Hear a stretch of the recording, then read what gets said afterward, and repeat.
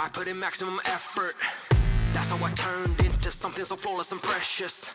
They gon' learn about my legend like Nikola Tesla. They wrote me off, I wrote a new book. When hope was lost, I know what it took. I overcame all the odds, you could never put me in a box. I am relentless, I will not stop. Follow the scent, I am a fox. Came from the bottom and now I'm on top. And nobody's taking my spot. Diamond, yeah, I will not be broken. Too strong, defeat is not an option. I'm ready for this, I've been dreaming. This will give everything meaning. I've been counting it down. Bring it here and now. Pressures, yeah, I was born to take it. Treasure, I'm fortunate to make it. I'm ready for this, I've been dreaming. This will give everything meaning. I'll do whatever it takes. This diamond is never gonna break. Yeah, unbreakable, this is a bond. You witness the legend is born. I have created a storm. Yeah, I light it up when I perform. Shining bright in every place that I win. Leave a legacy, believe it's perfect timing. Look up at the sky, the stars are aligning. They tried and they failed, but no, you ain't ever gonna break this diamond. We ain't never gonna break this. No, you ain't never gonna break this diamond. No, you ain't never gonna. No, you ain't never gonna break this. No, you ain't never gonna break this. Tried and they failed and they tried and they failed. No, you ain't never gonna break this diamond. Yeah, they tried and they failed and they tried and they failed, but no, you ain't never gonna break this greatness. Diamond, yeah, I will not be broken. Too strong, defeat is not an option. I'm ready for this, I've been dreaming. This will give everything meaning. I've been counting it down. Bring it here and now. Pressures, yeah, I was born to take it. Treasure, I'm fortunate to make it. I'm ready for this, I've been dreaming. This will give everything meaning. I'll do whatever it takes. This diamond is never gonna break. You cannot break me down. I refuse. You ain't never gonna break this diamond. Diamond, yeah, I will not be broken. Too strong, defeat is not an option.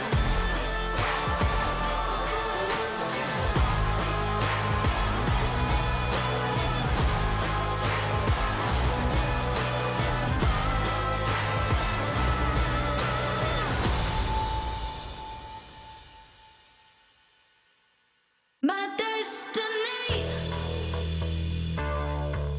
my destiny. Don't get me started. Everything was going well, but you had to go and leave me brokenhearted.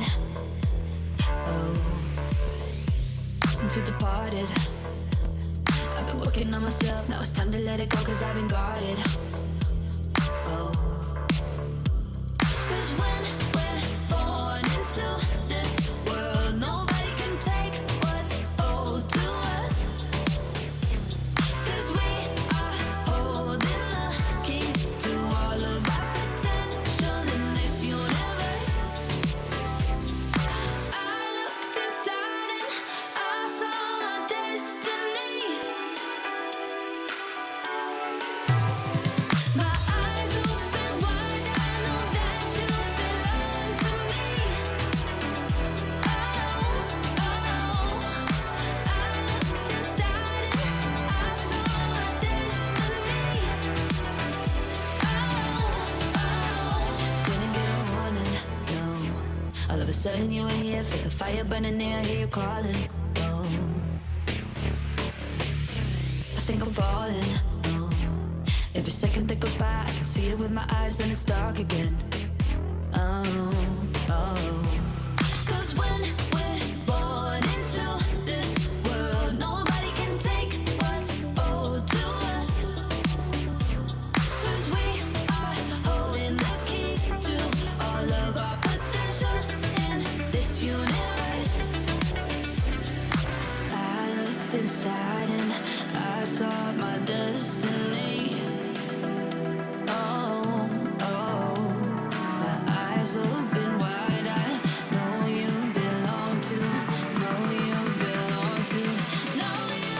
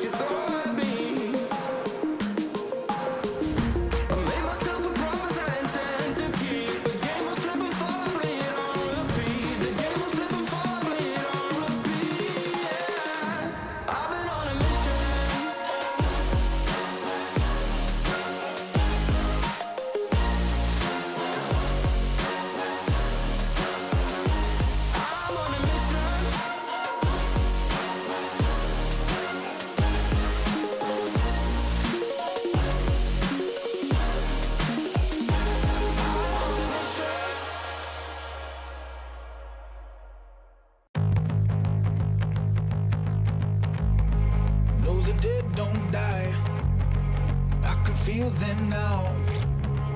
When I close my eyes, yeah, my chest gets loud. I can feel my breath, I can hear that sound. I won't take no less, gonna burn this town. I've been so lost, now I've been found. Held me up, never let it fall. Had me roar like an animal, back to the bone. Watch out, cause I'm in my zone. I don't care what you think you got, it's not fair what you think you thought. That's how it goes. Watch out, cause I'm in my zone. When the sun goes down and they all come out, I'ma stand my ground, I'ma scream and shout.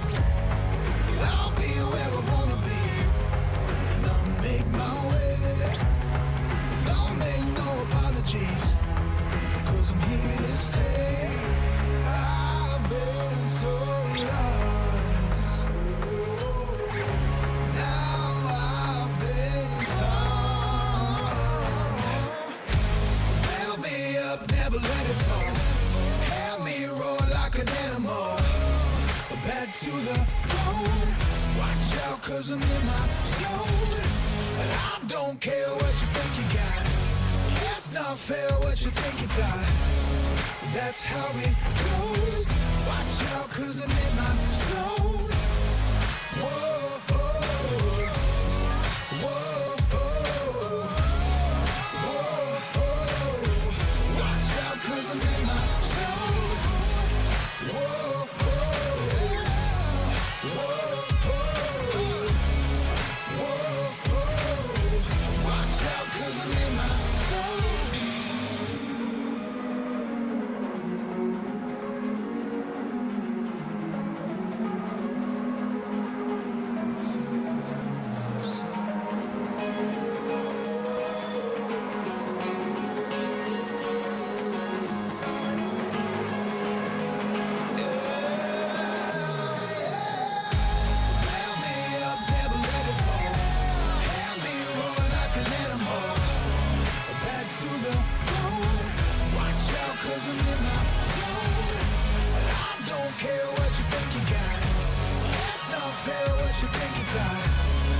That's how it goes.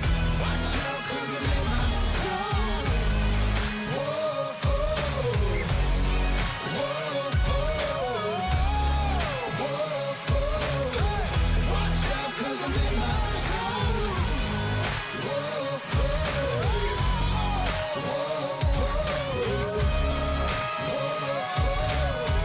watch out, cause I'm in my zone.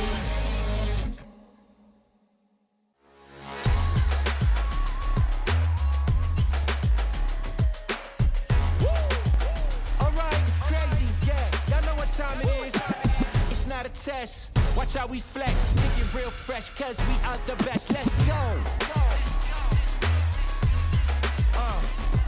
Yeah, we climb the highest, keep it the realest, tall like a giant, cause you know that we're the biggest. Let's go.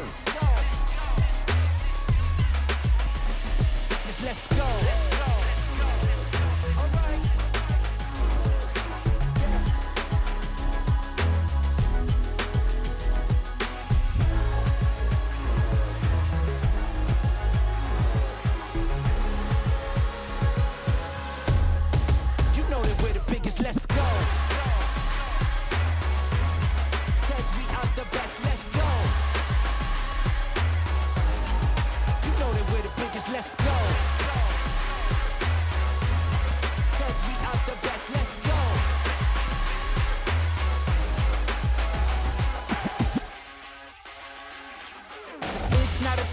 Watch how we flex when you kick it this fresh. Can't help but be the best. Let's go.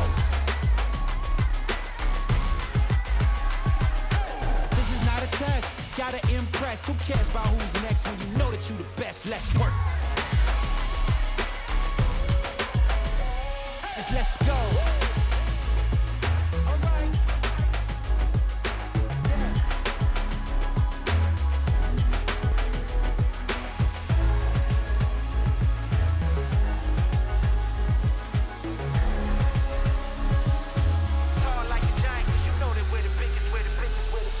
You know that we're the biggest, let's go.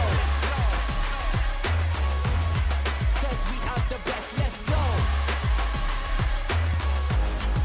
You know that we're the biggest, let's go. 'Cause we are the best, let's go. You know that we're the biggest, let's go. 'Cause we are the best, let's go. You know that we're the biggest, let's go. You know that we're the biggest, let's go. 'Cause we are the best, let's go.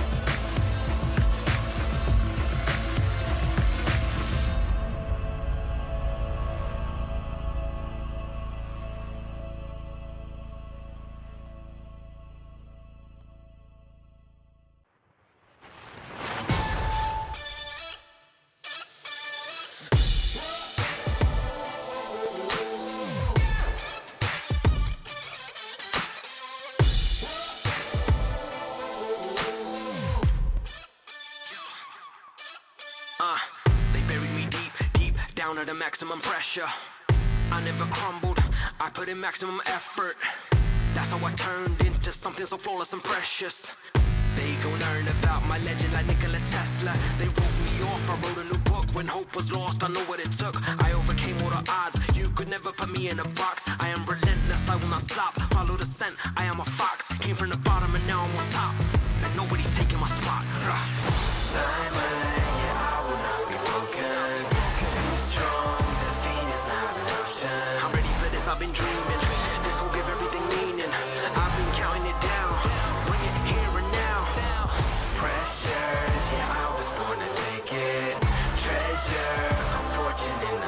it. I'm ready for this, I've been dreaming. This will give everything meaning. I'll do whatever it takes. This diamond is never gonna break. Yeah, unbreakable, this is a bond. You witness the legend is born. I have created a storm. Yeah, I light it up when I perform. Shining bright in every place that I win. Leave a legacy, believe it's perfect timing. Look up at the sky, the stars are aligning. They tried and they failed, but no, you ain't ever gonna break this diamond.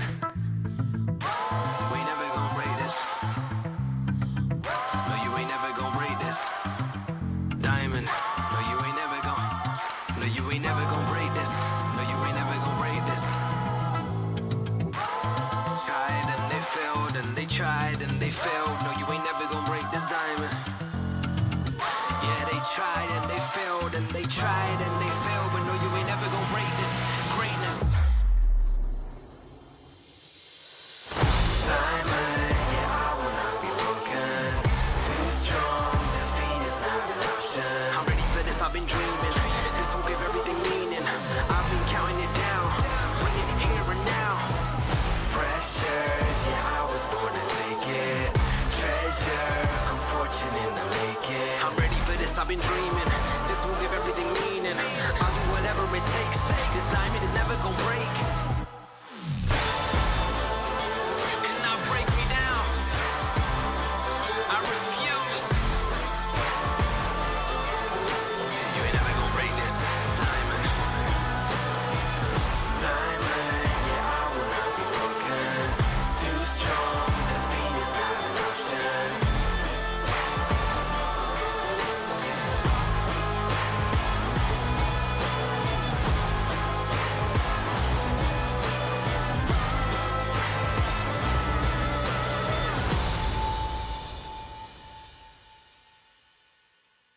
My destiny.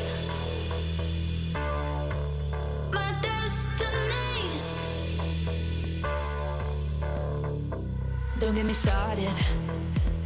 Everything was going well, but you had to go and leave me brokenhearted. Oh, since you departed, I've been working on myself. Now it's time to let it go, cause I've been guarded. Oh, cause when we're born into this world, nobody can take what's owed to us. Cause we are holding the keys to all of our potential in this universe. I looked inside and I saw my destiny. My eyes open wide, I know that you belong to me. Oh, I looked inside and I saw my destiny. Would you rather all races you ever do have to be done at LAN, or all races ever to be done online? Long. LAN. Honestly, still. You all LAN? Yeah. Let's go. Yeah. Yeah. All LAN? Yeah. LAN. Let's go. Yes. Yeah, I get that. That's fine. LAN is absolutely fine. LAN. Wow. Yeah, that's it. Okay, LAN. Yeah, Yeah, LAN's LAN. fun, so we'll do that. Yeah. Do LAN. Okay. I think on LAN. I think on LAN, yeah. All on LAN? Yeah, it's definitely on LAN. Definitely on LAN. That's the vibe. I'd agree with you guys. I'd agree with you. I think you're absolutely spot on. LAN. LAN. LAN. LAN all the way? Yeah. 100% LAN. LAN all the way. They're all in on LAN, everybody at Williams. Would you rather always start at the back of the grid and race with a wheel and pedals, or start at the front of the grid and have to race with a mouse and a keyboard? Oh, With a mouse and a Will keyboard. be Yeah, funny if we you're a start mouse in and front. Will be You funny. can always come back. Sorry, Tibo, what were you saying? no, we couldn't come back if Erhan is on the keyboard at the front, so maybe then. It will take you out. Yeah. Oh, for sure. Start at the back. I would agree to start it back with the wheel and pedals. God, mouse and keyboard would be quite tricky, wouldn't it? Especially like Monza and places like that where things get a little tight. I tried it once on another game that I won't mention, and I had the worst accident I've ever had. And I was on a Formula V as well. And I somehow had the most monumental shunt ever on mouse and keyboard, so We'd be like, never doing we'd that. be made to look very, very rubbish at driving if we did this on mouse and 100%, keyboard. yeah. We probably have to put a disclaimer out every time you use a mouse and keyboard or something. Because start from the first row and play Call of Duty. Back of the grid. Always start Back of the grid. Back of the grid. If you give me a controller, I'll start at the front instead of a Hey, keyboard. Dara, I thought you'd fancy a mouse and keyboard. No, I'm more of a controller man when it comes to that. More of a controller, man. Okay. The Forza pass coming in here. Right? Yeah. Yeah, left click to open up DRS or something like that. Exactly. Yeah, incredible. Would you rather never win a race, but always manage your top 5, or be able to win races, but if you don't, you are penalised to the back of the grid? Winning races. Winning races. This is special, yeah, winning. Even if you're penalised? Yeah, of course. There you have it. True winners, guys. True winners. This is why they have won races, won championships as well. Consistency wins championships, right? Yeah, So I've got it. championships. Yeah, we'll take all day. Sorry, say that again. We'll take top 5s all day. Okay, well, there you go. Top 5 all day long. The second parent, I think. Of course, second parent. Yeah, because we are racing for the win. Usually. You're racing for the win. I like that mentality, Anton. I love it. That's the type of mentality we like at ESL R1. Probably always top 5. Win races, probably. Win races? Yeah, win races, yeah. On top 5. Yeah. I hate not winning races, so. Yeah, they're true winners at Williams, obviously. You can't spell Williams without a W at the end of the day. No. So that's Nice.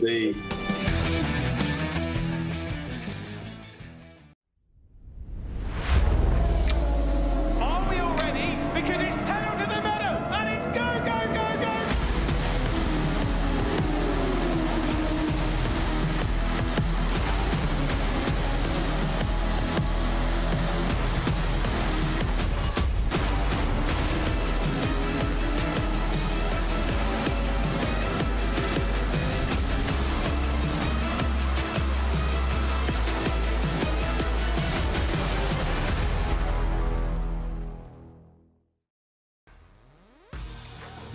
Well, a big warm welcome, everybody. Welcome back to ESL R1, and it's once again Teams Championship action, fresh off the back of a trip to Orchard Road. It all started back at Daytona. We now head to the Temple of Speed, that is Monza, to once again crown a new winner. But, well, who knows? We could yet find someone who makes it 2 wins this campaign. We'll have to wait and see, though. We've got a whole stretch of races to go before we even enter that far. But first and foremost, introductions. My name is, of course, George Morgan, back again here on ESL R1, and joining me, as always, Lewis McGlade. Lewis, it's great to be back here. Obviously, Temple of Speed, Monza, known to be the stomping ground of one Marcel Chinchik. We called him the Master of Monza last year. Could we be calling him that again? Well, I mean, he and Vitality might need it a little bit to move themselves back into contention for the Teams Championship, mostly courtesy of Redline's dominant performance back in Orchard Road.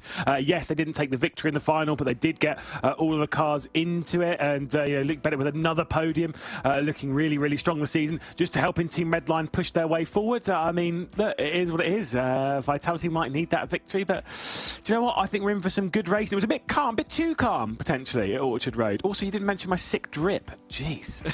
Well, I must say, it does look pretty sick. It has to be said. Maybe a different version of sick, perhaps. Let's take you through the show schedule that we're going to be taking you through today. Obviously, a lot to look at through the course of this broadcast here. Round 1, obviously, off the back of last time out, we of course just finished round 2. That was on May 24th.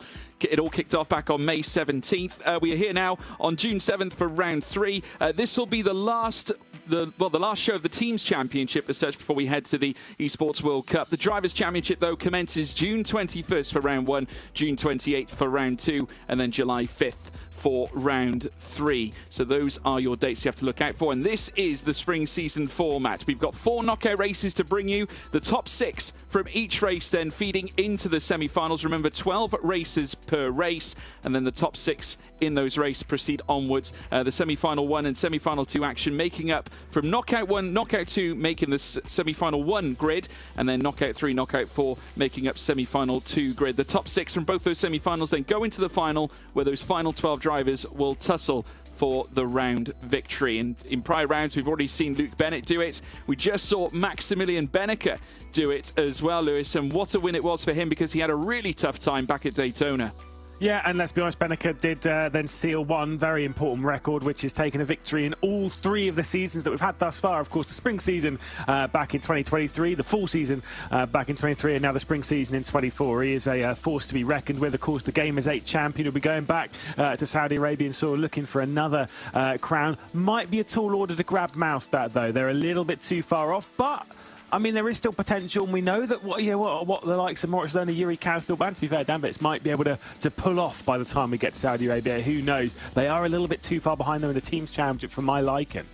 Yeah, they certainly are. In fact, speak of the devil, we can actually take a look at the Teams Championship standings too. So we'll proceed onwards and take a look at those, because it's all about getting those results for the Esports World Cup as time goes on. Obviously, when we looked at the performances that Mouse have put together, it has been decent with the realms of Max Benneker bringing them to the forefront, but no one can stop Team Redline right now. 337 points at the helm of the field, clear of Team Vitality in second. We alluded to Marcel Cinchik being the master of Monza. They might be calling upon him here once again today. Williams in 3rd place, Porsche Coanda in 4th, Mouse in 5th place after Max Benneker's sterling efforts back at Orchard Road, and then Apex Racing Team with the exploits of Kevin Ellis Jr. back at Daytona. His results obviously being stellar through that event, and great to see some new blood as well, Lewis. Team Falcons achieving 124 points, breaking that 100 duct. And to be fair, they're looking pretty consistent. It wasn't as if Monza was like a one-off for Team Falcons. They've been moving their way forward, been keeping in contention. The real talking points from all this, though, was Williams having some pretty poor luck in the hands, particularly of Dara McCormack. They didn't look quite as strong at Orchard Road as they did in the previous round. Wise informed the Mercedes might actually be pretty decent around here, but we'll have to wait and see. To be fair, they're all fairly equal. Concerns, though, of the Porsche around here might not have that kind of speed, particularly once they've got up in like 4th, 5th gear. They might not have that speed to kind of probably keep up on the straights. I'm sure they'll be in contention. You never know with Porsche Coanda, especially in the hands of Josh Rogers. Yeah, it could yet be another day for the BMWs, isn't it? I mean, here comes the road for Esports World Cup, of course, coming up very soon indeed. We've already crowned 2 round winners. We alluded to Luke Bennett's exploits back at Daytona. Max Benneker, after a very tricky start at Daytona, coming back with a bang this time at Orchard Road. And Mouse needed that too. They'll be hoping to carry those efforts through the Teams Championship today. And, of course, then commencing the Drivers' Championship with 3 separate rounds towards the Esports World Cup. Quite the event, Lewis, and plenty of these drivers who've competed at the realms of Gamers 8 last year, and also back at Katowice when we went to Munich as well last year, and then trips to Sweden for our final LAN event. It's such a grand occasion. Many of these drivers looking to stake their claim for a seat at these events. Yeah, exactly. I mean, obviously, you know, for this, all the teams, all the drivers, they'll still be making their way over to Saudi Arabia. For the Drivers' Championship, which will be coming up in a few weeks' time, slightly different. We'll be talking about that a little bit more in a few weeks' time once we kick that one off. But for this, you know, it's more the preparations. It's more getting yourself in the mindset, getting yourself in the window, getting yourself back into the format before we begin the competition for the drivers' side of things, obviously in a couple of weeks. But you know, we're already starting to see a little bit of the form book, and it is what we were expecting, isn't it, George? That Team Redline are the dominant force at the moment. They really did take control back at Orchard Road, really stealing that one from Williams, who looked like they were giving them a proper run for their money back in the first round of the championship at Daytona. Yeah, of course, we saw Luke Bennett, his brilliant efforts back in Daytona, and then coming forward, I must say, Jeffrey Rietveld, an improved performance since heading through and towards Orchard Road. I mean, he finished very strongly at that one. Yeah, he's not Rizless Rietveld. He is the Jeffinator. But I've been wisely informed that he'll be hunting for well, not what he's normally hunting for. He'll be hunting for victories this evening, this afternoon. Which, to be fair, I can definitely see being the occurrence. I mean, mean, let's be honest, let's talk a little bit about the track, because it's a tricky one to keep yourself kind of away from the danger around here. It's just the big slipstream fest that is Monza. Certainly is. I mean, they call it the Temple of Speed for good reason. Very minimal slow speed corners. I mean, the slowest parts really are the 2 chicanes where you go in towards the Rettifilio and then the Rogier. But then it's outright pace through the second sector and also the third sector. We're taking a look at this fantastic run down through towards turn 1. One of the longest straights you'll see in ESL R1 as well. There is the devious Rettifilio chicane. You get that one wrong, you're in trouble. There is an escape road that goes off to the left-hand side. We have seen a few drivers take that in the past. Then we have the trip down towards the Rogier out of Curva Grande. That takes you into the middle sector. There you can see those corners as well, alike very akin to the Rettifilio in such that it is quite a dangerous part of the circuit. And then you have the Lesmo, very, very risky as well, coming out of that section too. You make your way through the trees, then it tees you up for a run down the Seraglio Straight. Scari is then also another sequence to watch out for, and then the trip down towards Curva Alboreto. Overtaking opportunity aplenty around this track here, Lewis. Obviously, we see many of them make it down the straight. It does tend to be a huge factor, that long straight down through towards turn 1. Do you think that's where we'll see the grander proportion of our moves being made? Oh, most likely we're down towards turn 1. You can get a little bit down towards Parabolica.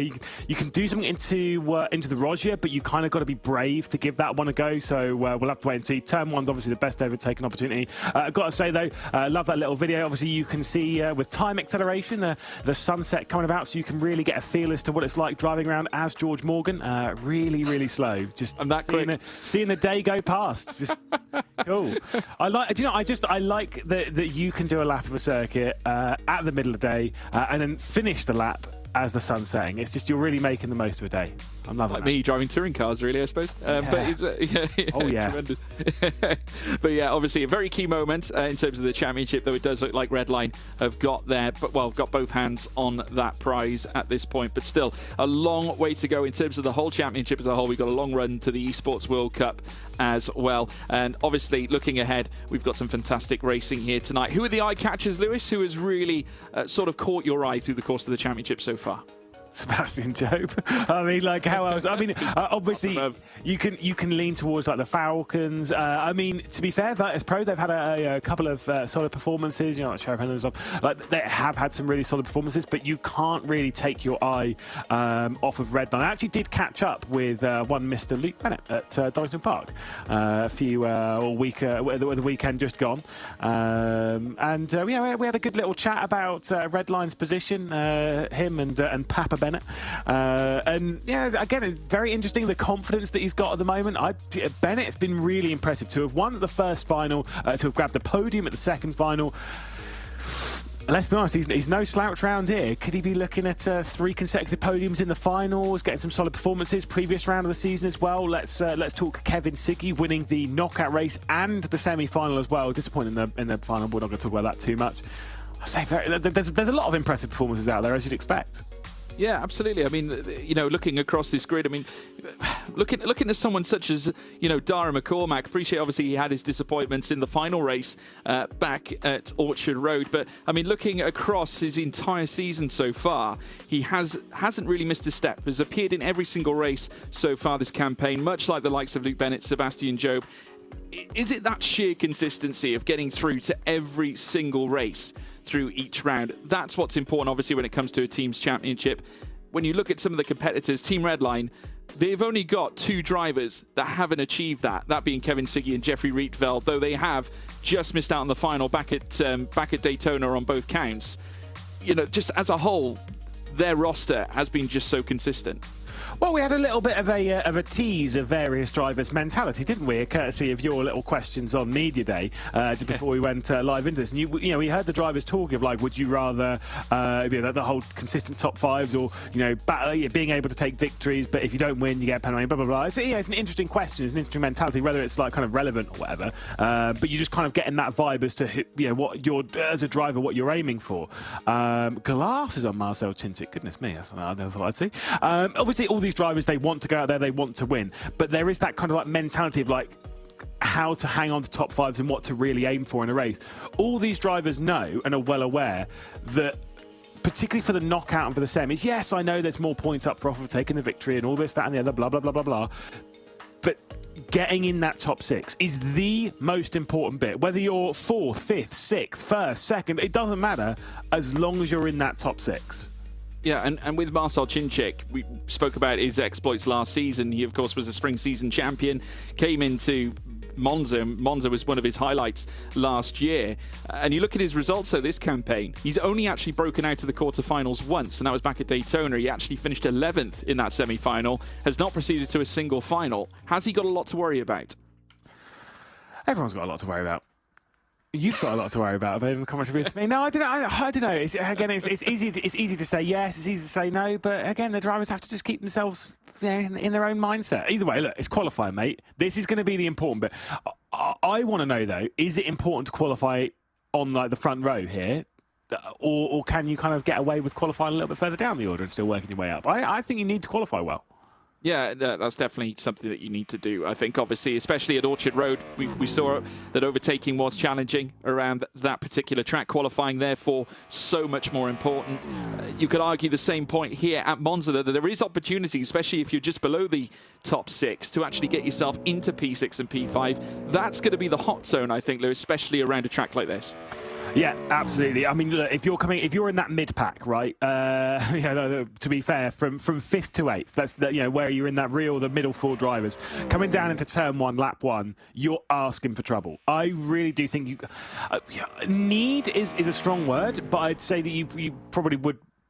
It's very beneficial to start on the front 2 rows. It'll keep you out of danger. That's the most important bit. No one wants like a little 3-wide pass behind them causing an enormous crash. I do remember Nikodem Vishnevsky in R-Factor 2 GT Pro making it 4 wide down into turn 1.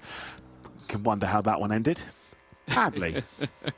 No question. Yuri Kazdorp currently out on track 2, qualifying now well and truly underway. 7 minutes still to go. And as you can now see, of course, with Kazdorp currently sat there in first, obviously occupying, just nailing down some of those delta times here at this point. Obviously, this is actually getting themselves set ready for a decent practice run alike. Obviously, we've got Charlie Collins also sat in second place. He was one of the shining lights for Porsche alike as well. 1:46.906, the fastest time being laid down by Kazdorp. Collins impressing since entering ESL R1.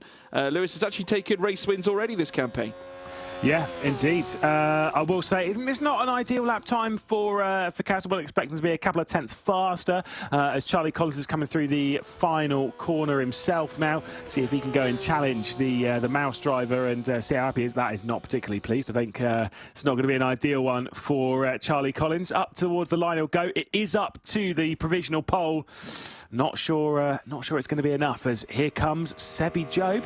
The haircut, goodness me. Looks like he's been to prison. Yeah, he certainly does. I must say, maybe he's looking for more aero. We'll wait and see. But Sector 1, 35.365, a 35.691 in Sector 2. Let's see what he can dial in heading out of the Kerber Alboreto section. A 1:46.884 is the time to beat at the top, set in place by young Welshman Charlie Collins. Sebi Job taking that away from him. And just look at that. Mere hundredths, that's all that separates them, but it's key enough. 4 hundredths between Job and Collins, and therefore holds the fastest time. James Baldwin also looking for a good run this time, though, Lewis. They've had a tough time at Guild. Yeah, honestly, they've not had a particularly good season. Have Guild, obviously, we've spoken of James Baldwin having a bit of a struggle to the start of the season. Obviously, last season, the full season. But realistically speaking, this is a decent lap time, but not ideal, up to a 0.9. Can Baldwin, though, get himself into the window, obviously, in the next few weeks when we start the Drivers' Championship? It's not ideal for Baldwin with a 0.9. No, not at all, though he has been called up to race again at the 24 Hour of Spa, and we do wish him the very best. Competed there before and had the call to return. Dominic Blyer now also looking to register his time, and 35.3 in Sector 1, 35.7 in Sector 2. Doesn't look overly blown away by this whatsoever. Coming up towards the line, let's see where this puts him. Goes second fastest, just in behind Sebi Job by 1,000th. Yeah, indeed. I mean, look, I will say a 46.8 is not ideal as a lap time, but it might just be enough to hang on at the moment at the top of the field. We actually kind of saw this quite a lot at Orchard Road of drivers struggling to get to the absolute premium level of grip around the circuit. Ferris Stanley's been given a slowdown penalty on this lap. You can tell that by the red check next to his name, so it's definitely not going to be an ideal one for Stanley across the line. It'll be 6th position. As you can see, confirmation there from race control about the slowdown penalty for him, a 49.5. You still couldn't be that time, don't worry. Absolutely. Thomas Tatler for the Falcons, now looking to try and register their fastest lap. Sector 1 at 35.5, 35.819 in Sector 2. And if you want to win, hire a Finn. Let's see if this Finn can put it to the top ahead of Sebastian Job, who leads the way here in qualification with 3 minutes and 45 to go in the session. Heading up towards the line. What's it going to be for Thomas Tatler? Only 6th fastest. That is certainly not where he needs to be. 147, 152. Well below what's expected, certainly to appear in that top 6. Still a lot of strong drivers and not a particularly happy Brzezinski. I can tell you that first sector is about 4/10 off where they need to be. Second sector is about 1/10 off where you need to be. Question marks as to whether the Porsche is struggling a little bit this round, as we'll see the G2 Esports driver come out through the final. I'm still not used to seeing Brzezinski in a GT, I'm just going to say. I'm far too used to him being in a Williams. Across the line, behind even Thomas Tatler. 4 heavy hitters to go. Kevin Ellis Jr. the first of those, and we saw how strong he was back in the first round of the season. Yeah, he was tremendous. A 35.4 certainly placed him faster than what we saw from the likes of Brzezinski and Tatler, and a 35.748 in the second sector. Let's see what Kev can do. Obviously, off the back of Daytona, was very successful, very much in the higher echelons of the timing screen, and very nearly brought home the big prize as well, as he now heads up towards the line and goes 6th fastest, just on the bubble of the 147s, breaking into the 146s, 1,000th or 2,000th out of the 46s, but that P6 might be at risk. Yeah, the penalty at the bottom there, that was Brzezinski, but after he finished his lap time, that's not what slowed him down to cost him any solid position. Here comes the Master of Monza. First sector looking pretty good. Second sector's a little bit mediocre, though, and a little bit wide coming through the final one. Glasses on for Chinchik, out towards the line. Vitality desperately needing a solid result here. Currently sits second in the Team's Championship. Across the line, he's going to go to 4th position. Not bad, not great. Nope, second row of the grid for Marcel Chinchik. Enzo Benito, who was driving for Team Redline last season, now since moving across to FaZe to compete in ESL R1 action. 35.5 is around 1/10 of a second slower than what we saw from Chinchik in that first sector. A 35.8 in Sector 2. Needs to dig deep here in this third sector to register anything whatsoever. Let's see what the Italian can deliver for Team FaZe. Will he be phased or not at all? 8th fastest for Enzo Benito. Disappointing visit. Yeah, not ideal for Benito. One final lap time in the session. It's the Mercedes of Sheriff Pennin. How's the Mercedes going to do round here at the moment? Well, of course, you got one fairly high up there in the hands of Blyer, almost on pole position, but missing out by 1,000. This lap time from Sheriff Pennin. First sector's not great. Second sector's not great. This would be around the Benito Tatler, kind of 47.1. I do have to feel across the line. It's slightly faster than that. He manages to get himself a 46 onto the board, but not good enough to challenge this man here. No, Sebastian Job is on pole for our first knockout race tonight around the Temple of Speed. What a way to start, and looking to once again put his name at the very front of the order. Always a tricky man to beat. One of the, well, certainly many list him as the best in the world behind the sim rig right now. Dominic Blyer getting oh so close. It just wasn't to be, but still he'll have his chance making his way into race trim later on. And of course we do have Charlie Collins to watch out for, who was always a threat back at Daytona. And looking to position his Porsche now at the head of the field. Still plenty to play for, and of course before we get into racing action, we can take you through that starting grid ready for this race at Monza. The back of the grid, it's Ferris Stanley starting P12 alongside him. Jakub Brzezinski, that's your back row. Thomas Tatler in 10th place with Enzo Benito in 9th. In 8th place is Kevin Ellis Jr. with Sheriff Pennin starting in 7th. Kazdorp in 6th with James Baldwin in 5th place. Marcel Chinchik starting in 4th. Charlie Collins in 3rd place. But on the front row we have Dominic Blyer. But on pole position it's Sebastian Job, who's looking to now put himself in a position to win once again in ESL R1. And you wouldn't write him off, Lewis? No, you wouldn't. Sebastian Job is pretty good, has taken a victory this season. It was in the knockouts, of course, back in Orchard Road. It's his only victory, though, so far this season, which is pretty odd to think. Moving over to Redline, considering how strong he was last season, there's a lot of reasons as to why he's not won so many times this season. It's what we saw him absolutely dominating for G2 at various points last season. There's a look at James Baldwin inside the top 6. Goal for him today has to be, at least a bare minimum, has to get to the final. Yeah, I think so. I mean, Guild need it right now. They've had a really tough time getting everything all lined up for them, and obviously, given the fact that they've had these challenges, obviously you wouldn't have necessarily expected it, given the roster that they have at their disposal. It just has not quite worked out for them. But we'll see what happens. Obviously, races can deliver different results as time goes on. Enzo Benito, whilst of course donning the red, still sitting in a Team Redline racing rig. He's now part of FaZe Clan. How do you measure his move across, Lewis? Given the fact, do you think it could spur him on to become a team leader, or do you think there's still work to do? I don't know. I think he's obviously moved over. He's still part of Redline, as far as I'm aware. But I think it'll help him, maybe just like relieving the pressure, just having a bit of fun. Very quickly before we get into the race, do remember !survey in the chat if you want to let us know what you've been thinking of ESL R1 this season. !survey, and then you can try and get rid of George Morgan, who's going to lead us through this first race of the evening. Who's your pick on for the victory? Well, I'm not sure. We'll wait and see who's going to take this one. All the cars now lined up onto the grid, ready for the start of racing here at Monza.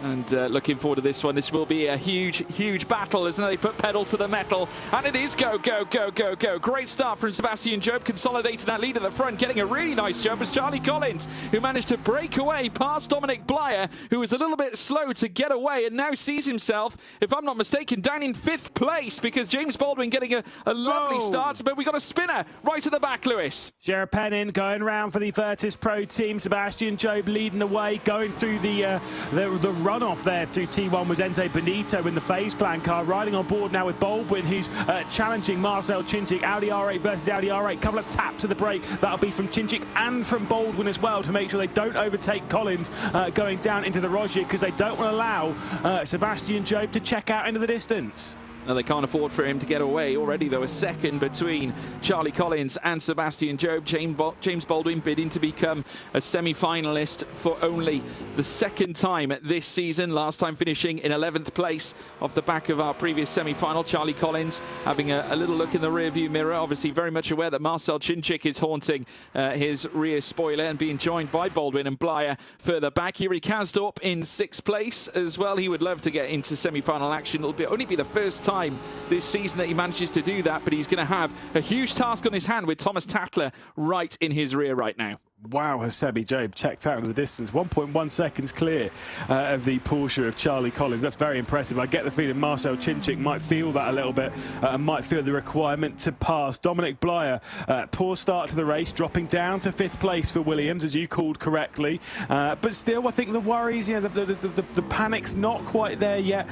He's got a decent gap back from Kazdorp to Tatler. He's running in 5th position. He's not on the cut-off on the danger zone. And look at the pressure for Thomas Tatler, because Ferris Stanley is going to try and attack for 7th position down the start-finish straight. Onto the brakes goes Marcel Chinchik, not trying to pass. No, not at all. He's just staying in the back of Charlie Collins right now, heading through turns 1 and turns 2 at the Rettifilio. And Collins trying to close this gap between he and Seb Job. It still remains around the 1.1 to 1.2s. Further in the background, you just see Shera Pennin about to take the Rettifilio chicane as they head through the Curva Grande once again. Still very much Chinchik right in the rear of the Porsche. The Audi R8 looking menacing in behind the fellow GT3 mobile as they head through the Rogier chicane, and Baldwin just in behind them as well, 4/10 in behind Chinchik, the Hungarian, who was so good here last year.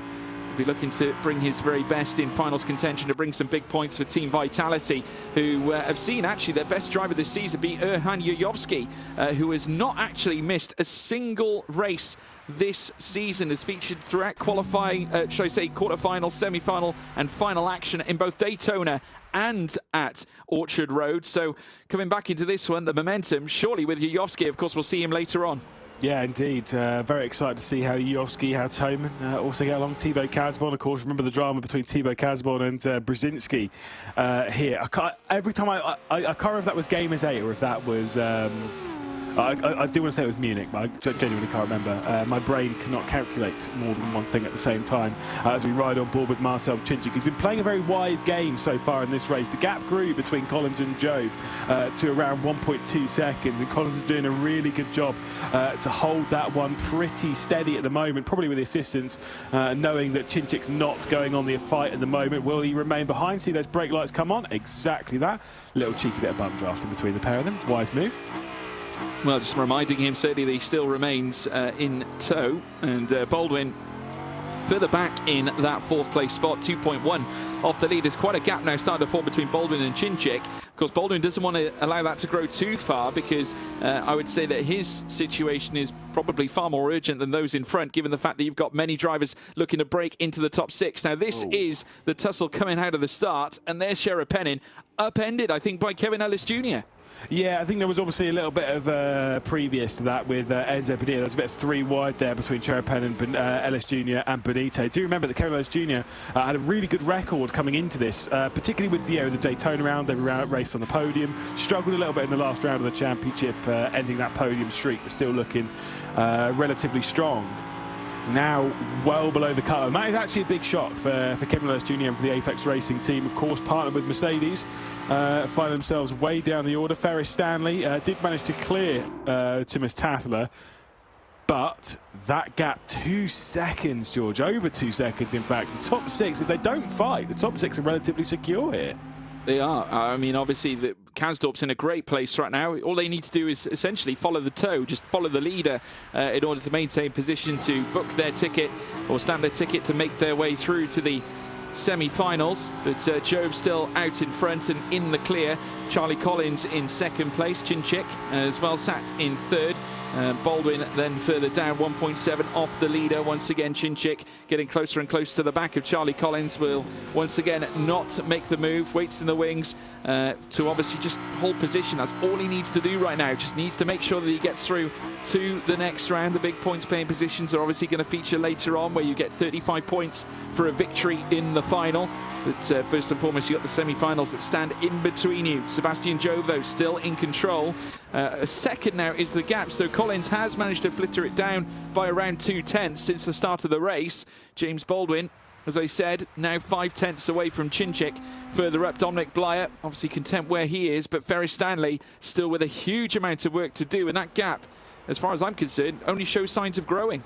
Yeah, I will say Baldwin, I think he's having his best race of the season so far. Running comfortably inside the top 6, looking for a semi-final, looking like a driver which can challenge for a final. Very excited to see how he gets on at Spa this year. I can't remember how long their car lasted at Spa last year. I think it was like 8 or 9 hours, if I remember correctly. And I still can't remember the reason why it didn't go any further than that.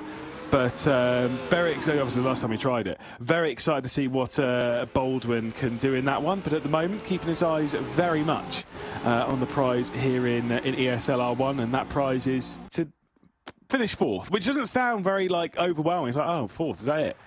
Again, it's just about making progress, about staying inside that top 6. Nearly halfway through the first race of the evening, Collins is doing a mega job in that Porsche to kind of hold that gap to the BMW. Yeah, it certainly is.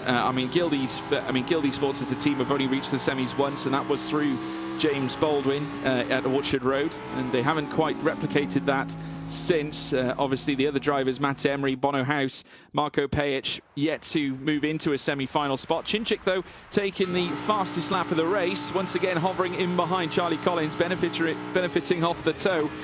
Again, a little bit of contact in the rear of the Porsche belonging to Charlie Collins as well. We got wheel-to-wheel action, I think, as well, with James Baldwin, Dominic Blyer. The gap minimal between them, whether that was just Baldwin waiting in the wings. Kevin Ellis Jr.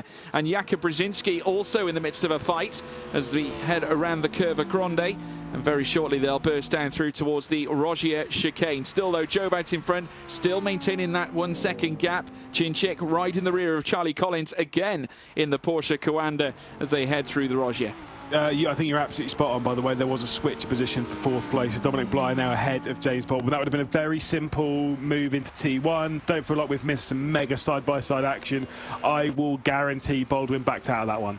He'll have seen the position, he'll have seen the position switch and thought, look, there's no point in fighting right now. If we fight and we go side-by-side for a few corners, it brings Casdor back into it, and it brings Stanley, Tattler, Ellis Jr. and the likes back into it. No need to fight. If they're going to go for a move, go for the move. Take the couple of hits, points-wise, and just focus on staying in this race and staying alive. To be fair, Dominic Bly might be able to pull James Baldwin up to the rear end of Marcel Cinchik, who has got the fastest lap of the race. That's no real surprise. I'm sure Collins' lap time pretty much spot on with that one. Gap now below 1 second for the race lead. The closer it is, the more slipstream you get. So the closer it is, theoretically speaking, the easier it will be for Collins to close that final little bit of gap down, provided they've kept the tyres alive. And we do know the BMW does fly through its tyres a little bit more than the other cars.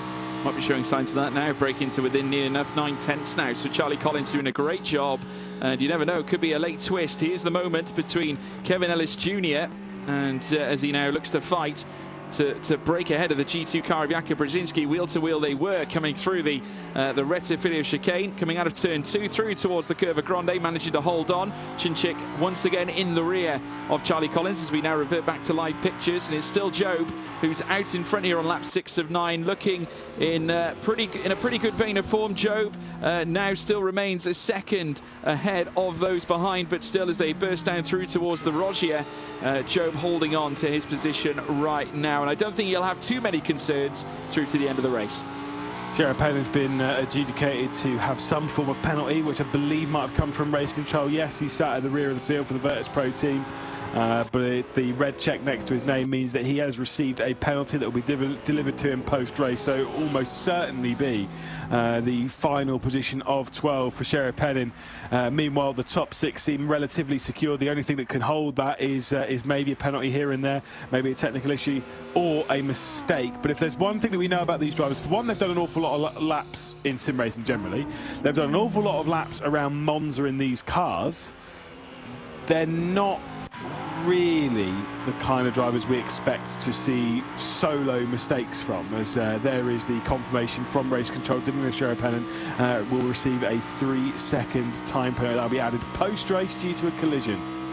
Yeah, so there we have it. He's been penalised for a collision earlier on, but we'll wait and see now as to what happens in terms of the top 6. What I can tell you is that Sverre Stanley has not managed to break to within any sort of realm to tackle Yuri Kasdorp, who still holds on to 6th place. Up at the front end, though, Collins still doing a really decent job of closing the gap between he and Sebastian Job, and you can just see it still cascading downwards now to nearly within 0.8 of a second.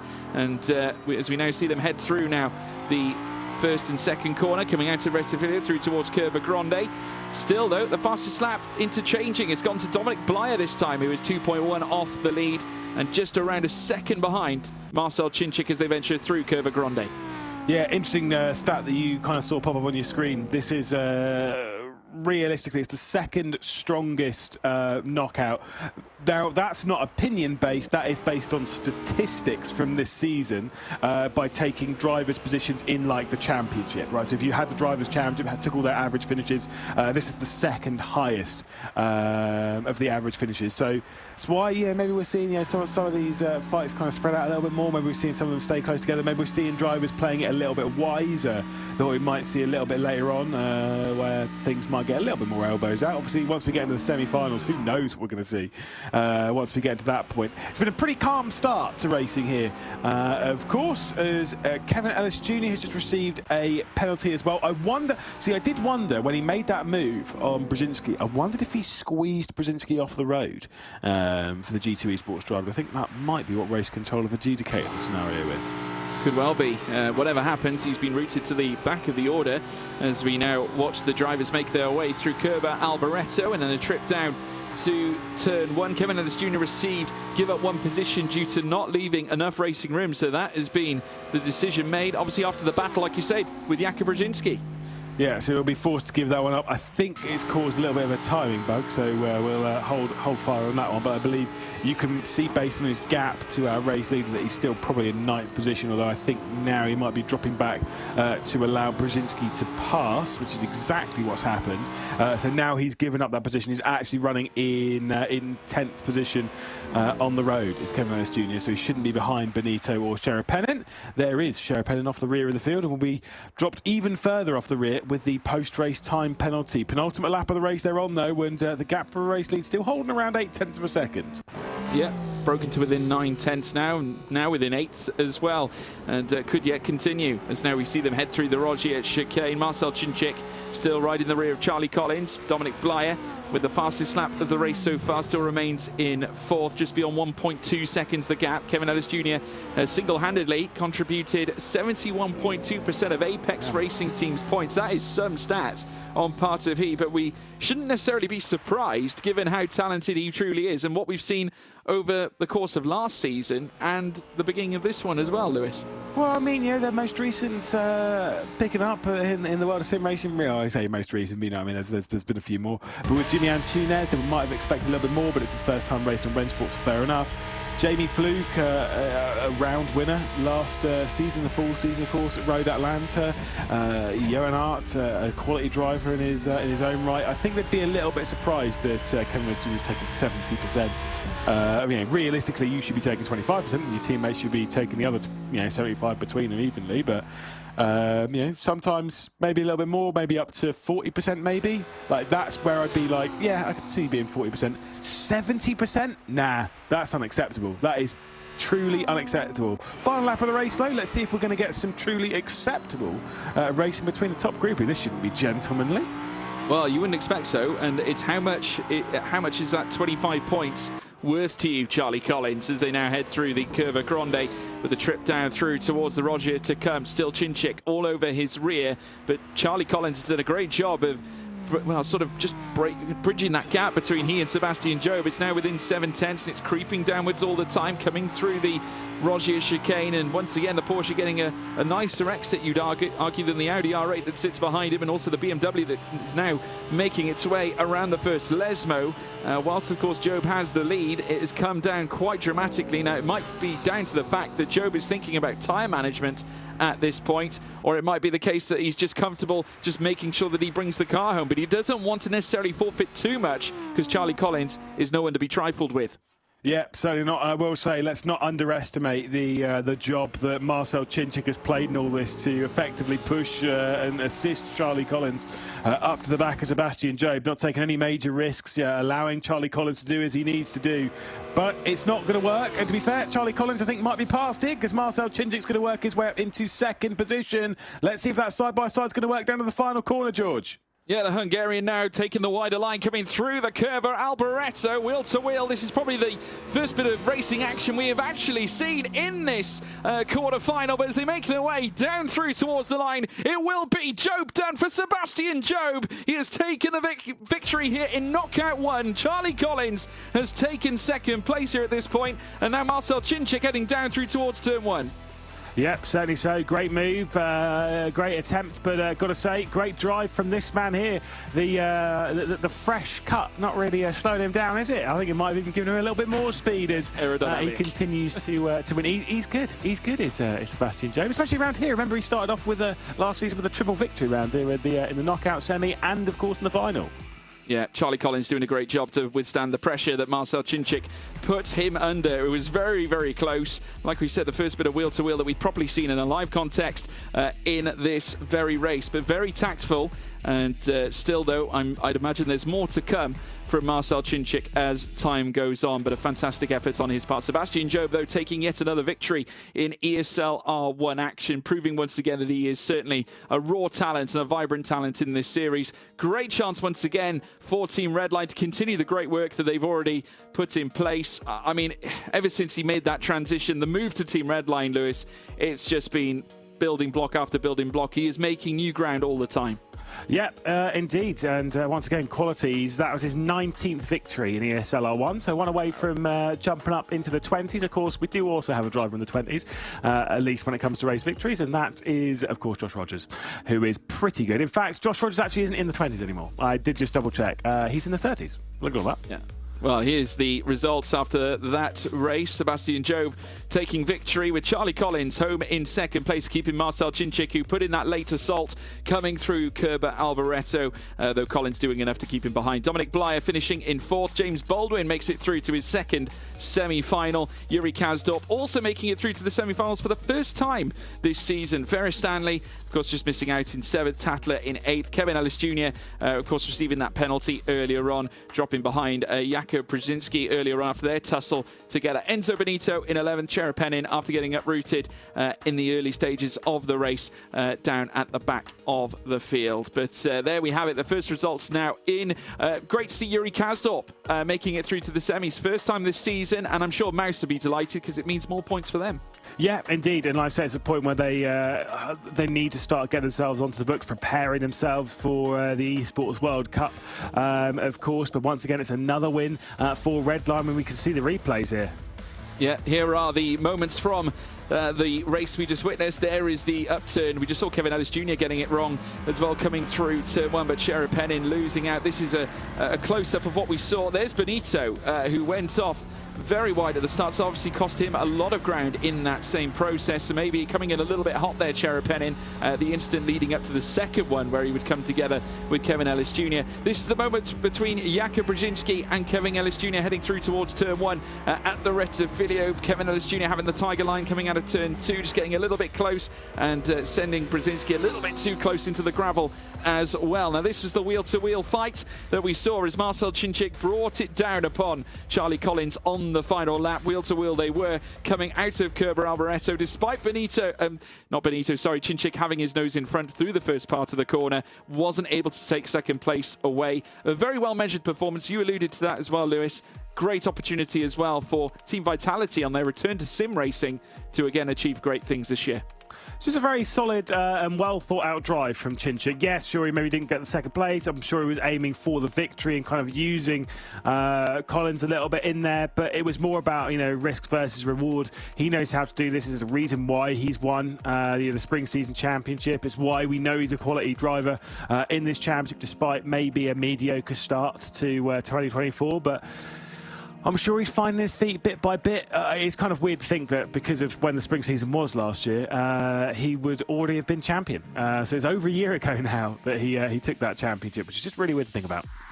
Yeah, I mean, Team Vitality have got such a great lineup of talents as well. When you look at the likes of Team Redline and their group of all-stars, Team Vitality have their own as well. We looked at Hanuyovski's stats through the course of this season. Of course, the fact that he hasn't been outside of any of the races at all. He's been in all 6 races. Of course, we'll be seeing him later on tonight as well.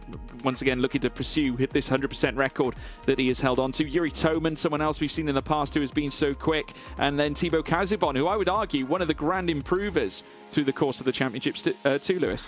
Yeah, I mean, look, Kazibon's he's a quality driver.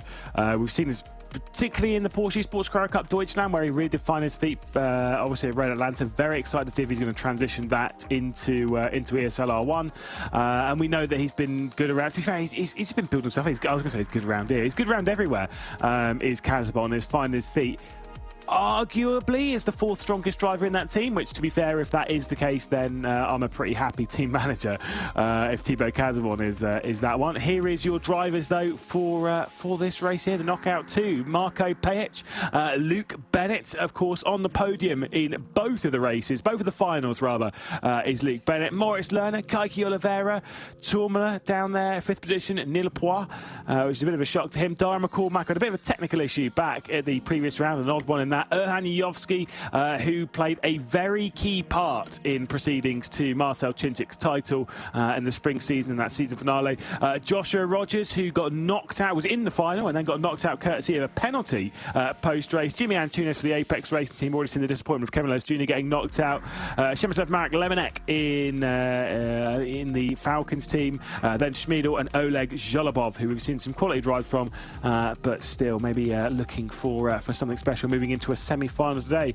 I think the big one in there is Pajic. I want to see some solid drives from Pajic. We've already seen a solid drive from Baldwin so far, George. Maybe we can see it from Pajic as well, who is a round winner. Yeah, again, it's someone who we saw last year, who was, one of the shining stars as well at Mercedes, alongside Baldwin. Of course, that Mercedes lineup effectively moving across to Guild Esports this season, especially with the likes of Bono House, who we've seen compete in the past. I'd imagine if you're Marco Pajic, you're looking at that performance from Baldwin and maybe getting a little bit of confidence after seeing that. Maybe that in tune gives you sort of a positive notion as you head into the Temple of Speed. Yeah, certainly so. Do remember, though, obviously, we've seen the previous race where we've seen the top 6 move their way through. Again, it is the same thing for Knockout 2, 3 and 4. We're looking for the top 6 drivers from each of these races to move their way into the semi-finals, the top 6 from there to move their way through into the final. There is Jimmy Antunes behind the wheel, of course, of the Apex Racing team car. I think there will be a little bit of concern for the rest of the Apex Racing team, knowing that Kevin Lewis Jr. has already been knocked out. But yeah, you've got to keep yourself calm. There's a driver who's got an unbelievable top 6 record in Kaiki Oliveira. See what he can do in this one. Yeah, I mean, they've got other names of Apex Racing team to look forward to. Yoni Tormler, of course, marking his return. Nathan Tague actually drove in place of him back at Daytona. Tague actually not doing too badly. Finished 10th in his quarterfinal. Wasn't able to get through to the semis. But there's Pajic representing Guild Esports. And like we said, I had some successes with Mercedes last year. Moustache and all for Moritz Lerner. Great to see him back as well at it, and is featured in 2 semi-finals. He'll be looking to make it 3 this time around. And there's Joshua Rogers, someone who you'd expect to be a round winner so far. Wasn't able to break through to the final back at Orchard Road, but looking further back, of course, he was in the final back at Daytona, where he finished 11th, was a quarter-final winner in both occasions in the first 2 rounds of this championship. Daytona taking the quarter-final victory back then. He took a quarter-final victory back at Orchard Road alike. He'll be hoping that the lightning strikes for a 3rd time here, Lewis. Yep, a little bit of a swig there of a, I think that was, I'm not sure what energy drink that was, but it did kind of look a little bit suspect that it might have been of a certain other racing team, another brand. Yeah, it might have been a bit bullish there for Yovsky. There is Dara McCormack with various things on the windowsill, and curiously, the blinds down this time. So I'm assuming that the sun's out in Ireland, which is pretty rare. It doesn't happen very often, though. I'll tell you what, the sun has been out in Dara McCormack's mind for most of this season so far. Has been the best performing driver once again in the Williams outfit. 95 points accrued across the entirety of the 6 races that he's been part of. Has been in every single race so far, much like the likes of Yovsky through the course of this campaign. Michael Schmiedel, great to have him back as well through the course of this series. We do, of course, have other names to look out for. Yoni Tormler, the one has to wonder. I mean, obviously he's been competing in other championships as well historically too, Lewis. Any adaptation required? Of course, didn't have the easiest time at Orchard Road. No, I mean, look, Tormler back in it. Well, we'll see. We know he's a great driver. It's just about finding his footing. We've seen him do some great moves. It's in G2, obviously posting various things on social media about some of the great moves that he's put on, particularly at the Hockenheim Ring. We'll be dealing with that one a little bit later on. Let's focus on this qualifying session, though, because it is Dara McCormack here.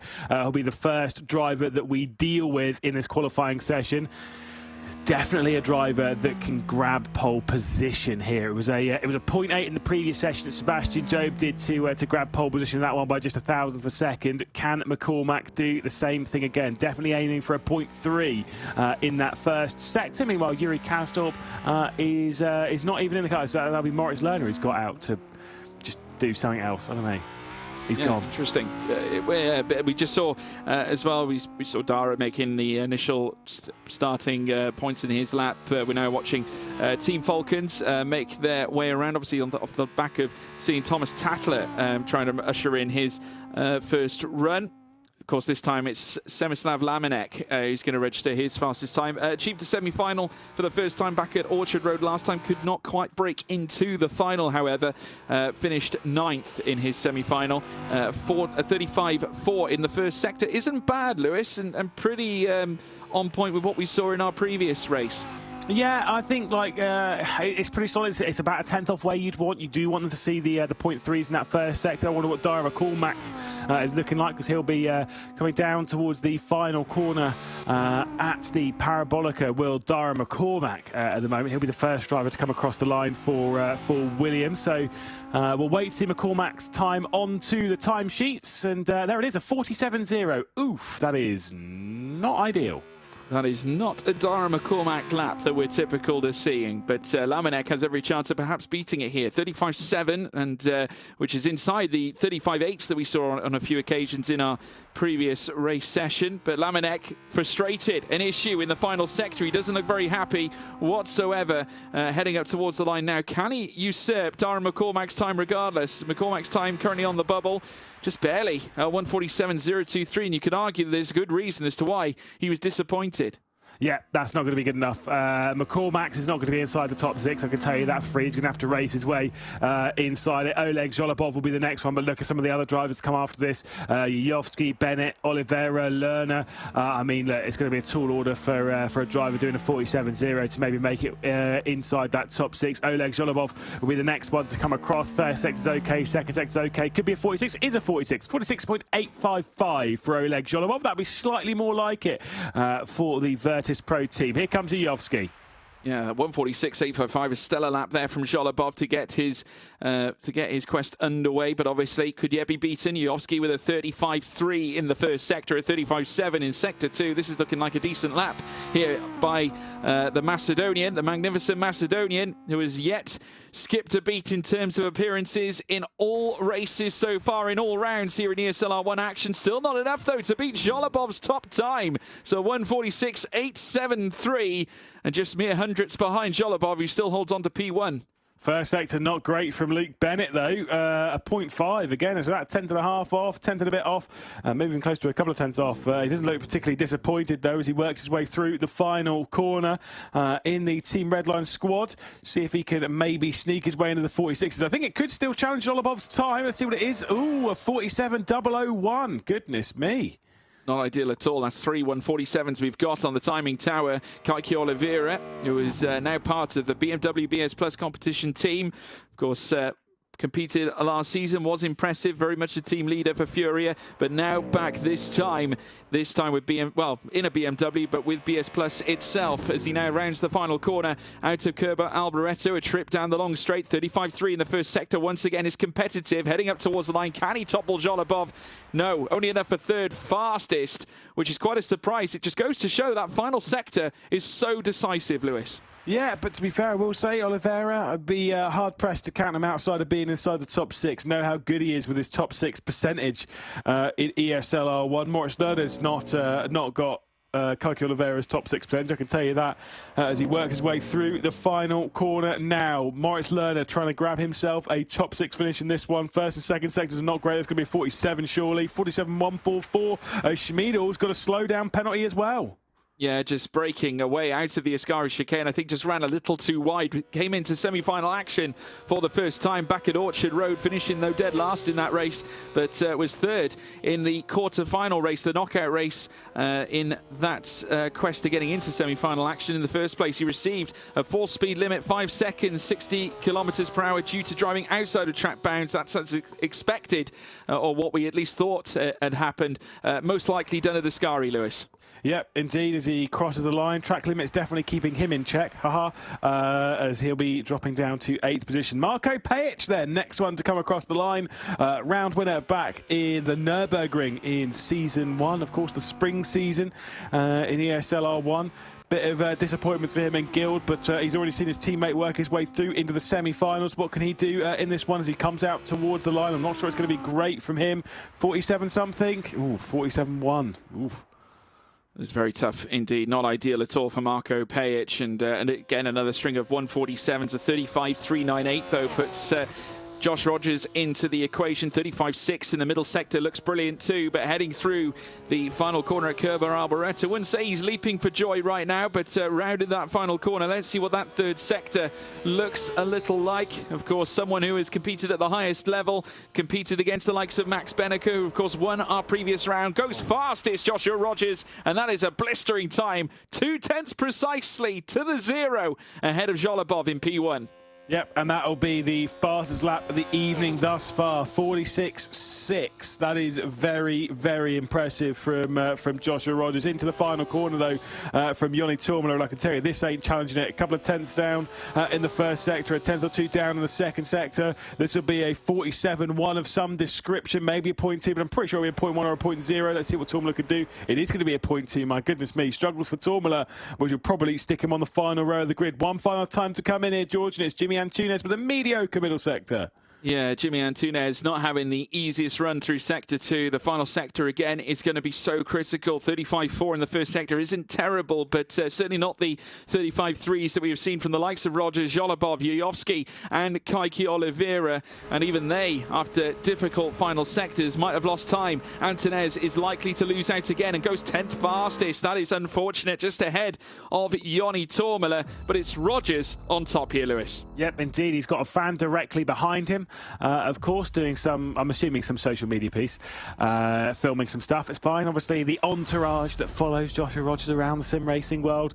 Quality lap time there. Once again, a 6.55 for Joshua Rogers, the fastest lap time of the day thus far. Got to give a shout out to this driver, though, Oleg Zholobov.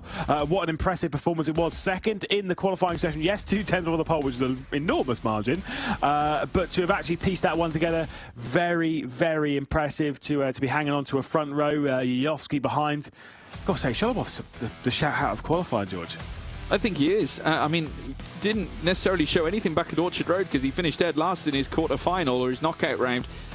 So to come back in this vein of form is certainly special. But take us through the grid, Lewis. Yep, certainly. So obviously for knockout 2 here, from the back to the front, it's Schmiedel from the rear of the field on the with a slowdown penalty alongside Joni Tourmala. A bit of disappointment for him, looking to score his first points of the season. Jimmy Antunes starting from 10th position. Then Moritz Lerner way outside the top 6. Big shame here. Marco Pajic and then Dara McCormack done all the races so far this season. Got a little bit of work to continue that streak up. Shemislav Marek Lemonek. We're starting from 6th position with Luke Bennett having podiums in both of the finals so far in the spring season of 2024. Kaiki Oliveira with an excellent top 6 record for BS competition, starting from 4th position. Erhan Yuyovsky, the mighty Macedonian, from 3rd position, with Oleg Zholobov from 2nd. And once again, it is Joshua Rogers on pole position. Once again, looking super impressive. He had the disappointment last round of not making the final, courtesy of a penalty. I think he wants to turn that one right on its head. Yeah, it's very rare that we don't see Joshua Rogers in final contention, but back again, and like I said, has taken victories in all of his knockout round action so far this season. Took it back at Daytona, he did it at Orchard Road. Could he do it this time at Monza? He's in a very well-placed position to do it, though there's plenty of vultures around looking to try and take that away. Obviously, given the fact that you've got some new talents coming through as well. We look back at some of the efforts that we've seen from Virtus Pro. I mean, Oleg Zholobov, who finished dead last in his knockout round last time out at Orchard Road, finishing in P12, not making it through to the semis. He could be on the cusp of making it through to his second semi-final race so far this campaign. Marco Pajic, he'll be somewhat disappointed, Lewis, given the fact that he would have needed that better time to at least give himself a chance of getting into the top 6. Yeah, but he is in 8th, so it's like it's not super bad for Marco Pajic. There is still the chance, and you know what Turn 1's like around here. We saw it even in the previous race with Enzo Benito being fired down the escape road. There's Joni Tourmala, and the race you can see for them has definitely started. We'll see that in just a second's time, and the drama that will come with on the race down into the first corner. Once again, 9 laps will go on to the timesheets. Knockout race 2 about to get underway. It's Joshua Rogers on the pole, Oleg Zholobov alongside. Poor start from the Virtus Pro driver, though. And I think he might be jumped immediately by the Macedonian. That is Erhan Yuyovsky getting to the outside. Great start from Joshua Rogers on the race down to the first turn, and he will potentially be able to hang on into the Rectificio. Look to the inside from Oleg Zholobov, who's going to send one down the inside, and he's assisted by Kaiki Oliveira. Going straight on is Erhan Yuyovsky, who skips over the escape road, over the sausage. It's going to be 3 wide off the corner as Luke Bennett's going to drag him into Curva Grande. What and potentially messy start that was, that somehow didn't see a car spun round. I'd be intrigued to see what the stewards make of that, but it's Joshua Rogers out in front. Erhan Yujovski maybe on the precipice of breaking into that second place. Zholobov still giving him something to think about. Again, a little tap as they make their way through the Rogier, but Yujovski managing to force the issue and move his way to second. Zholobov now in third. Further back, Luke Bennett prosaically on the rise. Now in fourth place ahead of Kaiki Oliveira, with Semislav Lamenek now in the top 6, holding on to that top 6 as well. But Marko Pejic, with every chance, is going to run wheel to wheel as well in his own right. Dara McCormack further back, also running closely with him as they head down the Seraglio Straight, bursting down towards Ascari. And just look at the queue of cars, all looking to try and solidify their placements inside the top 6. I certainly don't think this is going to be a procession here, Lewis. No, certainly not. Big dramas and some heavy hitters down outside the top 6, particularly that of Dara McCormack, who will be desperate to get himself much involved in it. Yes, I know the timesheets are stopped on there, but you can tell that gap for Joshua Rogers has grown quite a bit. Here comes Luke Bennett trying to make a move on Oleg Zholobov to try and get through the third position. He'll take a look down the inside going into the final corner. Luke Bennett trying to move his way through onto the podium, holds that really tight line, so easy to make a mistake. We saw the side-by-side in the previous race into that final turn, and it will be Luke Bennett trying to make that move. Kaiki Oliveira behind. I think it might be Zholobov hanging on. Yeah, I think so. They're going to run wheel to wheel nonetheless, heading down through towards turn 1, but they're inviting as well Kaiki Oliveira into this fight too. So you've got basically Zholobov, Bennett, Oliveira just waiting in the wings. He's going to break outside the aero, much like Marko Pejic is going to do on Semislav Lamenek. Bennett still trying to haunt the back of Zholobov's rear wing and aiming to try and lofty himself into P3, just missing out barely. Oliveira also looking for his own chance and opportunity, but look at Pejic in behind Lamenek right now. He's trying to break to within the top 6. Yeah, did see Dara McCormack and Moritz Lerner going side by side. I think McCormack's actually dropped back to 9th position now with the battle with Jimmy Antunes as well. So the Irishman on a one-way trip down the order after an impressive performance from his teammate Dominic Blyer in the first knockout race. Certainly not over for McCormack. Certainly someone that we know can move through into the top 6 and challenge even from the most dire of positions. But you can see here behind Moritz Lerner ahead of Jimmy Antunes, that will put him down in 9th position in this race, a few positions below the top 6, below the cut line. Still, I think the most important thing for him, George, right now is to remain calm. Don't get involved in it. Don't let the heart rate rise and that take over. Keep calm, keep collected, keep your head in the game. Yeah, probably play a type of chess game, I suppose. Just try and manage the tyres. Try not to get too overawed by the occasion. And knockout 2, today's strongest heat with an average driver placement as well. Just saw that further down as now McCormack hunting down on the back of his competitor further up. Obviously, remember Marko Pejic representing Guild Esports. Moritz Lerner, the next contender for McCormack to tussle with as they head down this next straight. It's still Rogers out in front, consolidating his lead. There's quite a gap between he and Yujovski as well. But look at Luke Bennett once again trying to stamp his authority on Oleg Zholobov, heading down in towards turn 1 further back. Kaiki Oliveira aggressively weaving to the inside as they head in towards the Retafilio. He's going to look to try and get the run on Zholobov. Maybe Bennett will help him out. Maybe Lamenek might get the run on Kaiki Oliveira. Heading out of turn 2 now through towards Curva Grande. Bennett has managed to take over from Zholobov in 3rd place. Further back, Oliveira trying to keep Lamenek at bay. He's going to have to defend his Bennett, though, because Oleg Zholobov's going to get to the outside. Now he's going to look which way is he going to go going into the Rogier. Of course, the defensive line coming in, defend off Oliveira. You've got Shamislav Marek Lemonet making a move to the inside to try and get past the BS competition driver. And he's gone round, and Dara McCormack's gone round with him. There has been drama behind all this. We've got 2 heavy hitters out. That'll be Lamenek and McCormack, both dropping down the order from 6th and 8th. They will not be progressing in this competition. The streak of races is over for McCormack. Yeah, he will no longer be competing in semi-final or final action, certainly here in round 3. And that is a sucker punch for the Williams driver and also the Williams team with their best performing driver now out of this race, essentially. Also, Lamenek being one of those drivers that have been flying the flag for Team Falcons. Unfortunately, will also be curtailing out of the race, but a great opportunity for the likes of Marko Pejic now and Moritz Lerner to break into that top 6. Yeah, certainly so. Just, again, wild scenes that we always kind of expect in ESL R1, but we're not seeing those at the front of the field because once again Josh and Rogers have been able to check out quite a bit into this as they come across the line to start the 4th lap. 3 laps down, Rogers leading from Iofsky. Moritz Lerner here, not sure 100% as to what positions they're all in at the moment. I believe though, based on all that, that will be the switch for 5th position. I think Moritz Lerner just moving his way up the order, sorry, for 6th position actually. I'll correct myself because I think it's Rogers, Iofsky, Bennett, you can see, then Oleg Sholobov, and then of course Kaiki Oliveira still in 5th. So that'll be the switch for 6th position, which Moritz Lerner has just put himself inside that top 6. Yeah, brilliant job from Oliveira as well. A good, cool, calm, collected performance. Obviously, as you can imagine, seeing McCormack go off the way he did, Laminek go off as well, there must have been some evasive action put in throughout the entirety of this grid order. So credit to those who managed to get through the particular tussle that those two were involved in. Rogers, though, out in front, far away from any of that chaos that we saw erupt in the midway point of the race. Now we're coming in towards the second half of contention, as we just saw a very wide move there. That is, of course, the back, I believe, of the mouse car, I believe. Am I correct in saying that? I think it was Sholobov. Sholobov, yes.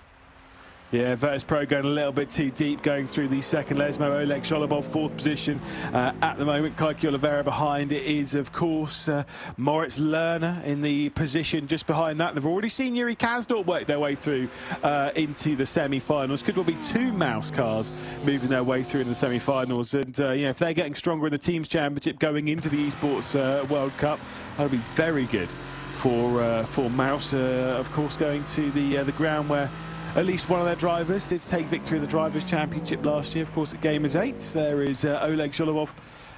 I was going to say, will Oleg Sholobov go for a move on Luke Bennett? Yeah, probably. Almost certainly. Yeah, absolutely. I mean, at the end of the day, Luke Bennett did it to him. He's going to want to try and get his own back on Luke Bennett this time around as they head in towards turn 1, wheel-to-wheel as well, further back with Marco Pejic. And also, we cannot forget that Jimmy Antonez also has a great chance of getting through into the top 6, but still needs to try and close the gap, needs to break past some of those contenders further back. Pejic, though, is going wheel-to-wheel. Earlier on, we, of course, saw that unfolding. The gap now between Sholobov and Luke Bennett massing, heading through the Curva Grandes. They come down in towards the Rogier chicane, but obviously a sense of urgency on Pejic's part because as you can see, the tussle's still ongoing. Moritz Lerner just ahead of him, in fact, but also in behind. Look at Jimmy Antonez, who's now coming into this scrap and could yet be a decisive point in this fight over P6. Of course, we are halfway through this race now, and again, it does seem as though at least the top 5 have broken away enough from the pack where they may well be safe. It could well be Roger Iofsky, Bennett, Sholobov, Kaiki Oliveira, and someone else moving through into the final. We're not sure as to who that someone else is.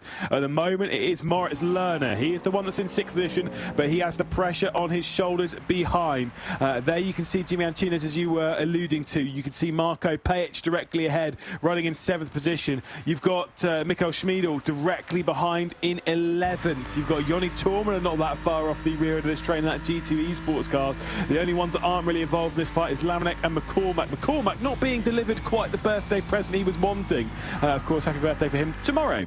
So a little bit early on that one, but unfortunately it doesn't seem as though he'll be going into that one particularly high on the celebrations of this evening. No, certainly a present he doesn't want. Look at Pejic, though, all over the back of Moritz Lerner on the run down through towards turn 1. We've also got a tussle happening further up as Kaiki Oliveira now flutters in the rear of Oleg Sholobov in towards turn 1 still, though Luke Bennett ahead of these 3, or certainly leading these 3 through towards turn 2. Sholobov happy to wait in the wings with Oliveira waiting now.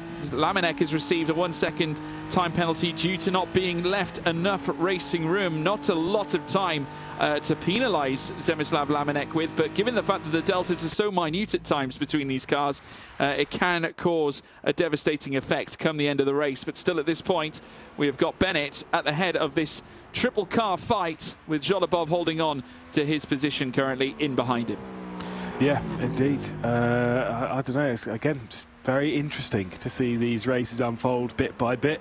But at the moment, as we can see here, Nioski and Dara McCormack have contributed 47 and 46% to the team's overall points respectively. Not quite as high as the percentage we saw from Kevin Ellis Jr., which is interesting to see that we've seen two of those drivers from that list, being Kevin Ellis Jr., Dara McCormack and Nioski, the first two of those, being eliminated already this evening, effectively. I know McCormack, you can't really say has been eliminated yet, but let's be honest, in 3 laps' time will be eliminated from this competition. So not ideal for some of those heavy hitters points-wise. I know it doesn't mean that much because it's all about preparing yourself for the finale, the 3-day finale at the Esports World Cup in Riyadh. But still, it's you want to at least carry the momentum from this. I think that's the important bit.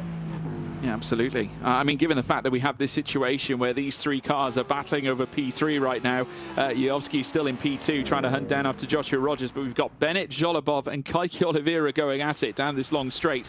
Just means that this battle for 6th place has been amplified, because obviously we saw Pejic trying to defend against Moritz Lerner trying to defend against Pejic. Enter Jimmy Antonez. You've got 3 cars tussling over the final spot in this semi-final race. I mean, that is surely going to be a huge scrap as they now head through the Curva Grande and bursting down towards the Rogers chicane. Still Rogers in a very comfortable position with Yovski in second. There you can see as well this fight now starting to brew. Now Jimmy Antonez has managed to break ahead of Pejic and is now trying to hunt down Moritz Lerner. This is that battle for that final qualifying place to get into the semi-finals here, Lewis. This is so vital leading through towards the end of this race. Yeah, 100%. This is for 6th position in this race. This is the important bit. 6th at the moment is Moritz Lerner for the Mouse team. Then it's Jimmy Antunes behind in 7th position. Then it's Marco Pejic, and then it's Schmiedel, and then it is Tormula. The 5 cars here all battling for that final potential transfer spot. They've got 2 more laps of this Monza circuit to deal with in that fight, and we're riding on board now with Antunes, who is a position shy of progressing through into a final, which his team desperately needs with the exclusion now with Kevin Ellis Jr. getting knocked out in the previous one. I would ask the question, can he get through? I don't think that's the problem. They absolutely can make the pass. This is Monza after all. It's can you get past and stay ahead? That's the important bit. Antunes not feeling that this is the opportunity, but I think down into T1, George, there might well be that move. Yeah, I think so. There's every chance, and certainly as the lap counter runs out, it'll obviously become more prevalent. Jimmy Antonez with an opportunity here. He's already managed to break away past Marco Pejic. The next mission here is to try and burst past Moritz Lerner, and he's going to run wheel to wheel, heading in towards turn 1 as they now do so, heading through in towards the first sector and through out of turn 2. Every chance here for the Mercedes, the Apex Racing Team Mercedes AMG GT3, and he breaks past Moritz Lerner, and that could yet be qualification, but more to the point, we've got another lap and a lap to go after this one. Great chance for Antonez, but Moritz Lerner is going to be back, that's for sure. Yeah, indeed. So it is now Antunes in the top 6. That's the important bit as we can head back up to Bennett, running in 3rd position. Obviously, just kind of running around in no man's land a little bit at the moment, seeing a large gap up to Yovski, seeing an even larger gap up towards Joshua Rogers and the dominant performance. It will be another podium, though, for Luke Bennett this season, who just seems to keep picking him up, as we'll see Kaiki Oliveira there. Once again, another top 6 from him. But really, is that fight for 6th place where things are just so tight? Jimmy Antunes currently holding on to it, but will he be able to for the final portion of this race? Just a single lap left to go after this one. Yeah, absolutely right. Lap 8 will become a lap 9, and for one final time, they'll race around the Temple of Speed in knockout action here this time. Rogers still out in front with Yovski in second. Luke Bennett and Jolobov Oliveira, who have been fighting no end. We're riding on board now with Kaiki Oliveira as we speak. And of course, further back, it's between Pejic and Lerner. Antonez, though, with the advantage over the two of them right now. But Pejic, I'm sure, is going to be looking to try and burst in some sort of last late charge in order to break to within that top 6 and qualification for the semi-final, as Oliveira once again gets sight to the back this time of Oleg Jolobov. Obviously, this won't necessarily be a move for an upgraded position, because all they'll want is to make sure they're through. And we've got a battle happening further back here, Lewis. This is the one we want to see, this big tussle for P6 and the final qualification place, as now it's Antonez fighting up against Moritz Lerner. Yeah, indeed. We just saw it in the background there. We need to drop back to the battle for 6th position, where Moritz Lerner, I believe, has just been able to sneak his way through the fight for 6th. Far more important than what we see in there. Here comes the move then to the outside. Jimmy Antunes trying to work his way through. Antunes going side by side as he moves his way to the inside. Moritz Lerner, though, has snuck his way past 6th position for Mouse at the moment. So it is Moritz Lerner looking to progress. A few opportunities left to go, George. A few final tussles for these drivers to potentially make their way through into the semi-finals. Yeah, this fight is oh so urgent. Of course, Moritz Lerner hasn't failed to appear in a semi-final so far this season. Managed to do it at Daytona and Orchard Road. Looking to try and bring it home this time for potentially yet another qualification into semi-final action. Kike Oliveira once again still chasing after Zholobov. Joshua Rogers, no issues as far as he's concerned. He's out in front. He's clear. Johan Jujovski also stamping his ticket to another semi-final. Yep, indeed. Wow, what an impressive drive it's been at the front of the field. Joshua Rogers going to work his way through the final corner. Here comes Kike Oliveira trying to close his way up. Joshua Rogers through the final turn to take a 31st victory in ESL R1. Very impressive. 34.8% of the races he's done, he has ended victorious. Well over a third. It is Rogers on top again. Jujovski and Bennett behind. But who's coming across the line in 6th place? There's Bennett. Oleg Zholobov and Kike Oliveira will cross their line inside the top 6. And across the line, it will be, I believe, I'm pretty sure that was Moritz Lerner in 6th position to cross the line as our final qualifying driver here from Knockout 2. Very impressive. An excellent battle there for 6th position. But what a drive it was from this driver here. Another victory. 31. Can you believe that? That's absolutely unbelievable. What a record for Joshua Rogers. And Jujovski also making it through to the semi-finalists. Those that you would probably expect to feature inside semi-final action. But we did lose a couple as well, Lewis. I mean, the talking point has to be Dara McCormack, hasn't it? I mean, that was truly a bizarre moment. Both he and Semislav Lamenek seemingly losing it coming out of the Rogier. Yeah, we didn't obviously see the replay as to what happened to Dara McCormack and Semislav Marek Lamenek, but there was obviously a little bit going on there, not just with his fight, but there was also a little bit more going on. I think they all just kind of tripped over each other, all desperately trying to get inside the top 6, which is so important. But what a fight it was between Antunes and Moritz Lerner. Let's talk about that a little bit. Mega moves coming in from the pair of them, and respect needs to be dished out accordingly. Yeah, I've got to give credit as well. I mean, all credit to all three of them, to be fair. I mean, Pejic looked to have the upper hand at one point. We then saw Moritz Lerner tag him back. But Jimmy Antunes had to get past both Pejic and Moritz Lerner at one time. And I must say, on the penultimate lap of the race, getting that move done into P6, which was huge. I think if you're Apex Racing Team right now, you're taking a lot of positives from his performance. But take us through the results from that last race, Lewis. Yes, indeed. These, as far as we are aware, completely correct, because it is Moritz Lerner inside that top 6. We work our way through. Joshua Rogers, yet another victory. Johan Jujovski on the podium. Luke Bennett on the podium again. Oleg Zholobov did get a 1-second time penalty, so actually, I believe, will drop back to 5th position. It might be actually with the time penalty in tow. I don't believe so, so I think he might drop back to 4th, 5th place, and Kike Oliveira up to 4th. Either way, they're both inside the top 6. That's the important bit. But behind was where the tight fight was. It is Moritz Lerner moving his way through, and Antunes, Pejic, Schmiedel, Tormula, McCormack and Lamenek out of the race. Big shames for them. But again, for those like McCormack, the solace that they'll take from this, look, it's not the Drivers' Championship, right? That will really, if that happened in a couple of weeks' time, when we're dealing with, who's actually going through into Riyadh as a driver, rather than just in the team side where everyone's making their way through, I think that would be a bit of a bitter pill to swallow. Having it now, not too bad. No, it's not the end of the world, absolutely not. I think, though, if you're Team Redline, you're taking solace knowing that, once again, your drivers are really performing at the highest level. Again, they're strengthening that grip on that championship lead up at the top. So, I mean, credit to them for that. I think if you're Williams, you're probably going to be hurting the most, losing essentially your star driver in that fight that happened in the, should we say, early to midway point of the race. I mean, that was certainly not a moment that Dara McCormack's going to want to remember. And as you so rightly say, it's his birthday tomorrow. That's not a birthday present you want. No, certainly not. I mean, look, I'd be happy with a victory as a birthday present, but yeah, not getting knocked out. It is what it is, though. I mean, look, at least now he can spend the next few hours relaxing and enjoying it rather than stressing himself out and taking part of that. So I know he's probably going to be keeping his eye on what's happening team-wise and keeping his eye on his teammates. Obviously, Don Blyer, his teammate, already working his way through. We'll have to deal with that though later on, obviously, because it's knockout 3 about to come up. The preparations for semi-final 2. But like I said, I'm sure McCormack will be keeping an eye on his teammates. Yeah, let's have a look at some of the highlights from the last race as well. It was all happening up at the front. We saw Yuyovsky taking a long way around. It came in quite hot, didn't he? I must say, Yuyovsky skipping over the curbs coming out of turn 1 in towards turn 2. And there, of course, we saw the Virtus Pro driver Oleg Zholobov also getting in. Perhaps coming in a little bit too hot as well in towards turn 1. Had that inside line, but 3 wide, 3 into 1 very rarely does go. Luke Bennett, of course, trying to march a charge on Zholobov, heading through turns 1 and 2 in his own right. Kike Oliveira, an impressive performance from him.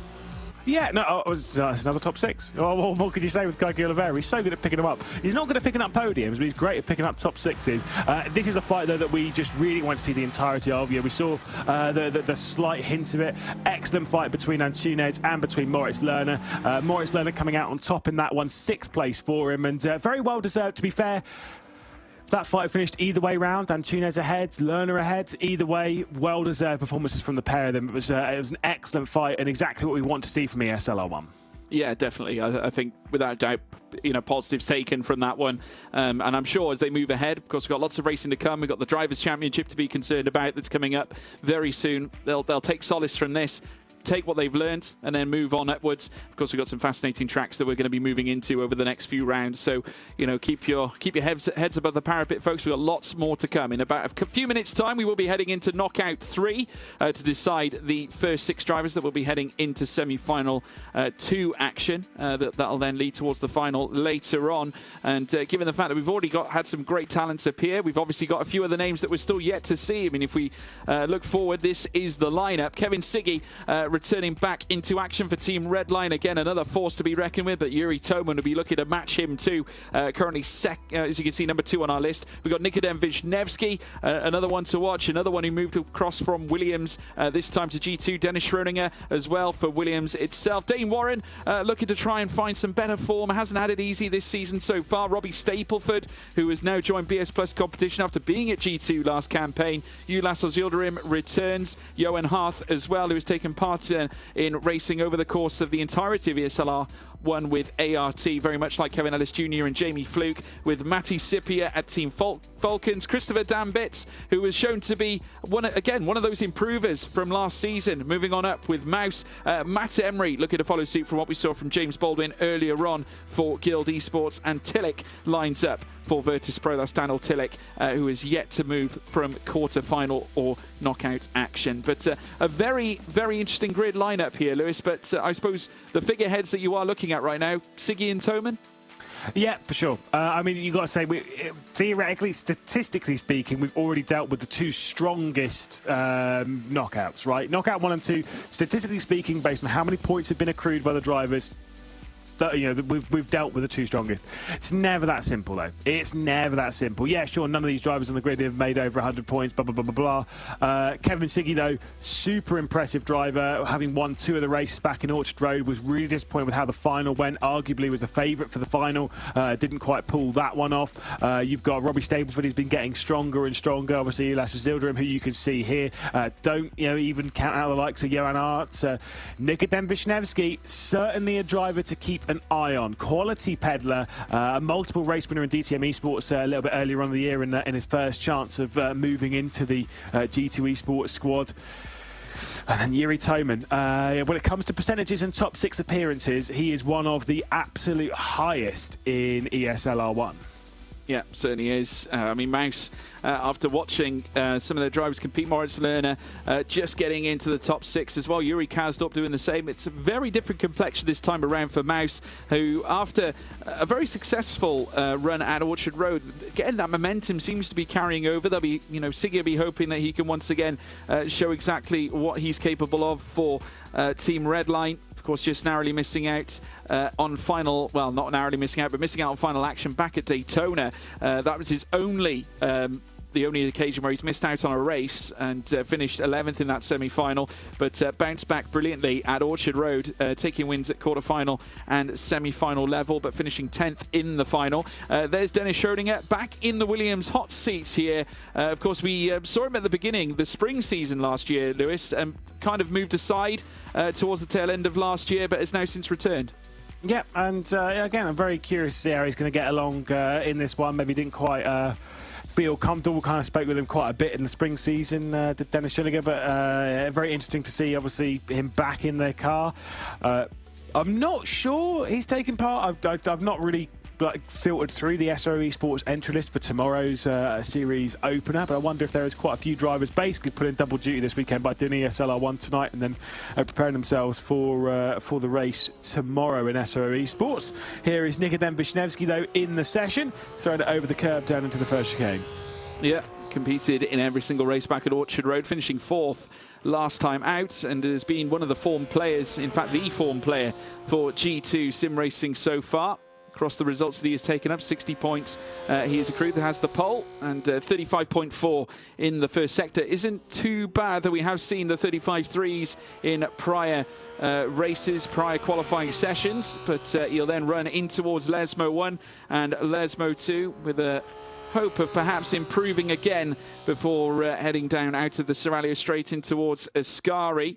And as I said, finishing 4th in the final last time out. Finished on the podium twice, though, in quarter-final. Finished 2nd in his knockout race back at Orchard Road, finishing 3rd in the semi-final, back in the semi-final that he was in during that round too. So is certainly not afraid to secure the big podium results. Heading through Ascari this time.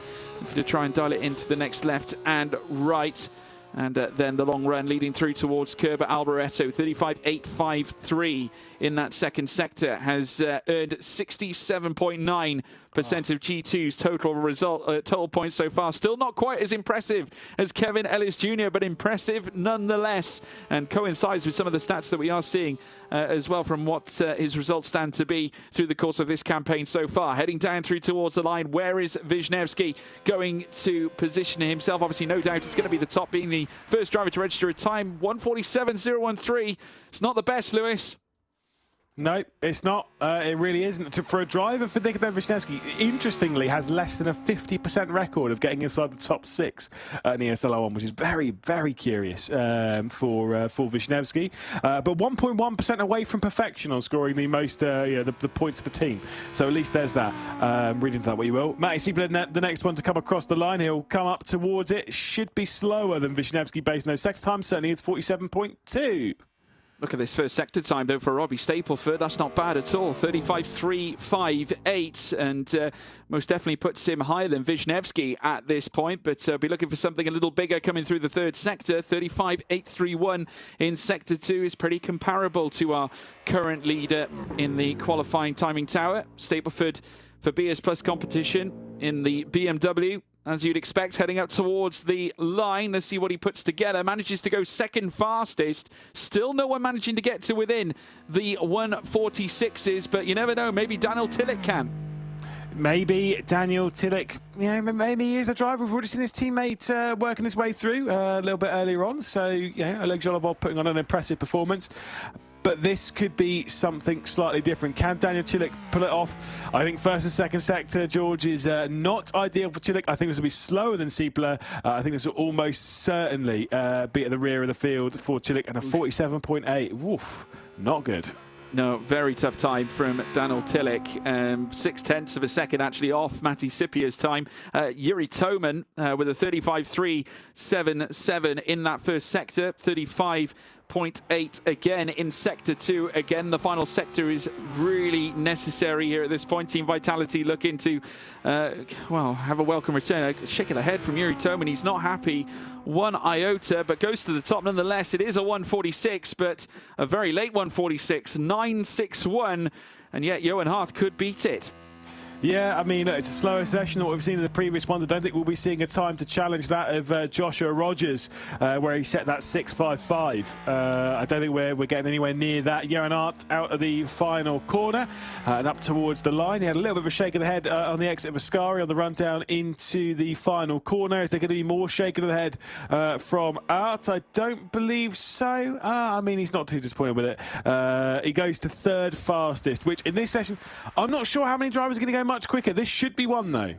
Yeah, this could yet be one. 35.376 in Sector 1 with a 35.684 in the middle sector. Kevin Siggy has the highest overall placement, 6 in Knockout 3, but he's only third best driver on his team. Just goes to show, really, how great Team Redline are this year. As now Kevin Siggy heads up towards the line. Will he go to the top? You'd expect him to do so. He does, a 1:46.802, and surpasses Yuri Toman, who now drops to second. Yeah, certainly so. Great lap time from Kevin Siggy, looking to continue his victories. Did have 2 back in Orchard Road. Would like to have 1 here at Monza. Christopher Dambitz now into the final corner. Mouse have got 2 for 2 so far this evening. Yuri Kastorp in the first race. Moritz Lohn in the previous race. They've got Max Benneker in the next race. Arguably, as a race winner last time out, a favourite to go through at least into the semis. Christopher Dambitz moves his way up there with a 47.001. Reasonable lap there from Dambitz. Ulas Yildirim, who has come back across, has been working divided campaigns through the course of this year, different series, but very versatile as a driver is the tenacious Turk. 35.538 in the first sector certainly isn't the best of what we've seen, but a 35.7 isn't too bad in that middle sector, and he's actually received a full speed limit, 5 seconds added outside of track bounds. He was wide, and it now means that obviously he has lost a considerable amount of time, and that's going to place him rooted right to the back of the order. Currently P9 on the timing tower, but should Emery and Warren and Schrödinger put in good times, Yildirim will be at the back. Yeah, I mean, look, I think they'll all be beating Yildirim's time. There is that for sure. I think they'll all be beating Chilik's time. But where will this be for Emery? Based on the previous sessions, it's not great. Probably be a 47.2, I reckon, for Emery as he comes out towards the line. He crosses over it. That's why they pay me the big bucks, George. Yeah, absolutely. Dane Warren now currently sat in that second sector with a 35.6. That's not bad at all. In fact, the Porsche looks to be performing reasonably well here in this event. Let's wait and see what Coanda can bring to the table. Dane Warren, who hasn't had his easiest time competing here in this championship, obviously looking for greater grandeur here at the Temple of Speed. But again, a nudge on the head, not happy with that final sector. We'll wait and see what happens across the line. Goes second fastest, and just look at the gap. Minute almost, just under 900ths of a second. I was looking, honestly, that was pole. I was 100% convinced that was going to be pole position from Dane Warren. Seconds were looking decent from him. Must have lost a little bit in Sector 3. Final lap time to come in this session. 0.4 in the first sector, not ideal, but not bad. 0.7 in the second, about 10th and a half off where he wants. It's probably going to be a 0.9. Could be third position, maybe ahead of Toman, maybe slightly ahead of behind Toman from Schrödinger as he comes across the line. It is directly behind Toman, but it is this driver here on pole position once again, George. Fantastic pole lap from Kevin Siggy. It is Mustachio. He's back working his magic once again. And again, it just looks like the Team Redline are in a different vein of form here this season. Of course, they're very known for top-end performances, have been brilliant so far this year. And now back again with Kevin Siggy, who's looking to become a semi-finalist for the 3rd time out of 3 races. Dane Warren, who went close in 2nd place. It's once again Redline and Porsche Coanda butting heads. Yuri Toman with a great chance to bring together a great result too. We alluded to Team Vitality's performances at Monza in the past with Marcel Chinchik. Toman looking to add his name to that list as well. Of course, we've seen him be so consistent in the past. Let's take you through the starting grid for this 3rd knockout race. That's, of course, is Ulas Yildirim starting at the back, P12, alongside Daniel Tillich in 11th. We've got Matti Sipia in 10th with Matt Emery in 9th. 8th place for Robbie Stapleford, Johan Harth in 7th. Further up then, Nikodem Wisniewski in 6th spot with Christopher Dambitz in 5th. 4th place for Dennis Schrödinger. In 3rd goes Yuri Toman. Then the front row, Dane Warren, 2nd fiddle this time around. But Kevin Siggy working some magic to gain pole position here for the start of Knockout 3 here at the Temple of Speed. A blistering qualifying lap indeed, Lewis. Yeah, indeed. Like I say, it's not quite as much as what we saw from Josh Rogers. About a tenth and a half off of that, but it doesn't really matter. You're only focused on your own race, and for right now, it is good enough for Siggy to have done the work. 8:02 for him. It's impressive. I mean, I've got to say, the chances of taking a victory here, probably relatively high. It all comes down to that run down into T1, though, where things might get a little bit dicey. Look at Dennis Schillinger sticking that big old trophy there. Just kind of all these drivers. That's what they're doing now, is they're putting trophies in the background. I want to see memes in the background. Where are the memes at, boys? Giant flexes all around from some of these drivers. I tell you what, Nikodem Wisniewski has got a little bit of work to do, but nonetheless, you'd expect him to go well. Of course, maybe race trim will slightly favour him this time around. Christopher Dambitz, another great performance, qualifying in the top 6. That's half the battle, Lewis. Yeah, exactly. Like I say, we always say with this, if you're finishing in 4th or 5th or 6th, it doesn't really matter as long as you're making your way through. Obviously, you want to win the race, but getting in that top 6 is the most important bit. Dan Bitts will be desperate to get through into that final, because I think the expectation is now for Mouse. I'm sure Rene will be, team manager will be saying that in all their ears. We are now expecting you to get all 4 drivers at least into the semi-finals. Maybe not the finals, but at least all 4 into the semi-finals, because they've got the pace to do so. The BMW is pretty strong around here. We've seen that before. Let's see what they can do in the race.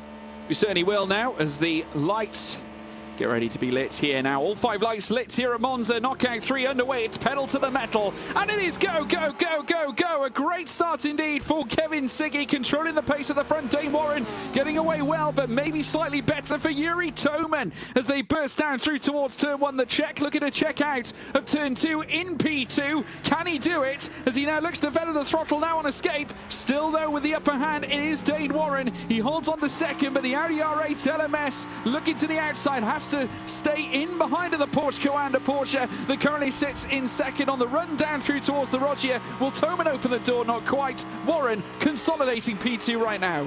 So Dennis Schillinger got squidgied off the road, I think, by Wisniewski down at T1. So race control will obviously take a look at various things into that first corner. There was a little bit of elbows out racing behind all this. There was a bit of 3 wide and a bit of and R in between the groupings. But it is Yuri Toman 3rd position, Dane Warren in 2nd, Kevin Siggy with a half-second lead. Back to Robbie Stapleford, who is on the transfer spot at the moment. Matt Emery and Nikodem Wisniewski behind, but Wisniewski feeling the pressure as Matty Siebel is going to make the move. Yeah, Matt Emery obviously looking to try and gain as much leverage as he can. Hasn't he had the easiest start to his, should we say, ESL R1 career now as he comes under consistent threats in behind. You just see them all queuing up. There was a huge incident. I think that was Daniel Tillich and Dennis Schrodinger, if I'm not mistaken. 100% right. It was a bit of a look there pretty late from Schrodinger and trying to make a move down the inside of Tillich.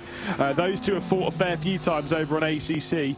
Looking to try and continue that fight here as once again the disappointment for Dennis Schrodinger, who knows how to get his elbows out right off the rear of the train, as that will be Wisniewski right into the rear end of Matt Emery. I tell you what, a big tie-up there, and Emery is not going to necessarily be too thankful for that.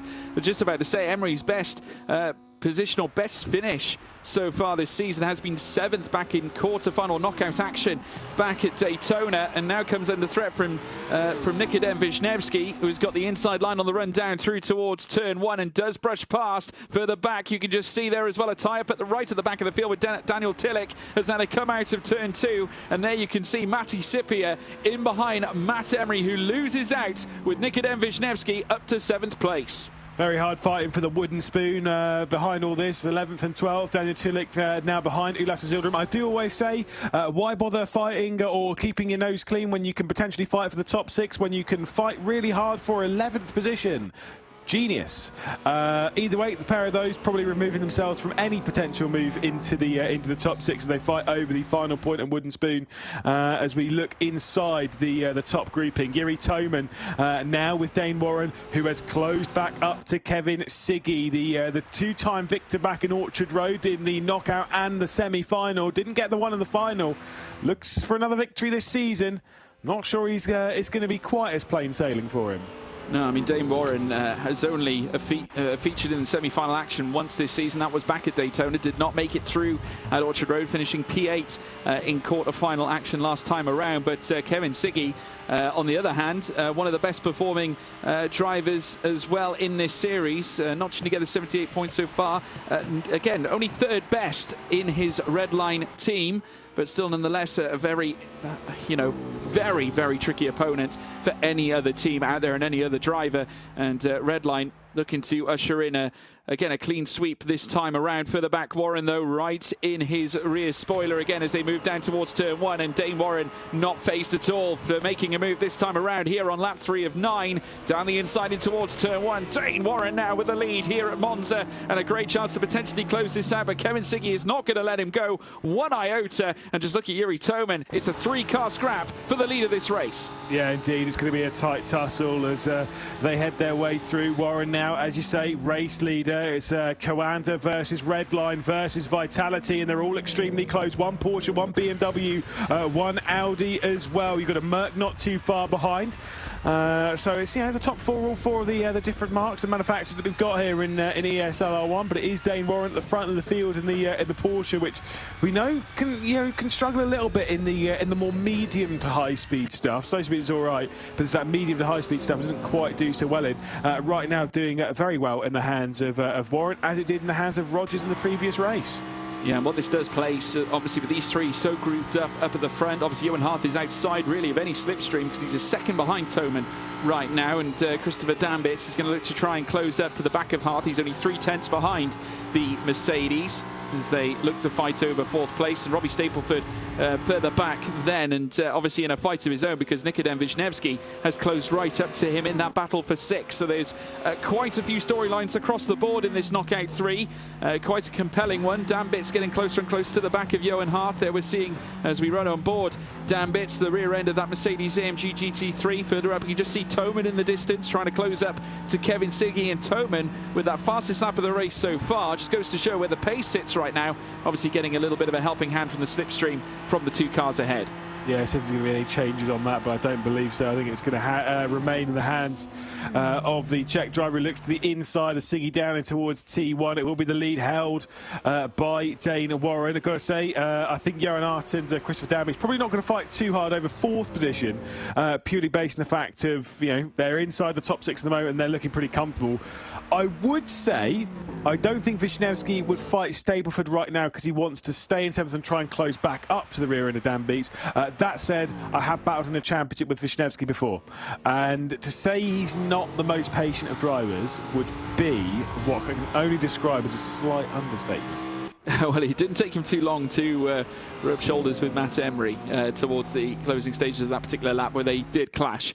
But still, nonetheless, it could lead to a final lap crescendo between Stapleford and Wisniewski. But it's all about keeping a cool head. It's a long race for only 9 laps, especially here around Monza when everything is so ramped up, and being in the top 6 is oh so prevalent as they now head down the Seraglio straight. A trip into the Ascari chicane beckons them all as it's still Porsche Coanda with the lead right now. Kevin Siggy waiting patiently. There is Robbie Stapleford in the bottom right-hand corner, looking cool, calm and collected for BS Plus competition. Of course, Wisniewski, who we're currently riding on board with the pole, in that P7th place. As it stands, he will not qualify for a spot in the semi-finals. It will be Stapleford if they cross the line like this on lap 9 at the very end of this race. But as they now hurtle through the final corner out of Alboreto, lap 5 will begin. It's still Dane Warren who controls the lead up at the front.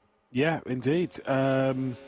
I mean, I've got to say, I'm liking this for Robbie Stapleford right now. He's showing the pace that he showed when he was in G2 at the start of last year. There comes the move to the inside. Kevin Siggy making his way past. Dane Warren's not going to fight that one. The reason why we're not going to get super excited about it, I think they're all playing their cards pretty close to their chest and not fighting too hard for the positions right now.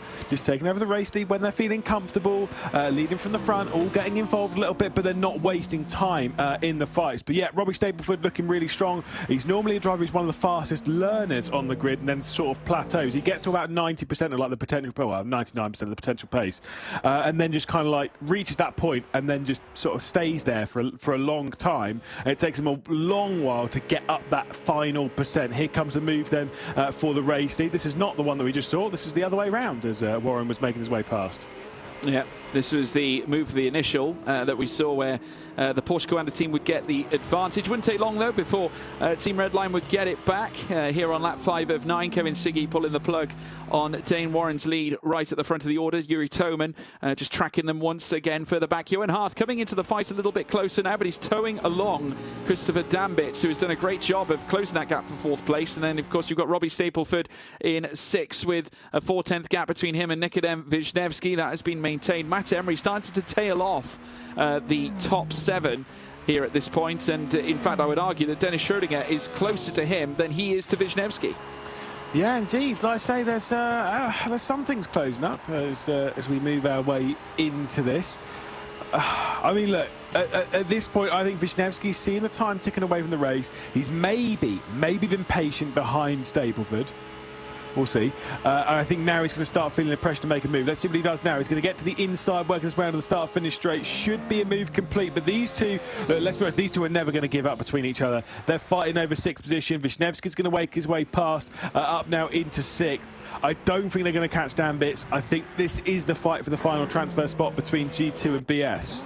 Yeah, I think so, as they now head out of turn 2 and through towards Curva Grande. Upper hand for Nikodem Wisniewski so far. Should it stay like this, he's stamping his ticket into the semi-finals. Robbie Stapleford is going to try and stop that from happening. Will he look to make a move heading in towards the Rogier? No, he's going to choose patience. Maybe he'll wait a couple of laps before they venture onto the final lap, then perhaps pull the plug on the Porsche that sits in front of him here. But G2 Sim Racing looking to, you know, at least levy their claim in semi-final action with Nikodem Wisniewski, who, like I said, the most consistent performer in their team. Let's take a look. This is the move for the lead that Kevin Siggy made. Obviously retaking that lead advantage that he had at the very start after qualifying on pole position. Briefly, it was Dane Warren who took it away from him, but now it's all changed around yet again, and now it's Siggy in control. Stapleford just showing in the mirrors and in the rear view of Nikodem Wisniewski, just giving him something to think about. Matt Emery has been predisposed of P8 as well. Dennis Schrödinger moving on up.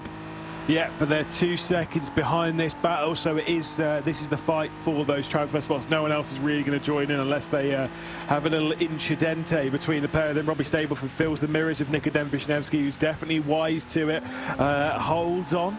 Does Wisniewski? I think there's probably about 10 years between these two in age, and probably about that much in experience in sim race as well. I know Wisniewski's been in it for a long time in the world of sim race, and so we're pretty wise to any of the obscurities that Stapleford tries to put on. Back up to the battle for the race lead. It is going to remain 1, 2, and 3. Siggy, Warren, and Toman at the moment. As I think Wisniewski's still going to be able to fend off Stapleford. Yeah, I think so. He's keeping him behind, at least for now. It might be the case of Stapleford again, just playing his cards right, just not showing too much too early. Of course, we're on lap 7 of 9, still a couple of laps still to go. 3 laps if you include this particular one, as now Kevin Siggy sends them down in towards the Rogier, as they now all go in 3s. Further back, you've got Johan Harth and Christopher Dambitz in 2s, and then you have Nikodem Wisniewski and Robbie Stapleford again manacled together, approximately a 10th between them as they head through towards the Lesmo 1. Stapleford just again patience, and very much I would say that's the operative word here at this stage. Nikodem Wisniewski with a very well managed performance, up to pull the plug on Stapleford earlier on. Might have been a foolish manoeuvre as they move on to the final lap of the race in over 2 laps time, Lewis. Yeah, I don't know. Look, maybe it's too early to decide. Maybe there's going to be some more drama. You just never really know how these races are going to unfold piece by piece, and sometimes you've got to take whatever opportunity is ahead of you. Again, who really knows? A lot of curb being taken there through Ascari. At this point in the race, you know, you've been dealt a hand of cards. That's whether you were involved in the fight for the top 6, whether you're involved in the fight for the lead, whether you're involved in the fight further back from that. You know there are points up for offer for every single position. You've got the deck of cards ahead of you, and that's what you're playing with. You know, you can't take anything more from that than what's possible. So yeah, it is what it is. Penultimate lap of the race, they've just begun though, and once again it is tight for the race lead. It's tight for 4th position, it's tight for 6th position as well. This is the final transfer spot. I'm going to say I think Stapleford has definitely lifted out of that one. Yeah, I think he has. He's definitely eyeing up, I think, a trip on the final lap to potentially remove Nick. They got very close coming through turn one. It has to be said, if he lurched himself off the brake just that little bit, they would have made contact, but nothing of the sort here between Stapleford and Wisniewski. They're going to bide their time. BS Plus competition obviously waiting on to see whether their man Robbie Stapleford could produce the goods. Heading on to the final lap once again, opts to remain in behind the G2 Sim Racing Porsche of Nikodem Wisniewski, heading through the Rogier, skipping over the curbs, the sausage curbs to the inset and the outset, before then hustling down through towards the Lesmo. We're still in tandem once again. Dennis Schrödinger working hard to try and tussle in or rustle in that delta that will bring him into this fight, but you get the feeling that it might have come too little too late, with Matt Emery holding on to that P7 for a decent portion of this race, but has now since dropped down to P8 here in this instance. Matti Sipia a little bit disconnected off the back of those as well, with Ulas Yildirim occupying 10th.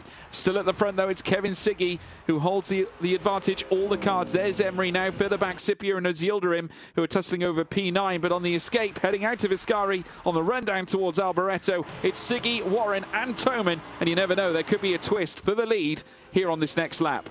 Despite Schrödinger doing a really good job to get that gap to 1.5 seconds between himself and Stapleford, I think he might have had a bit more drama as he's dropped right the way to the rear of the field, and I think might be out of this race for Williams. Final lap of the race, then it is Kevin Siggy leading, then Warren, then Toman. Surely, George, there is going to be a switch for the race lead. There's no waiting around now.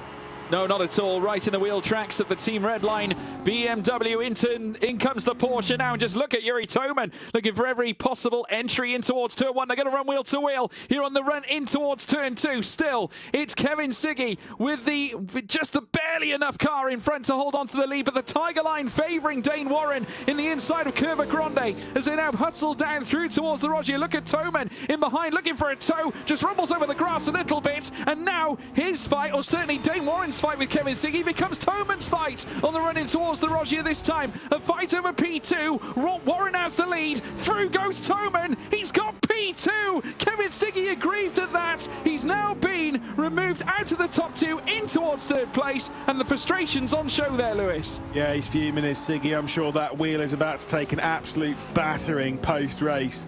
But still, third place is pretty decent. It's just showing that Porsche Commander actually looking pretty strong this evening. Been told that Porsche is maybe not ideal around here. Second place, first place, first place. That might be saying something otherwise. They are flying around the Temple of Speed as Johan Hart and Christopher Danbeats close their way in. But again, it's not going to close enough. I think there's also been an issue for Nikodem Wisniewski. He's down to 10th, by the way. Stapleford's going to be inside the top 6 comfortably. Good Lord, a massive change up right towards the bitter end. Wisniewski, who's now making his way through Ascari, very much disconnected off the rest of the field, but certainly up at the very front. A massive performance is now Kevin Siggy back up into second place. Dane Warren is going to make his way out of Curva Alboreto. Toman taking second place back, but for the first time this season, there will be a victory for Dane Warren, and Porsche Coanda with another stellar performance here at Monza. Yuri Toman in second for Team Vitality. Kevin Siggy disappointed and dejected in third place, but this is the man of the hour. It's Dane Warren with all the W's here at the Temple of Speed in Monza. Very good stuff there from Dane Warren, taking his 10th victory in ESL R1. Obviously from Yuri Toman, from Kevin Siggy, it's more podiums galore between the pair of them, adding to their pretty handy record books. But yeah, you can't take anything from Dane Warren. It was a well-timed move. It was patient, but you know, worked out. And again, Porsche Commander looking pretty strong. They just need to keep delivering those qualifying laps and keep themselves in position. There is the Sigster. He's not dyed his hair pink yet. I am still told he's going to do it, but you know, we're waiting for it. We're waiting for it. Where is it? Somehow, I don't think he's going to be quite accommodating to that right now. I think especially after that performance. But, you know, I mean, I don't think there was anything necessarily wrong with it. He stamped his ticket. He's through to the semi-finals.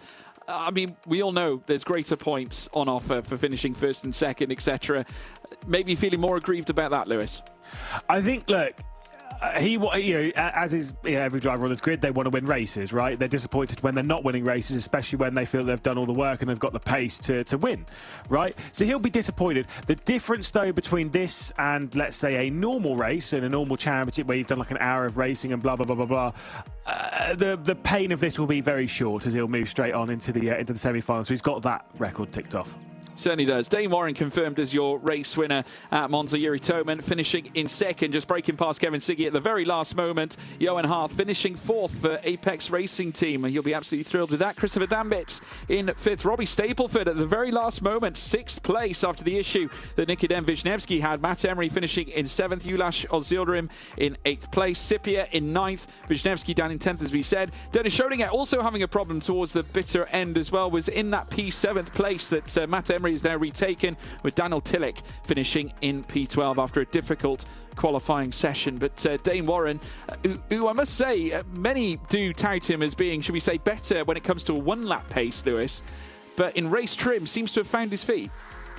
Yeah, certainly so. I mean, look, it is what it is. We'll have to wait and see. But I've got to say, Stapleford, great drive. Dambitz, I mean, surely Mouse, right? They are absolutely in a comfortable position to sneak all four drivers of their way through into the semi-finals. I don't think the finals are going to be quite on the cards for them, but semi-finals most certainly, with an excellent drive here. Let's take a look at some of the replays and action moments in the race. I think at this point, Siggy thought he'd already won. Yeah, I think so. I mean, he held the advantage at the very start, and I think obviously when he realised that there was a big fight brewing for second place, I think maybe thought that, oh well, P2 and P3 are distracted, we can run onwards. Tap in the rear from Nikodem Wisniewski on the back of Matt Emery. That teed up the run for Wisniewski. I think he got away with that one a little bit, but nevertheless, not ideal towards the very end for him, losing out on Robbie Stapleford taking the P6 and also the qualification through to the semi-finals. This was the tie-up for the lead once again. Of course, Dane Warren took it for a brief period, then back came Siggy. Of course, Toman in hot pursuit as well, opted to remain in P3. He would come alive right at the very end of the race. These three were very much manacled together throughout the entirety of the race, and very well clear of those down in Ps 4, 5 and 6. But we saw it all happen as well. Now, this was a moment, goodness me, just coming through the first Lesmo, a very tricky moment through Lesmo 1. Again, we saw them, though, tying up on the final lap. There's Siggy, who lost out in the immediate to Dane Warren, but then, of course, getting the draft, Yuri Toman on Dane Warren, coming through in towards the Roger chicane out of the Curva Grande. Toman managing to leverage his way past Siggy, a masterful approach coming out to the Roger chicane and leading, or should we say taking second place, leading through towards Lesmo 1. And this was the moment where we saw Wisniewski and Robbie Stapleford tying up together. Of course, eventually it would go Stapleford's way due to an issue between he and Wisniewski coming through onto that final lap. It was a very strange one towards the very end there, Lewis. Yeah, we don't know what happened with Wisniewski. Obviously, you could see there with Dennis Schrodinger, there was a technical issue of some degree. So, yeah, whether it's a game crash or... it definitely wasn't a wheel failure because the wheel was still moving. But that doesn't mean it's not pedals or it's not this, it's not that. There's a lot of things that it could be. I've always said before, you never know with computers these days. Might not even be the game. Could just be Windows stepping in and saying, no, thank you. Had that time and time again. Alas, there for Schrodinger. Still not sure what happened to Wisniewski, but either way, dropping right the way down the order. There might have been some intervention from race control as well, obviously with that incident between himself and Matt Emery. There might have been some stuff between himself and Stapleford. We just don't know. All we do know is Dane Warren, a very well-deserved victor in that one. And Porsche Comander's looking really strong on the podiums in all three of the races so far. Can Mitchell de Jong maybe keep up the streak, maybe get all four of them? Can we see all four red lines? Can we see all four mouse cars moving through? I mean, to be fair, at this point, yeah, I reckon we can. Yeah, life after Big Mac looking good for Porsche Coanda. But nevertheless, folks, we've got Knockout 4 coming up later on. But first of all, we had an interview with Ibrahim Khan. My name is Ibrahim Khan, driver for BMW M Team BS Plus competition. I would say probably the Z4 GT3 is my favorite to race virtually. And my favorite M car would be probably the E60 M5. It means a lot to me. It's one of the biggest things about being a part of BS Plus competition as well. And it's it's an honor to represent such a brand and drive such incredible cars. Probably I'd say as a team effort as well was the Le Mans Virtual 2023. We finished P3 that race, and it was a really strong result, not even only just for us but for BMW sim racing as well, finishing second and third with the red line car as well. So I think it was a strong race. I would say Bruno Spengler, not only because he's my teammate, but he's just a cool guy. It's just a great environment to be with. Everyone's really fast, everyone's really supportive, and yeah, can't fault it really. Thank you very much for voting myself in BS Plus competition. What more can I say? Yeah, keep going. Well, welcome back, everybody. Knockout 4 about to get underway. We heard from Ibrahim Khan as well. Such a tight-knit group at BS Plus competition. Has been with our team for as long as time, I would say. But highlighting Bruno Spengler's massive input into what BS Plus competition brought to the table. And when you associate the name Bruno Spengler, you can only think BMW, right, Lewis? Yeah, absolutely. I mean, you say as long as time. I used to be his teammate not long ago. I remember complaining in his ear about some of the dodgy driving. You can see at the bottom of your screen there, ! survey. If you're on the Twitch stream, drop it in chat, ! survey, and give your feedback about ESL R1 this season. Things you like, things you dislike, things you'd like to see improved, implemented in the near future, and basically just what you want to hear from us and our preparations for, of course, the Esports World Cup and the future of ESL R1. But yeah, Ibrahim Khan will be out in the race, so you just heard from him there. We'll see if he can kind of keep his nose clean, maybe join Robbie Stapleford in semi-final too. Who knows? I must say he is certainly a wild card of sorts. Made a few sporadic appearances last year, but here for a full season campaign. Take us through the driver lineup of our next round, Lewis. Yeah, indeed. So obviously we've got Butterhouse up there. We've got Jeff Rietveld, who's got another new nickname for this one. He is the Jeffinator. Thanks to Jasmine for that one. With a name like that, I mean, you can tell he obviously gets all the ladies. Normally probably a little bit older. He's normally on the hunt for the older ones. It's fine. But this time he's just hunting for victory. It's fine. Mitch de Jong, of course, up there. Jamie Fluke, Thibaut Casabon. Of course, we've got Beneker, round winner, back at Orchard Road. Pastor, Khan, who we just heard from. Price, Mashijevsky, Poulain, and Baikov. Poulain, though, we've been told, I think there might be a technical issue or something like that behind the scenes, and he will not be taking part in this race. We will just have 11 cars in this race, unfortunately. So Poulain not a part of this one. But who's your pick from all this? Well, I must say, I mean, I was impressed with Max Beneker's run last time at Orchard Road, and I must say, Mouse are looking by far more competitive in recent rounds, and certainly based on what we saw back at Orchard Road. Of course, it wasn't just Beneker. I mean, if you look at Christopher Dambitz as well, he has actually qualified or raced the most races this season, and that's he's been the most successful in terms of actually appearing in qualifying, what should I say, knockout rounds and then semi-finals and finals. He's only actually missed one as Christopher Dambitz, and that was the one appearance in the final at Daytona, but since then has actually appeared in more than anyone else in his team. So I think if you are, should we say, working in the Mouse lineup, you're going to be vastly encouraged by that. And then obviously off the back of Max Beneker's run of winning last time out at Orchard Road, maybe that puts him in a good vein of form coming into Monza. What is this? Why would you put a water ball in front of the webcam? There's Jack Keefe. Nope. It's Isaac Price. It's too easy to drop that joke, isn't it? It's just too easy.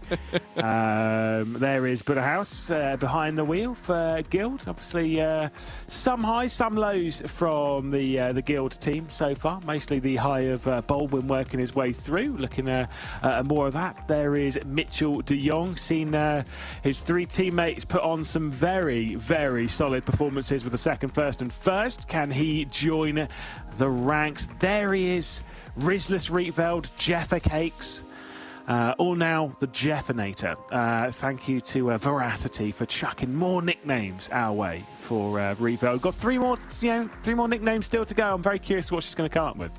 Well, it's interesting. I mean, we look at Jeffrey Rietveld. It's not just what he does behind the wheel, but also the work that he puts in engineering as well. He's been working with the RB team in Formula One sim racing in their World Championship, and was obviously part of that as well. But now moving back into his regular seat here in ESL R1, we'll see whether he can once again deliver a sterling performance this time for Team Redline, and was brilliant last time, competing back at Orchard Road, managing to make it into the final. There were 4 cars from Team Redline in that final race, but whilst obviously he wasn't necessarily the best performer in that one, still making it all the way there and scoring the points that he did have certainly played a huge part in where Redline sit in terms of the team's championship. So we'll wait and see what they can deliver. But Thibaut Casibon, the Frenchman, back in at Team Vitality.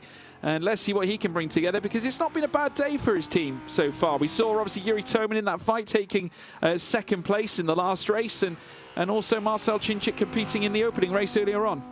Yeah, I mean, look, let's be honest, when it comes to Vitality, when it comes to teams actually getting all 3 drivers through so far, we've got a whole list of teams that have done it that will be looking for 4 from 4 at the moment. And, you know, Thibaut Casibon can make his way through into the semi-finals. Obviously, you know, the likes of Benneke, Rietveld and de Jong will also be able to, looking to add to that list and moving their way through into the semi-final, continuing a very strong run for the team. Thibaut Casibon going through Ascari. Let's talk sectors then. First sector, mid to good. Not ideal, but not terrible. 0.4.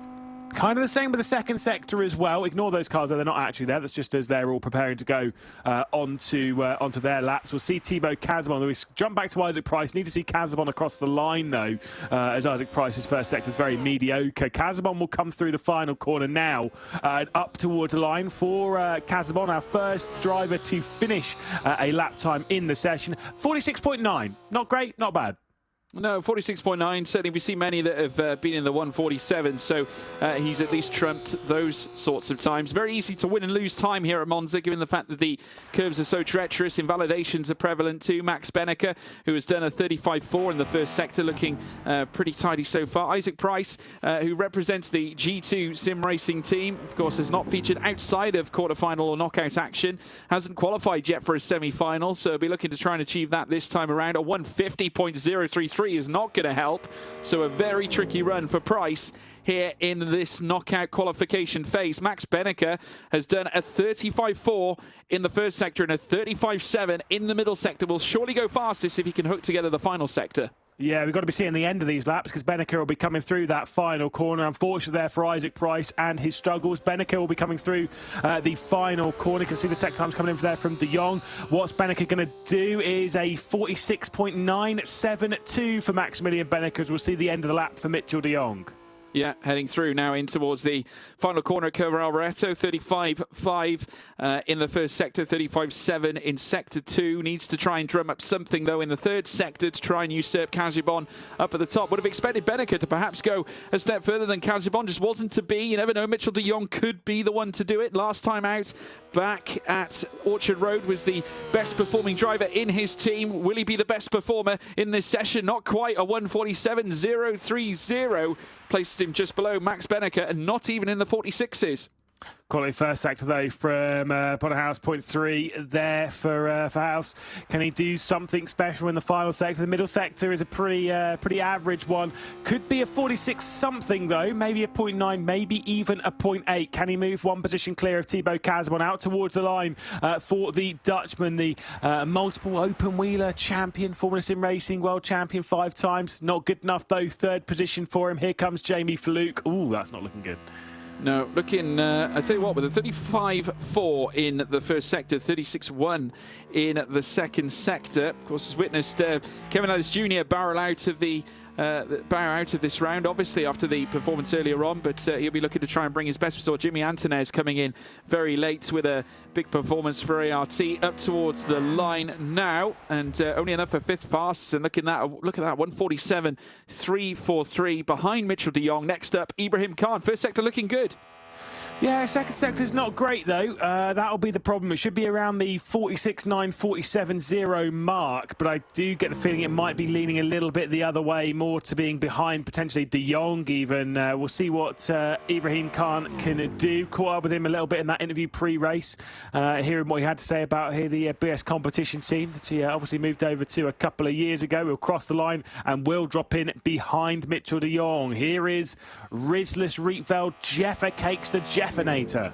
Yeah, I tell you what, looking looking strong in the first sector with a 35.387, 35.7 in sector 2. Needs to dig deep for a big final sector if he wants to try and topple Casibon and Benneke and maybe Bono House as well. This lap time could yet put him between Ps3 and 4. Maybe better than Bono House if he's fortunate in this final sector. No, he'll do better. Goes fastest with a 146.940. Red line looking in rude health here at Monza.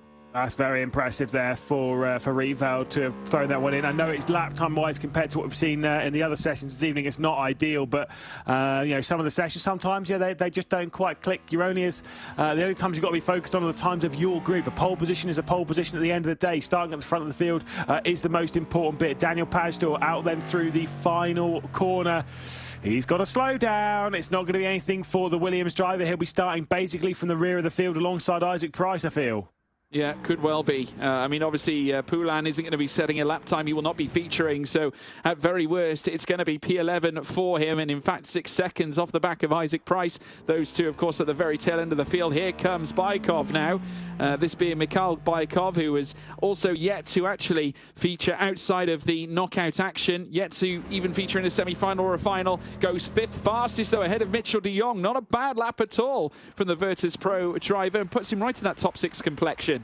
We do have Josh Poulain out on the track. That is at least Poulain's car. Sector times not ideal. Maybe they've dragged Krim back in. Sorry, that's such an unnecessary shot. I'm so sorry. Oh dear, poor Poulain. There is Matuszewski, who is also out on track, 35.4. Just waiting for Poulain now to cross the line. Matuszewski, who's managed to pull together a 35.7 in that middle sector. The pole, obviously representing Team Falcons, who were certainly one of the big stories coming out of Daytona after some final performances, and I must say a little bit of frustration coming in off the back of Jakob, and just look at the hand gestures, not happy one iota with that. 35.4 in the first sector is certainly not the best that we've seen. Poulain sets a 1:57.815 and goes below Daniel Pajtor. Yeah, we'll see Matuszewski across the line. I think that might be someone behind the wheel with Poulain's car, so that they can start the race in the back to then instantly retire, so it doesn't mess up the timesheets. It might be more what it's about. Matuszewski not very happy. Rietveld, though, certainly not risless. What a lap time from him. Pole position with a 46.940, 5 thousandths clear of Thibaut Casabon. You can see there, very, very impressive. Casabon himself not that far ahead of most recent winner, Maximilian Benneker. There he is for Mouse, looking to grab himself an extra semi-final appearance to make it another one for the Mouse team, and 4 from 4 drivers. But yeah, very impressive session. Massively impressive, and on part of Casabon was finishing in the final race at Orchard Road last time out, finishing 6th place in behind his teammate Johan Jovski, who finished runner-up in that round. He will be looking to try and maybe go further this time. Obviously, this is obviously leading up through to the semi-finals. Take us through the grid, though, Lewis. Yeah, indeed. As we'll see, Poulain starting from the rear of the field, but again, will not be in this race. So, unfortunately for him, as far as we're aware, not a part of the racing here for the 4th knockout this evening. Daniel Pajtor then from 11th with the slowdown penalty. Isaac Price in 10th. Matuszewski in 9th position. You saw how angry he was about his lap. I think got a slowdown penalty departing the Ascari chicane. Jamie Fluke and Ibrahim Khan outside of the top 6, where we'll see Mitchell de Jong looking to try and make it. All 4 Porsches moving their way through. Baikov for the Virtus Pro team in 5th position, with Bonnerhaus trying to get himself through into a semi-final. The only Guild driver, as you pointed out so far this season, that's moved through into the semi-final is James Baldwin. He's done it twice, including this evening. Maximilian Benneker from 3rd position, the only driver to have won in all 3 seasons of ESL R1. Thibaut Casabon starting alongside Jeffrey Rietveld on the front row of the grid with just 5 thousandths of a second between the pair of them, and Rietveld looking very strong indeed. We've seen Redline look strong this season. They are the points leaders in the team's championship thus far, looking to continue that form and record. I tell you what, this race could be somewhat of a raffle draw. I think anything could happen in this particular fight. We saw a very strange qualifying session of sorts. Again, we see the water bottle featured on part of Ibrahim Khan. There is Isaac Price, who needs to dig deep for a big result here. But again, there's a plethora of opportunity here at Monza. Bono House will know all about that in his experience as a driver of so many years. Has been certainly at the highest level since his early teens. There is Max Benneker coming off the back of round victory at Orchard Road. Could it be victory this time in quarter-final action, or knockout action here at Monza? We'll have to wait and see. Yeah, I mean, look, I'm not going to lie. I don't know who the favourite for the race is for you, but I've actually got to lean the way of Max Benneker. I think he's the kind of driver that will suit the style of racing that we've got here around Monza. We've seen a lot of overtakes. That said, the thought process for Rietveld might be quite high. Drivers that are starting a little bit further down the order though, like we're seeing now, I think there's still a chance for them to move their way through if they have qualified poorly. We'll have to wait and see if there is going to be any progress in the likes of Maciejewski from the rear of the field, maybe even for Daniel Pajzdor from the front of the field though as the lights come out. It is Redline leading from pole position. Rietveld though not with a great launch. You might have the Frenchman Thibaut Cazemon launching his way down the inside. 3 wide behind all this is we've got Jamie Fluker, Ibrahim Khan and Maciejewski going side by side. The Falcons car to the outside, contact in T1, backwards goes Benneker, backwards goes Benneker, off the rear of the field, and the Mouse drivers drop right the way down. Yeah, and we also saw some muscling as well further up between what looked to be Ibrahim Khan, Daniel Pajzdor and Jakub Matuszewski as we now see them run side by side heading out of Curva Grande.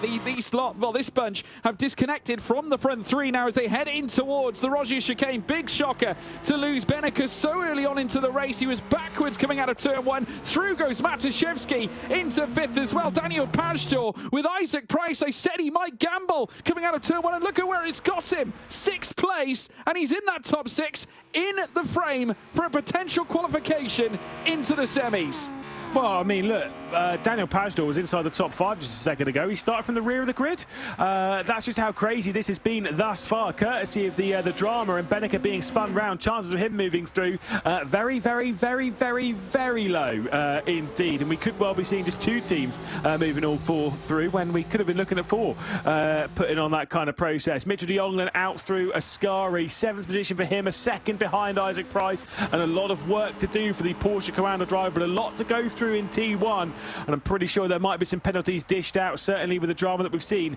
Is Benneker out of this? Is there the chance for Benneker to move his way through? By the way, just to clarify one really important thing, that's not the commentator's curse. I just said he was the favourite for this race because it's the style of racing. I take no blame for what someone did at T1. Same. I don't know. I think there'll be plenty of viewers out there disagreeing with you there, Lewis McLean. So we now see Jeffrey Rietveld, no doubt, taking the fastest lap of the race, no surprise, leading out of lap 1 onto lap 2. Thibaut Cazemon in 2nd place, now 4/10 in behind the leader.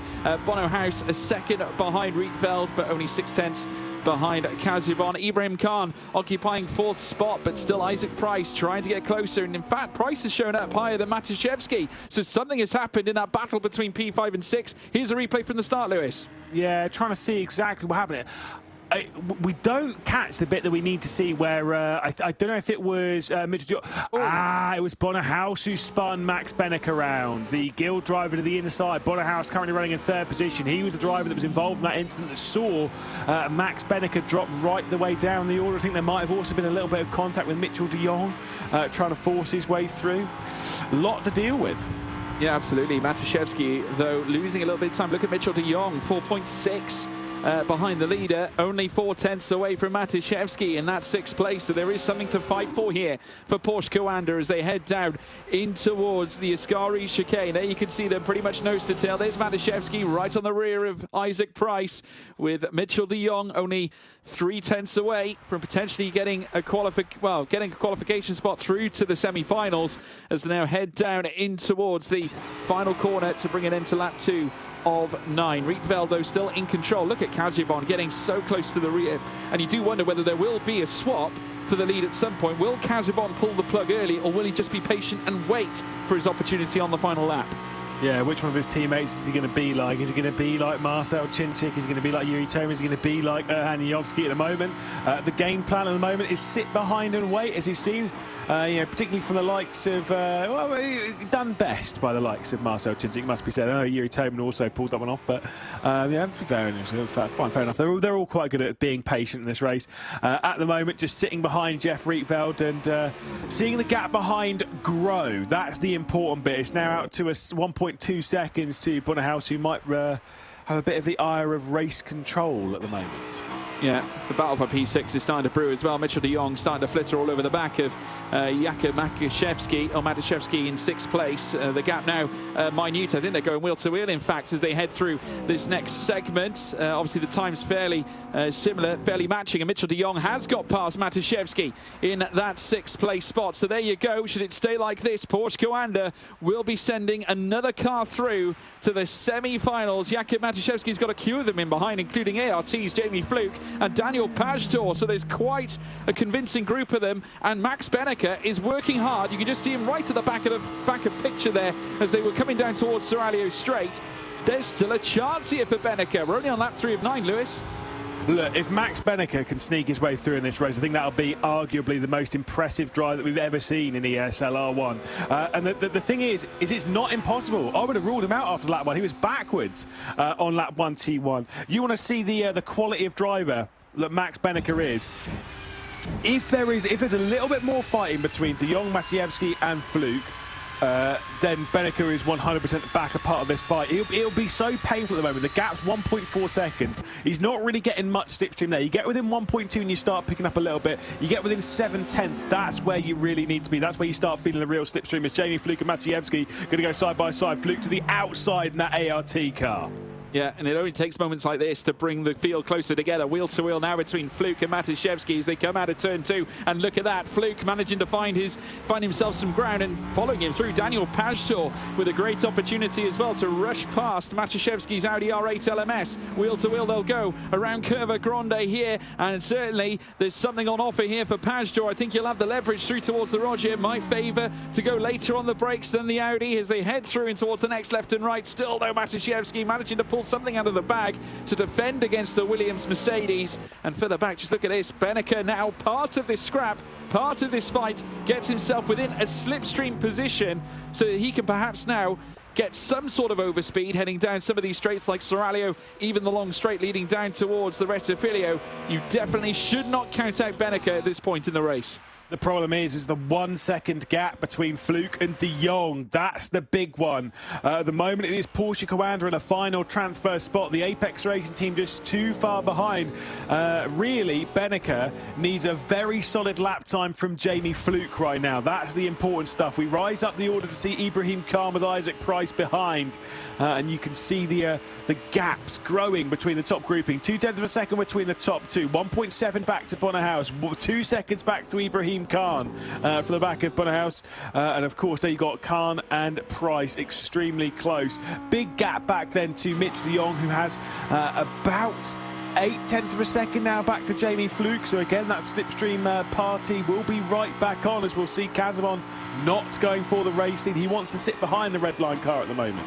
Yeah, none of this is over until it's over. We're now beyond the halfway point as now Jeffrey Rietveld makes his way out of turn 2. Casabon still patiently waiting in behind. The one thing that's going Casabon's way is the fact that there is a huge gap in between he and Bono House. So it leaves the Audi and the BMW to fight up at the front of the order. Still fastest lap gifted to Casabon at this point. Ibrahim Khan, who we're currently seeing in P5 with Mitchell de Jong. There's quite a gap between those two as well, as now Mitchell de Jong starts losing a little bit more time here. You can just see there the gap starting to come down slightly. It's now 0.7 between de Jong and Fluke. So there is some inroads being felt here by the ART Mercedes.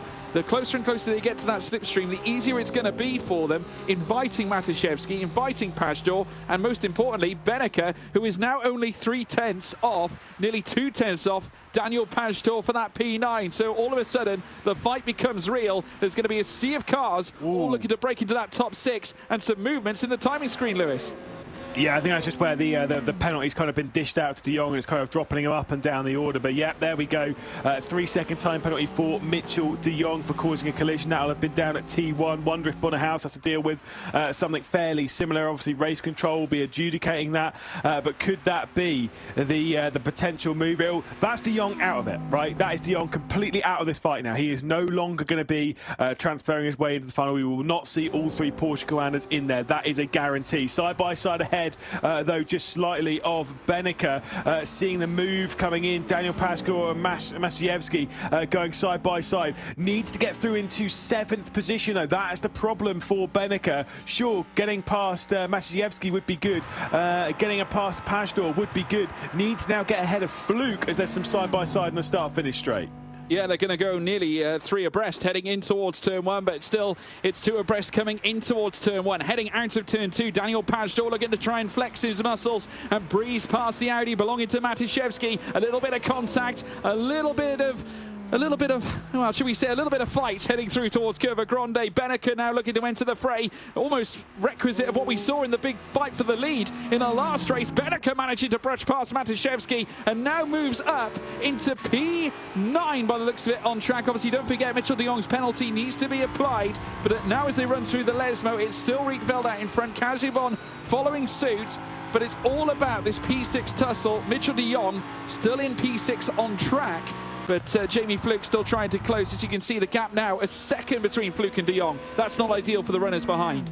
Yeah, I mean, look, realistically, de Jong not going to go through. At the moment, it is going to be Fluke moving through. He's got 1.5 seconds back to Daniel Pajtor. The chance of Benneker moving through slipping out of his fingers. There'll be 3 laps left to go at the line. So, again, the opportunity is getting away from him. Still close for the race, as we saw. Rietveld, Kazibon not separated by very much. There is Kazibon behind Jeff Rietveld. Vitality with a lot of podiums, no victories today. That could be switching here. Let's just wait and see if he's not going to go for a move now. That's the important bit. He's going to sit behind, he's going to be patient, he's going to be calm as the Frenchman. He's not getting feisty yet, but I'm pretty sure he will be a feisty Frenchman come the checkered flag. Yeah, absolutely. You can just see that now once again waiting in the wings of Jeffrey Rietveld's car. Kazibon just being patient. He still holds the fastest lap of the race so far, 73 thousandths behind Rietveld this time as they enter turn 1 and out of turn 2. I can assure you that Rietveld is not looking down. He's looking right ahead of him here because, of course, he's got some nice clean air, but still at the same time wary of the Audi R8 that is currently sat behind him in this battle for the lead. 2.5 seconds separating Bono House and Kazibon. Question is, will Bono House, do you think, face any reprimand for what happened at turn 1 at the very start, Lewis? 100%. I think he will get a penalty. I mean, I think, at least from the one angle that we saw, I'm pretty sure it was like a large part. I can speak English, don't worry. A large portion of that was on the shoulders of Bonnehaus. The thing is, I'm not sure the penalty is going to be large enough to drop him outside of the top 6. So I think the Guild driver is going through. I think Bonnehaus is going through. I just don't. I think the penalty, like, it's going to be a time penalty. It's just not going to be enough. Because it's kind of the thing of, like, you might say, oh, well, the penalty should be enough to drop him back behind Benneker. It's like, that's not really how penalties work. You've got to penalise for the incident, i.e. for the crime, rather than the aftermath, right? Because if you have a little, side-by-side tussle for the race lead, and then suddenly, I don't know, you get some really weird contact because it's sent someone out of the barrier, and then it bounces back and takes out the entire field, you can't penalise them for taking out the entire field, because that's kind of not what's happened. It's just bad luck. Yeah, I mean, say, for example, as well, if Benneker was to, by some miracle, finish ahead of Bono House, then obviously you can't really use that argument. It's got to be a time penalty. So there we go. Rietveld at the head as now Kazibon gains closer and closer on the penultimate lap of the race here in Knockout 4.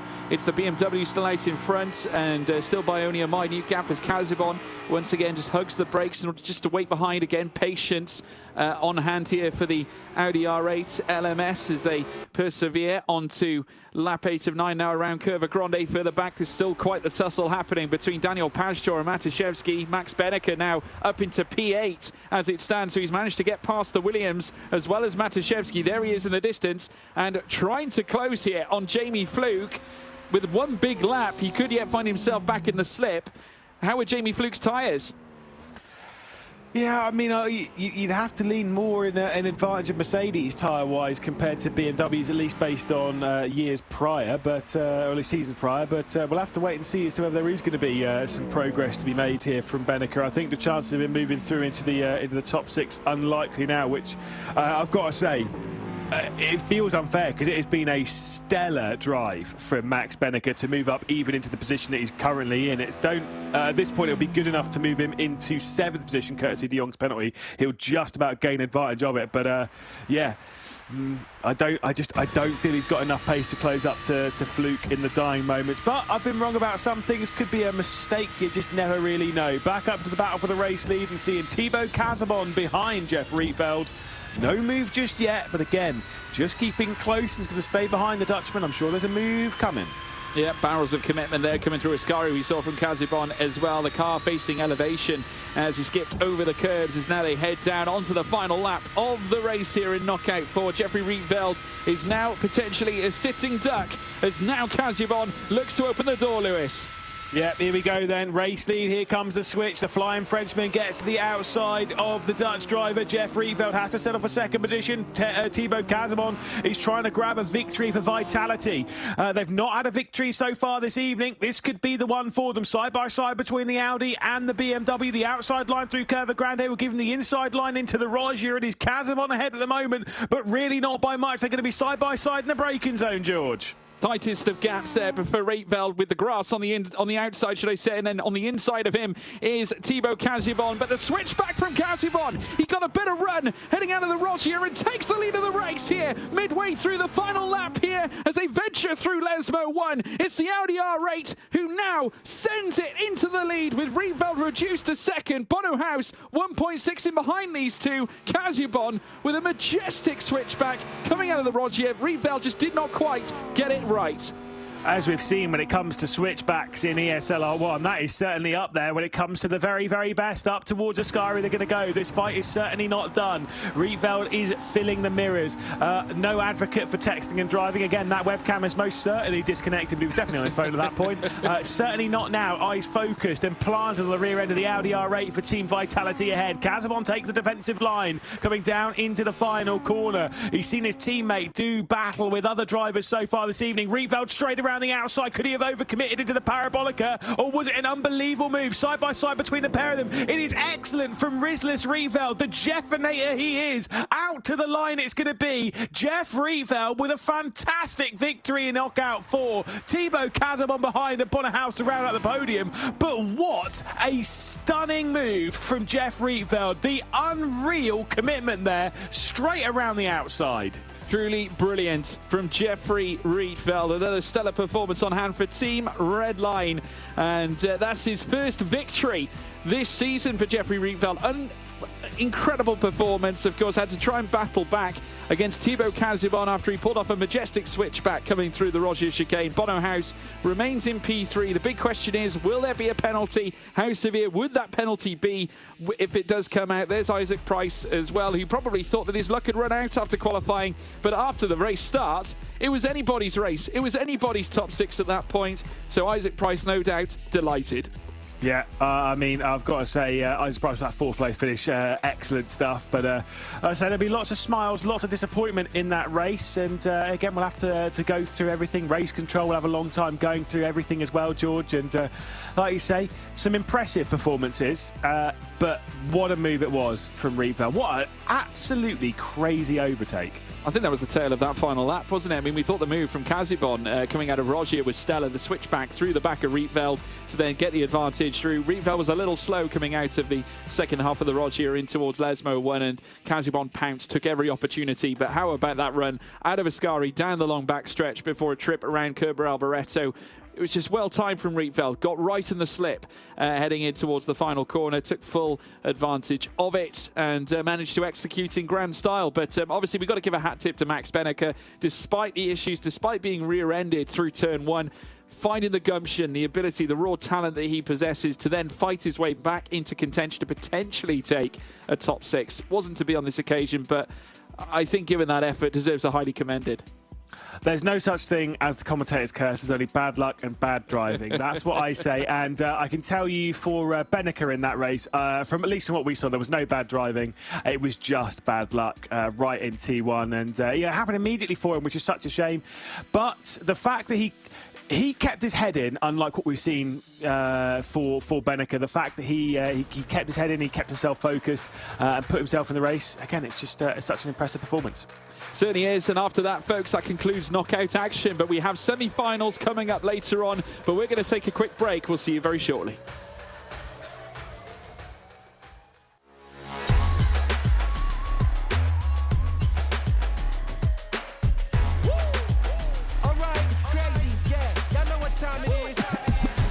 Test. Watch how we flex, kick it real fresh, cause we out the best. Let's go. Yeah, we climb the highest, keep it the realest, tall like a giant, cause you know that we're the biggest. Let's go. Let's go.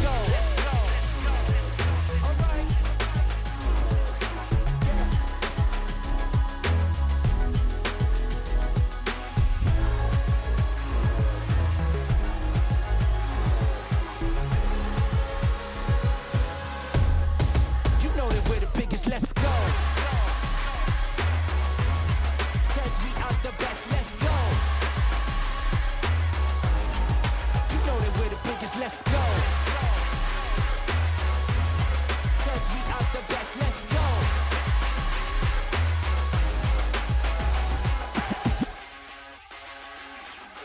It's not a test, watch how we flex. When you kick it this fresh, can't help but be the best, let's go.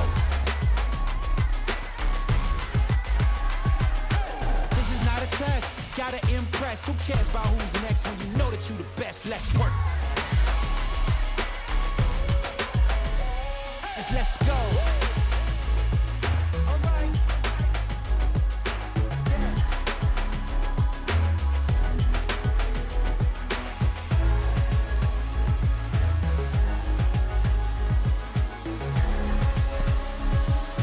Tall like a giant, cause you know that we're the biggest, we're the biggest, we're the biggest. You know that we're the biggest, let's go. Cause we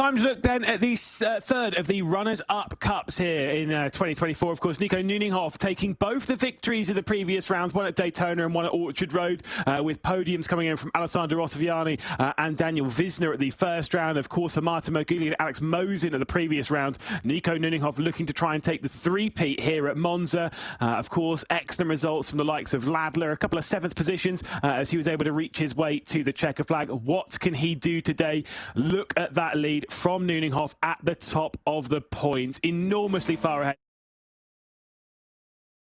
And once again, it is Nico Nuninghoff from pole position. An excellent start from him to lead down into that first corner. I believe it might be Moline trying to get past Robert Wiesenmuller here. RW jumping in to the round and dropping back to 3rd position on the race start, George. Yeah, absolutely. Very good start from Nuninghoff now. Has consolidated his lead right at the front. Moline and Wiesenmuller down in P3, just trying to keep Ladler in behind, who we're currently riding on board with as he makes his way around the Curva Grande in the opening lap of 9 as they cruise down towards the Rogier. Opening the door comes Wiesenmuller, lining up alongside Moline as they look to tie up, heading through towards the next chicane at turns 4 and 5. Who's going to have the upper hand? It will go to Moline. He's going to hold position. 1.3 though, keenly enough, from Nuninghoff, who's stretching that advantage.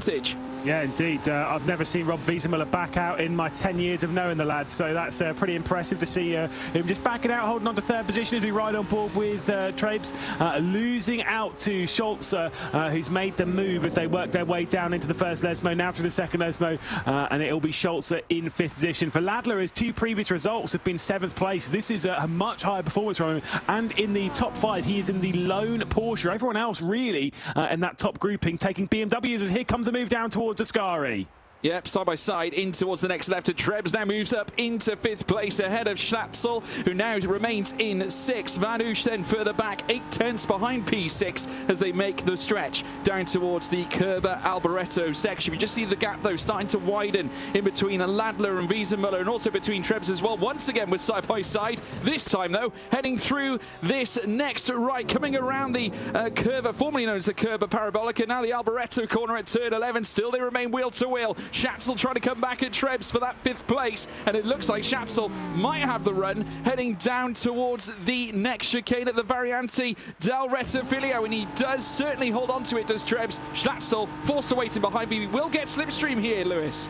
Yeah, indeed. Siev's going to make a move. There's also one coming up further down the order. Rob Wiesenmuller has taken over 2nd position as well, is in a little bit too deep. Goes Schatzel and has opened the door for Vanush to maybe squeeze his way past as they head up towards Curva Grande, making the run on the exit of the opening chicane there, and it could be the switch. It's going to be side by side down into the Rogier. I'm not sure about that one. I think Schatzel's going to back out.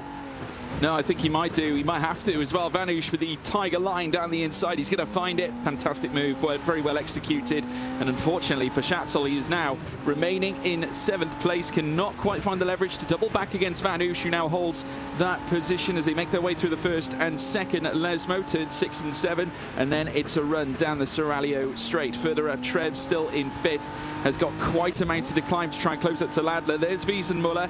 Look at the gap again. 3 seconds. Remember, it was only 1.5 before. In 1 lap alone, another 1.5 seconds found from Nuninghoff. Yeah, indeed. This is, again, very impressive. He's won the opening 2 races of the championship, basically going to secure the title before we've even had a breath of the second half of the season. So impressive from Nico Nuninghoff. Rob Wiesenmuller on his debut in the Runners-Up Cup. I can tell you for sure he's not a debutant in the world of sim racing. Again, I've known him for, to be fair, literally everyone on this grid is well aware as to Rob Wiesenmuller, especially with the stuff that he's done behind the scenes for ESL R1 and Rennsport over the last 12 months. Was a key figure at the early part of last year.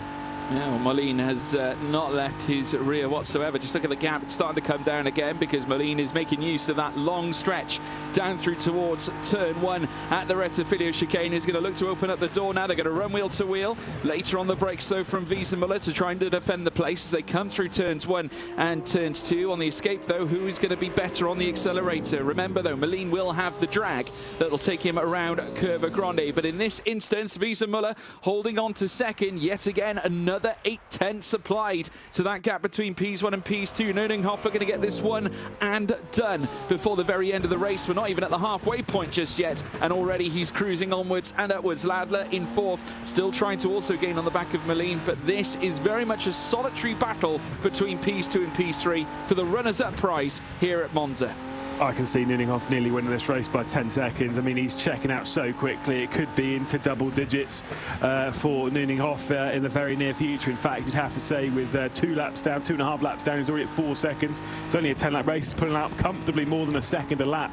At the moment is Nuninghoff, who we're riding on board with now. Such a dominant performance so far. Again, he's at nearly 50 points clear of the next car in the championship and is looking to add to that even more so. Yeah, sure, there's not too many drivers that have actually taken part in all of the rounds thus far, but still to have that as a performance, honestly, it's pretty ridiculous.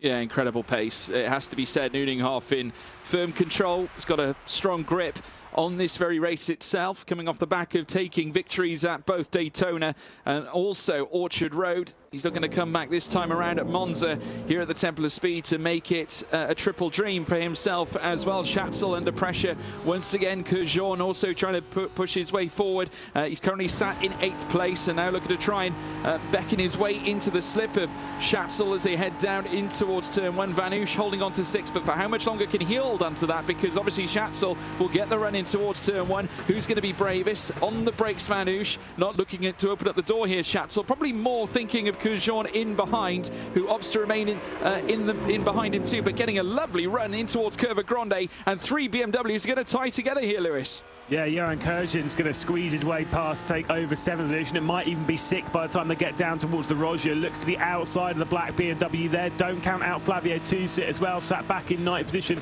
in the Porsche, trying to find a way past. Into the Roger they go, clipping that first curb and chucking it over the sausage on the inside, out wide as we ride on board with Tusit. Maybe taking a little bit too much of the exit there, running 2 wheels into the gravel. Slowed the Porsche down just a touch. Also, to be fair, don't count out the likes of Alex Santana. We know he's done pretty well. Did finish in 4th position back in Orchard Road, did Santana.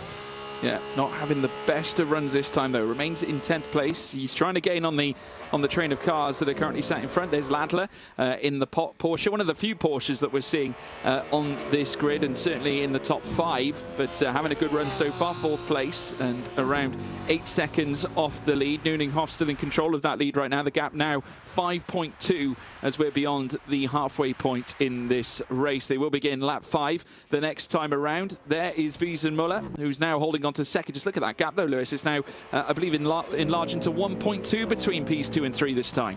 Yeah, I think Moline's maybe had a couple of struggles going through the likes of Ascari and the likes, and has slowed himself down. You can see some of the signatures there on the livery. Of course, this is the one that you could only get with something to do with our season finale and the full major, of course, which we had at Jönköping. I didn't even realise there were signatures on it. I think that's a sick touch. Great livery as well. But Rob Wiesenmuller is using it to try and pull away and secure 2nd position. The gaps, it's close. Moline's kind of like just about hanging on. If that gap grows by another 2, maybe 3 tenths, Wiesenmuller's gone. But at this point, there is still hope that gap can come back down. Yeah, well, it could still do. I mean, Moline's got every chance, as much chance as anybody, but it's still in the hands of Robert Wiesenmuller at this stage in 2nd place. Nico Nuninghoff, though, well and truly clear. 6 seconds now, the gap in between Ps1 and Ps2. But just look at Moline just pulling out all the stops to close that gap. It was 1.2.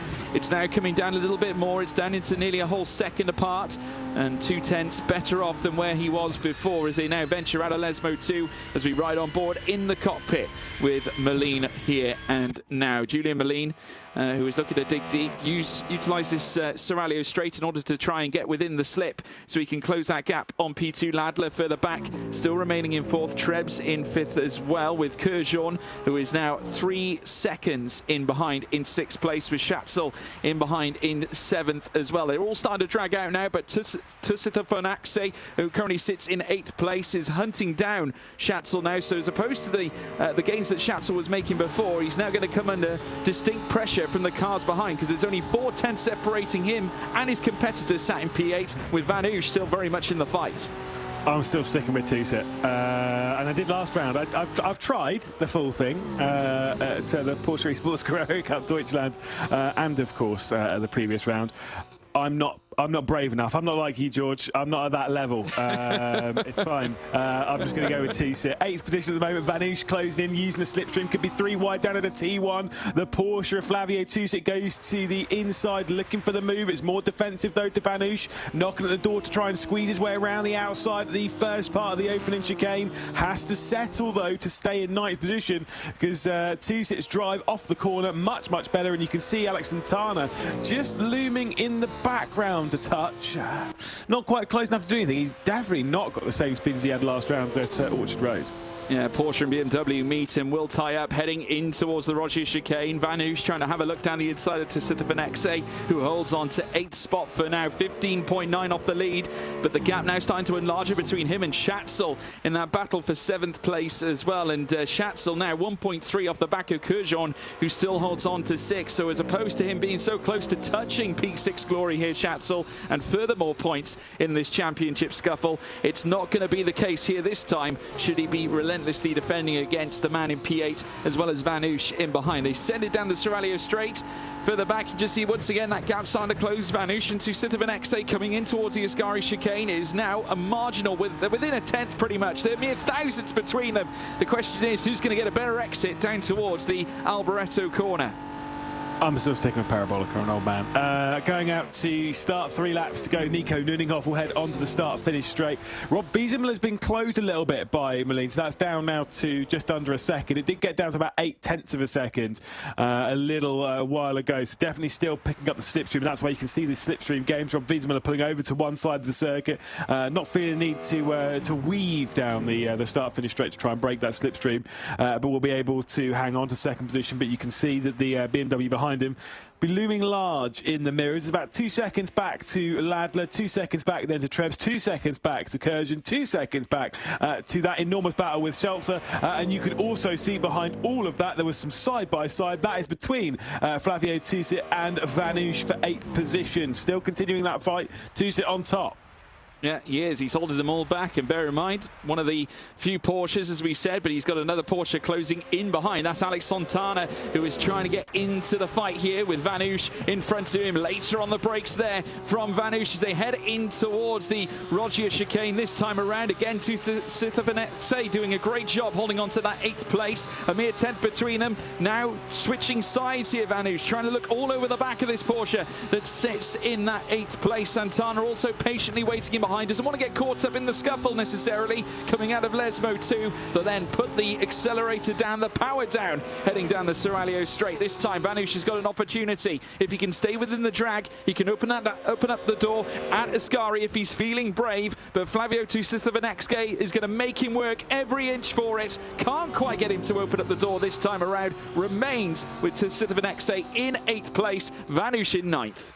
Yeah, I mean, Flavio's doing a great job at defending and kind of just not getting too drawn into it, just controlling himself as we head out. 2 laps left to go, very close for second position as well. Looking at Moline now on the rear end of RW. Rob Wiesemüller, second position at the moment. It's closed its way back down, 6/10 of a second separating the two of them, as I believe there might have been an issue. Vanush is dropping down the order, as is Two-Sit.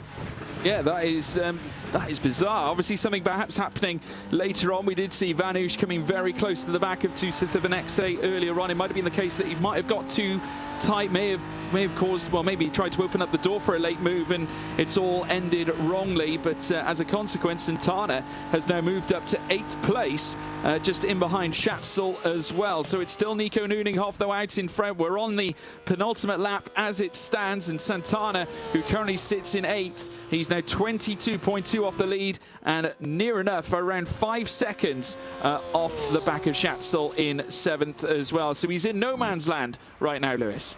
Yeah, and as much as he's stolen the number of our most recent winner in ESL R1, of course, Max Benneker stealing the 71. It's not helping him out so much here, just sitting in 8th position, as we'll see Kurjan working his way through. Again, the gaps now very suddenly, since that battle has come to a close, have very suddenly opened their way out. So clearly there was some form of drama between Flavio Two-Sit and Jan Vanush. But I don't know, I just don't know what would have happened. I'm trying to work out what... It would have been down into the Parabolica surely. But then it's that must require a bit of a dive, because I mean, they were pretty close, but still. Either way, we're thinking and assuming as to what happened. So who knows? Yeah, absolutely. Well, Nuninghoff has just taken the start-finish line for the penultimate time. Of course, next time it will decide the winner in this venture. And obviously, Nuninghoff in the prime seats right now. Looking further back, Wiesenmuller still relentlessly defending. Just look at Molin's drive now. Since we last checked, he has done a tremendous job, has Julian Molin, to close that gap. He is now mere tenths separating he and Wiesenmuller right now. Robert's got to try and defend with all his might over the next lap or so, because Molin might well have a chance, but a lovely exit from Wiesenmuller coming out of turn 2.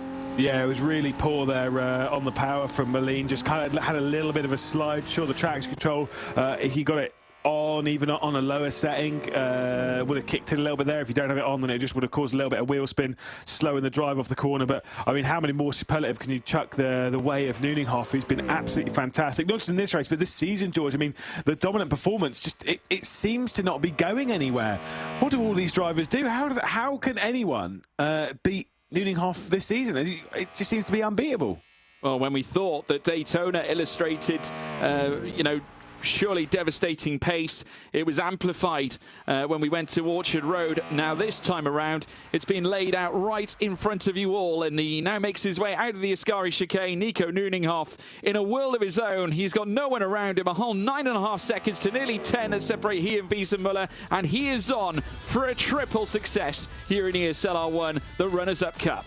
Yeah, certainly so. Then through the final corner goes Nico Nuninghoff to come across the line, and it'll be a long wait for everyone behind. It is the three-peat for Nuninghoff. Ticked off Daytona, ticked off Orchard Road, ticks off Monza as well. How many more races can he win before the end of the season? Can he take all of them? We'll have to wait and see. Rob Wiesenmuller and Molin behind to take second and third in the third round of the Runners-Up Cup.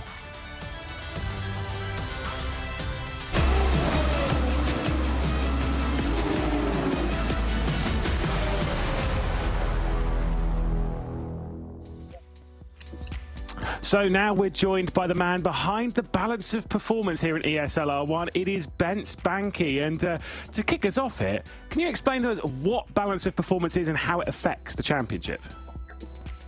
Yes, hello everyone. So balance of performance is basically the ballast weight and the power multiplier that we use on cars to ensure that every car on the grid is balanced and that the competition is fair.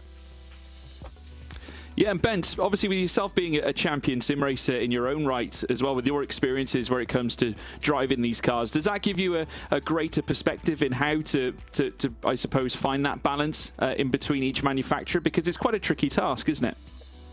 Yes, definitely. So we see in other high-profile esports series that the balance of performance is sometimes terribly wrong, and it leads to heated discussions because other series leave it to developers or testers who may not have the insight to produce a solid baseline setting. So thanks heaven, Transport, we have myself being in charge of the BOP, but also some other very talented testers. And what we do different, what really distinguishes our approach, is that we involve drivers in the whole process. So we, let's say we outsource some of the responsibility to the drivers. How does that kind of work? You know, obviously you're bringing the drivers into it. You've got to deal with the drivers an awful lot. What's their kind of feedback process? You know, what's their opinions on it as well? I'm sure you've heard that a fair amount. And how do you bring the drivers into it? How does that side of it work? Sure. So in preparation for the season, we had a so-called BOP test week, during which all teams were mandated to drive the cars of their competitors. This way, they have an incentive and they have an opportunity to demonstrate that the cars of their competitors are superior to the car they are using in the season. So, because otherwise they would be inclined to do some sandbagging if we ask them to provide telemetry data on their own car. During this week, they had two different types of tasks. First, they had to complete at least one 60-minute-long session on each track of the drivers and the team championship, so 6 different tracks, and then 2 race stints on Spa, and Orchard Road. Then we fetched all the telemetry data from these teams. For the record, more than 7,000 laps were completed on the 3 tracks of the Teams Championship, which is a huge amount of data, as you can imagine. And then finally, we produced some statistical outputs based on these runnings. More than 10 different types of outputs, including sector time analysis, percentile analysis, fastest time analysis, estimating car potentials. We, of course, took a look at the top speeds, the acceleration. So it underwent very heavy analysis. And then we produced the final BOP separately for each round. Yeah, it's very interesting to obviously look at it from an actual specific circuit, Ben. So just looking ahead, we've got obviously Monza tonight. That is obviously what we're looking at. What are the challenges around getting this balance of performance absolutely smack on, or to the best of your ability anyway, especially seeing as we've just come from 2 vastly different tracks such as Daytona and then since going to Orchard Road as well. Looking ahead to Monza, what kind of challenges does that present when trying to measure out the BOP between each of the cars? Yeah, so long straights are the hallmarks of this circuit, which really put the engines to the test. So if you have slightly higher drag or less engine power, then you are in big trouble because you are a sitting duck on straights and an easy prey for others, and you cannot really make up ground in these very short races. Of course, we have to heavily rely on our pre-balancing, what we did before the season, because it is actually very, very complicated and borderline impossible to iron out some issues with the torque map, for example, if you have that. We saw on Daytona that the Mercedes was very strong in straight line and especially in slipstream, so I would expect them to be rather competitive tonight as well. On the other hand, the Porsche might struggle a bit. They lack a tiny bit of power in 4th and 5th gears especially, so they should fare better on tracks which have medium and high downforce corners, for example. But we try to ensure that they are in the hunt as well, and I'm expecting a good race from the Porsche drivers as well. Now, George alluded to it a little bit earlier on, but you're an esports driver yourself, a multiple esports champion, even in the fairly recent past as well. I've been commentating on you for a fair while. Is this how you'd want a BOP system personally? If you were taking part in the championship, is this how you'd want it to play out? Or what other opinions would you have? How would you change it if you could? Well, it's an interesting question. It's very laborious for the drivers, right? But I feel like this is the right way to do it, to approach it, because this way they really cannot complain. Of course, they can still complain at me, but if I present them with the charts that, hey, look, your rival from the other team extracted more lap time from your car than you can, then it's very, very difficult for them to explain the difference. So I like this system. Of course, it can be fine-tuned all the time, and we did some small tweaks to ensure more transparency, for example, in direction to the teams. But overall, I think this is a very as fair as it could get, basically. Well, Ben, thank you so much for giving us the lowdown as to what happens with BOP, what it is, and how it affects ESL R1. Cheers. Thank you. Welcome back, everybody, to ESL R1. And I must say, after witnessing and having those few words with Ben, it certainly did highlight the intense scrutiny these cars go under where it comes to BOP. At the end of the day, it's a fair fight. We want to see all the cars tussling together so closely on field, on action, on track. We've seen plenty of that already in the quarterfinals, Lewis. Looking ahead again, we could yet see some more in the semi-finals, but it just goes to show a lot of work behind the scenes to get ready for a championship like this. Yeah, again, like all the drivers putting in all the work. Ben Spanky there putting in all the work. There's a lot of work behind the scenes to make sure it's as equal as possible, and that will continue on until we get to Riyadh as well. Again, you did see there at the bottom of your screen, !survey in the Twitch chat to give us your feedback, to tell us what you've been thinking. And again, please suggest that I get a different commentator with me, please. You'd miss me, Lewis. But yeah, looking ahead, we've got some really brilliant semi-finals. We witnessed obviously a little bit of drama through the course of the knockouts, but nonetheless, you know, looking forward. I mean, who has really caught your eye? Any particular team? Is it a case that Redline have looked the strongest? I mean, you've got to give credit to Team Vitality as well. They've looked decent, but a few others, you know, Guild also having a few names that have pulled their heads above the parapet. They haven't had an easy start to their championship campaign, and also further on, you know, you've got the likes of BS Plus Competition who've also got a couple of drivers in with a chance. Do you know what? I'm actually going to lean a little bit, maybe it's a boring answer, but I'm actually going to lean a little bit towards Porsche Coanda. I think they've actually done very impressively. Yes, I know Mitch de Jong didn't go through, fair enough, whatever. But the fact they do have the other three going through, the fact they've taken a couple of victories, the fact they're looking pretty strong going into this, that they've got the pace, they've got the advantage. Maybe it is them. Here's a look at the Teams Championship at the moment, and no one's shocked. Who's on top and by the margin?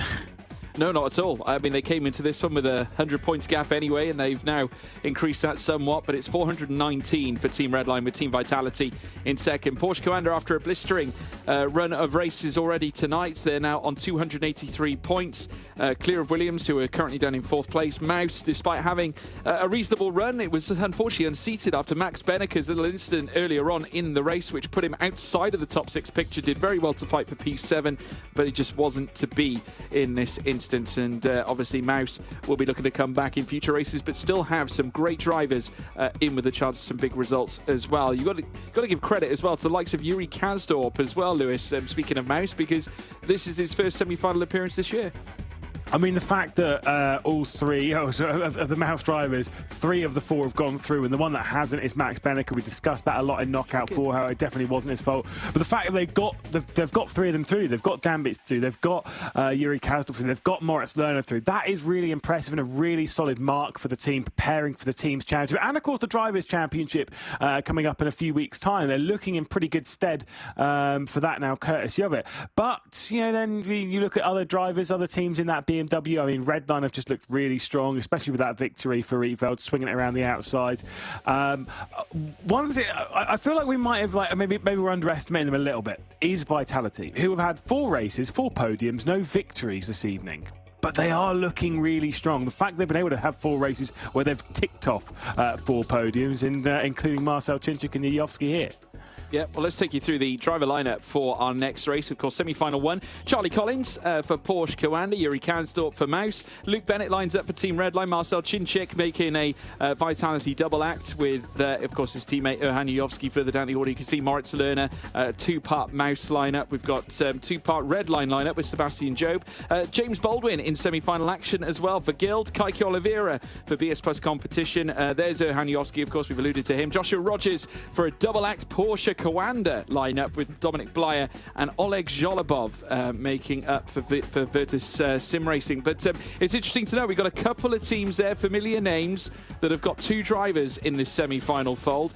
Great to see Kaiki Oliveira back. Of course, we saw some sterling performances last year from him at Furia. James Baldwin looking to bring his absolute best here this time around. Of course, remember his best finish so far in this championship has been 11th place in the semi-finals back at Orchard Road. So it's only up from here, right?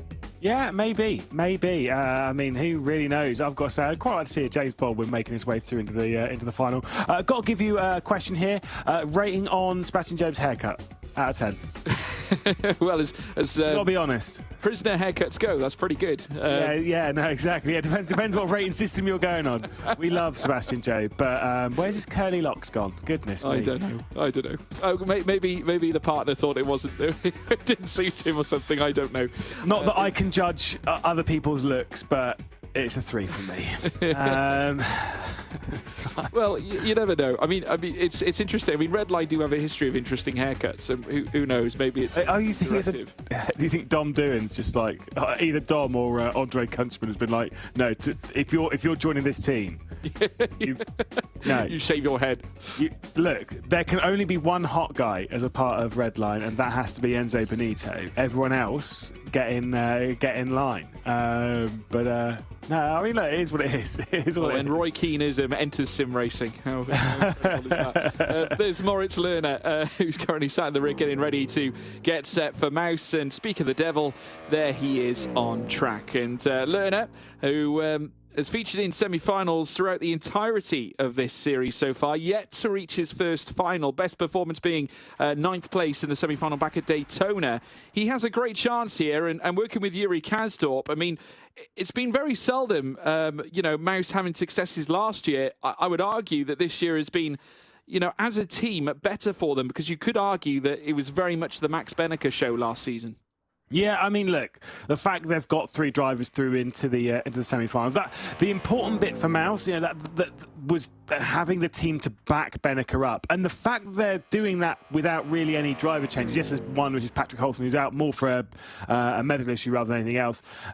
Christopher Dambit's coming in to step up, but the fact that Kasdorp and Lerner themselves have stepped up a little bit to assist a little bit more, I think that shows the mentality behind the scenes. I like the fact they've had what can be described as a very up and down 2023, and rather than going, right, we need to get the transfers in, we need to change everything behind the scenes, they've gone, no, we've got a solid base here, let's build on the base that we've got. And that's how you build a good sim racing team. It's not by changing everything all of the time, it's about building on that. Moritz Lerner, though, coming across the first sector, decent in the first sector, okay in the second sector. This isn't an ideal time. It's probably going to be a 0.9 or maybe even a 0. Yeah, 35.3 in the first sector. It's in the hallmarks of a decent lap, but obviously the 35.8, perhaps not so much in sector 2. But you never know. A blistering third sector could help him along as he comes through towards Kerber Alboreto. Of course, going back on what you were saying, it certainly does add value if you can enhance your own talent that you've had and you've maintained. Christopher Dambitz is a prime example here this season now as Moritz Lerner looks to try and enter his time into the fold. Will it be in the 46s? Not quite. 47, smack on the bubble to the 1000th, and now sits himself up at the top of the tree with still 11 other cars to make their way across the line. The question is, can anyone surpass him? Told you it was going to be a 0.9 or a 0. Literally exactly halfway between the two numbers that I picked. I say I'm good at this, mate. I am good at this. This is going to be a 0.897 from Luke Bennett. Out across the line. Here he goes. Let's see what it's going to be. Ooh, 857. I was close. I was close. 2 of the final 3. We'll give you that. Luke Bennett to the top with a 46.857. Yuri Kasdorp, who will look to try and potentially beat his teammate, has managed to amass a 35.3 in Sector 1. As Sector 1 goes alone, I think that does place him faster than Lerner in the first sector. Let's see if his third sector is just as fast as he makes his way up towards the line. Can he get past Luke Bennett as well as the Mouse car now makes its way across? He does manage to enlist a 46, but it's not quite the 146.8 that Bennett has managed to put onto the table. It's a 46.968 and goes second fastest. DB, Don Blyer, first sector, not so great. Second sector, actually pretty decent. Again, not quite on the money when it comes to going for pole position, but could be enough to put him ahead of the Mouse duo of Kasdorp and Lerner. Let's see what Blyer can do. The lone Williams in this. No Dara McCormack working his way through into the final. Got knocked out in knockout 1. Don Blyer across the line. Does go ahead of both of the Mouses, but behind Luke Bennett. Here comes Sebastian Job, the big one. Yeah. They tout this man as the best in the world, and I must say the first sector's looking reasonable. The second sector's looking quick. 35.764 in Sector 2, and that's where it's key. The final sector is also key. Let's see what Job can pull together for Team Redline. Great opportunity to perhaps join his teammate, perhaps even surpass Luke Bennett up at the head of the order. Dominic Blyer receiving that 4-speed limit. Here comes Job, second fastest. Not quite as quick as Bennett, but Redline in control in Ps1 and Ps2. Yeah, ignore the slowdown there for Don Blyer. That was after the line. But don't get me wrong, there are some heavy hitters to come in this session. You've got Kike Oliveira here with a great top 6 record. You've got the 2 Porsche Commanders, the 2 Vitalities. You've got Oleg Sholobov, who was so impressive earlier on in the evening, and James Bolden with so much to prove. Kike Oliveira's first sector, pretty decent. It's faster than Lerner's and Kasdorp's, but not faster than Blyer's. Across the line he's going to go. Could still be ahead of Blyer when it comes to the overall lap time. It's ahead of Job, even by 1,000th of a second. Kike Oliveira to the front row. It was a very impressive first and second sector from Oliveira and managed to curtail Sebastian Job as well, coming across the line by a mere thousandth. But Charlie Collins now registering a 35.4, not competitive in the first sector. The second sector, though, is there or thereabouts, not far from the 35.6s if he found another 22 thousandths of a second as he now makes his way up towards the line. Where are Porsche Coanda going to situate themselves? Higher than Mouse, higher than Oliveira, second on the timing tower, and only a graze behind Luke Bennett. Now, you classified Sebastian Job as the best in sim racing, but if you want to talk stats and numbers and the best in ESL R1, there is no one to look past further than this. 31 victories, the highest all-time winner in ESL R1, and on the percentages as well. He's overtaken Sebastian Job in that one. Josh Rogers out towards the line. First sector's not great. Second sector's perfect. Final sector's excellent as well. Cross the line, not quite the 6.55 he set earlier, but a 7.37. That'll be tough to beat for the rest of the field. That is a fantastic lap from Joshua Rogers, very much deserving, certainly touting those figures, as you've so rightly done so, Lewis McGlade. What a phenomenal talent, what a phenomenal driver, a true professional of Porsche Coanda. Rogers up at the top. Erhan Yuyovski, though, bidding to try and stop him. 35.3 in Sector 1, 35.8 in Sector 2. Up towards the line for the Audi R8. Can he get close to the cars up at the top end? Not quite. It's poor. It's a 1:47.050, and not something we've come to expect from someone as talented as Erhan Yuyovski. Be tough to see both Vitalities working their way through into the final based on that one. That is not a good lap time from the Macedonian. James Baldwin into the final sector. Of course, Guild looking for a first final in 2024. Is the second time they've faced the semi-finals in the hands of Baldwin. What can he do across the line? Second sector's not great, but the first sector is pretty decent. He goes mid-pack, 46.917. 2,000 a second slower than Kaiki Oliveira in fourth. He stays there at the end of the race. He will be into the final for the first time, James Baldwin, this season. Chinchek, who was enlisted 35.3 in Sector 1, 35.6 in Sector 2. Remember, he is the master of Monza. Will he be the master once more? Can he topple the incredible, the incomparable Joshua Rogers? Let's find out. The Audi R8 now sending it surely faster than his teammate, who currently sits in P10. Chinchek looking to go to the top. Can't quite do it. Again, a mere fragment. Just over 300ths between he and Rogers, but he's on the front row nonetheless. Yeah, Michel time is gone. He's already got a slow-down penalty. He was terrible off the exit of Ascari. He's made a mistake through there, confirming that it will be Josh Rogers starting from pole position and Marcel Chinchik alongside on the front row. It's Porsche, then Audi, then BMW at the front of the field. That is going to be very, very interesting indeed. Cholovov will complete the lap time, but it'll be good enough for 12th, and that will be all it's good enough for. So, what a lap time from this man here. It's not the 6.55. He's gone fast this evening so far. But again, I mean, there's a reason why he's got more wins than anyone else, and a higher percentage, and more podiums, and more top sixes. He is the GOAT of ESL R1. He certainly is.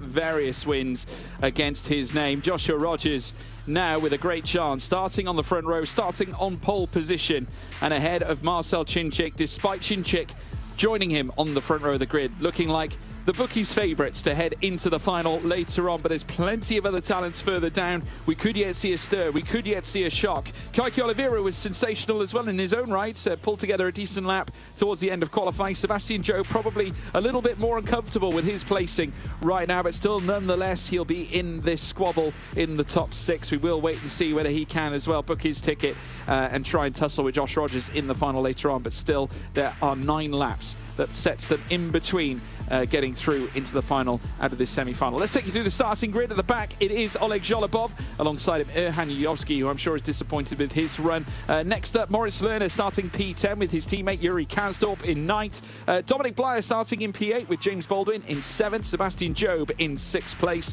Kaiki Oliveira in P5 with Charlie Collins in 4th. Luke Bennett in 3rd. Front row, Marcel Chinchik starts 2nd, but on pole, it's Joshua Rogers and Porsche Coanda bidding to obviously take victory again and put themselves in a good position to be in with a chance of taking another final. Let's wait and see. Semi-final action coming up, Lewis, and I must say advantage, Porsche Commander. They've got 2 cars on the front 2 rows. Yeah, but Redline are also up there as well. Kaiki Oliveira and his top 6 percentage would be hard-pressed to see him drop outside the top 6. I will say, I said all these records about Josh Rogers and all the number sheets. There's only one stat that I can see where he's not on top. He's actually 3rd, and that is top 6 percentage. Any guesses as to the 2 drivers that are ahead of him? They're both in this race. Let me indulge on this one, Lewis. Tell me. Okay. It is Sebastian Jobe and Marcel Chinchik. Sebastian Jobe has the highest, Marcel Chinchik is 2nd, and Josh Rogers is 3rd on the percentage of top 6 finishes. Basically what it's saying is those 3, they're all above 75%. So, you know, it's basically they're super likely to get through into the top 6. So it's kind of more between everyone else. I've got to say, though, Luke Bennett this season might be the man to beat. Could be. His form has been brilliant. Of course, going back further on, remember, round winner back at Daytona, and hadn't, well, in the final 2 races at Orchard Road, finished in the top 3 on both counts. So 2 podium finishes back at Orchard Road, 2 podium finishes back at Daytona, and should the form be believed this time, another 2 podiums could go a long way this time at Monza. Let's wait and see. Obviously, there's Moritz Lerner, who's looking to get set as well. All the lights now lit here at Monza near enough. 3, 4, now 5 lights. And it's pedal to the metal. And it is go, go, go, go, go. Great start indeed from Joshua Rogers right to the front, getting the jump on Marcel Chinchik straight away as they lurch down through towards turn 1. We've got Team Redline individuals in behind with Luke Bennett, who looks to try and find his way through, has got the Tiger line here, entering turn 1 here alongside Chinchik. And there's Charlie Collins off at turn 1, venturing off out of turn 2. Despite him taking the lead throughout, surely he has to give the places back. Rogers still in 2nd. He will take the lead of the race. Luke Bennett surely will go through, as will Chinchik. Oliveira waiting in the wings in 5th. That was not Collins' fault. He was pushed into that by Oliveira. I think I might have had a bit of assistance behind, but Charlie Collins drops back to 4th position. I'm sure Race Control will be investigating it. I don't know if he's got any form of slowdown that he might have to give up some more and all of that. Got to say, horrific start from Moritz Lerner. I think even you've started races better than that. Right the way off the rear end of the field. Yuyovsky and Blyer also 3 seconds behind Lerner now. So those 2 are done. They're out.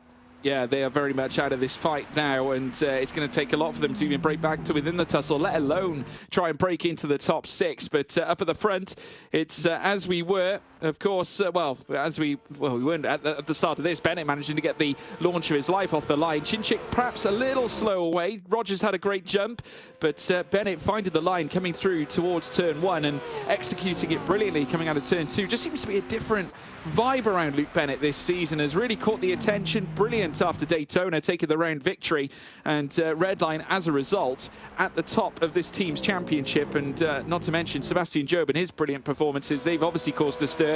Currently sits P7. As it stands, though, will not be going through to the final should it stay like this. There's Jobe in the bottom left of your screen. We also caught sight of Oleg Zholobov as there we see a fight for P3 brewing further back. That's Marcel Chinchik and Charlie Collins, who unfortunately cut the chicane. Again, Collins, though, reverting back to behind the Audi R8 as they once again go in tandem. Rogers, Bennett, Chinchik, Collins, Oliveira down in 5th with Baldwin in 6th place, and Sebastian Jobe just hovering all over the back of Baldwin's Guild Esports car right now.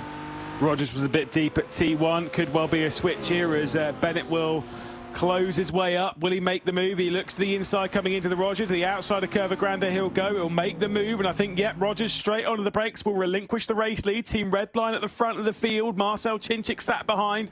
Vitality have a 100% record of podiums so far this evening, but 0% record when it comes to victories. Could Marcel Chinchik be turning that around now? Could he be going after the win? Has he got the pace? Has he got the potential in doing so?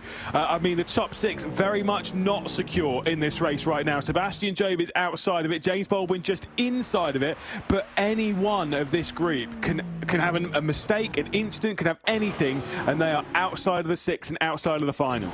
Yeah, very interesting mentality take here from Luke Bennett, of course, very early on making the move past Joshua Rogers. He could have so easily stayed behind, but at the same time did not want to allow an opportunity for Marcel Chinchik to move into 2nd. And at that same time, important to keep Rogers down. Doesn't want to allow him that clean air, doesn't want to allow him a full view of a clean racetrack, because, of course, as soon as Rogers takes hold up at the front, it's very difficult to bring him back down again. And obviously, if he can keep Rogers bottled up, it will allow Chinchik an opportunity to perhaps move into P2. So different race strategies at this point. And obviously, given the fact we've got a final coming up as well, not to mention the points equation, they're trying to keep a lid on Porsche Commander right now. And take a look at this. Marcel Chinchik just waiting in behind Joshua Rogers. He could have so easily gone for P2, maybe even for the lead of the race, but Chinchik staying behind here at this point.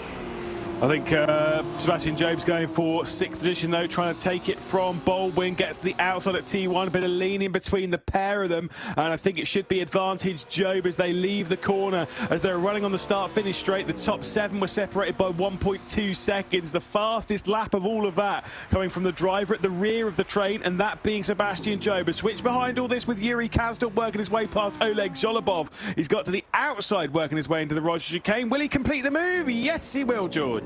Fantastic move there from Yuri Kazdorp, and he might even tow along his teammate, because now it's Moritz Lerner's turn to try and get past the Mercedes AMG as they head through the Lesmo. Lesmo 1 in towards Lesmo 2 as well. Right at the front still Bennett with a 0.3 of a second advantage on Rogers as they look to fraternize over P1 right now. Down the Seraglio straight they will go. Great chance here for Lerner. If he can get in the slip, obviously a slip being provided to Zholobov from Yuri Kazdorp too, so it's not going to be necessarily that easy for Lerner to get past. There is Charlie Collins, who is hovering all over the back of Chinchik, and you can just see their top 4 all within a second. That is how tight this is, Lewis.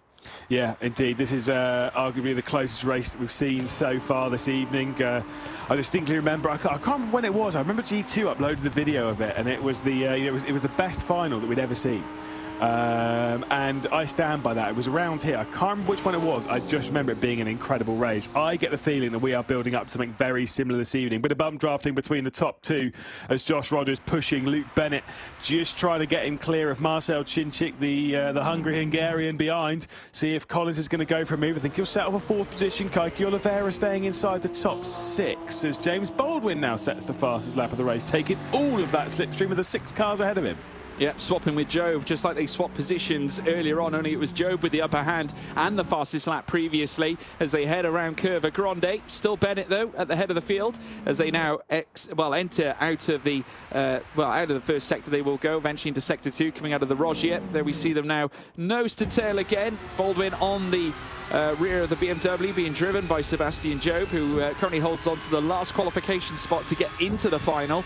Job obviously will be looking to try and get higher and potentially put a buffer in between he and Baldwin to try and just consolidate his position, consolidate the place. But getting past Kaiki Oliveira would be easier said than done, especially when Oliveira has that slipstream off the back of Charlie Collins as they now hurtle through down the long straight.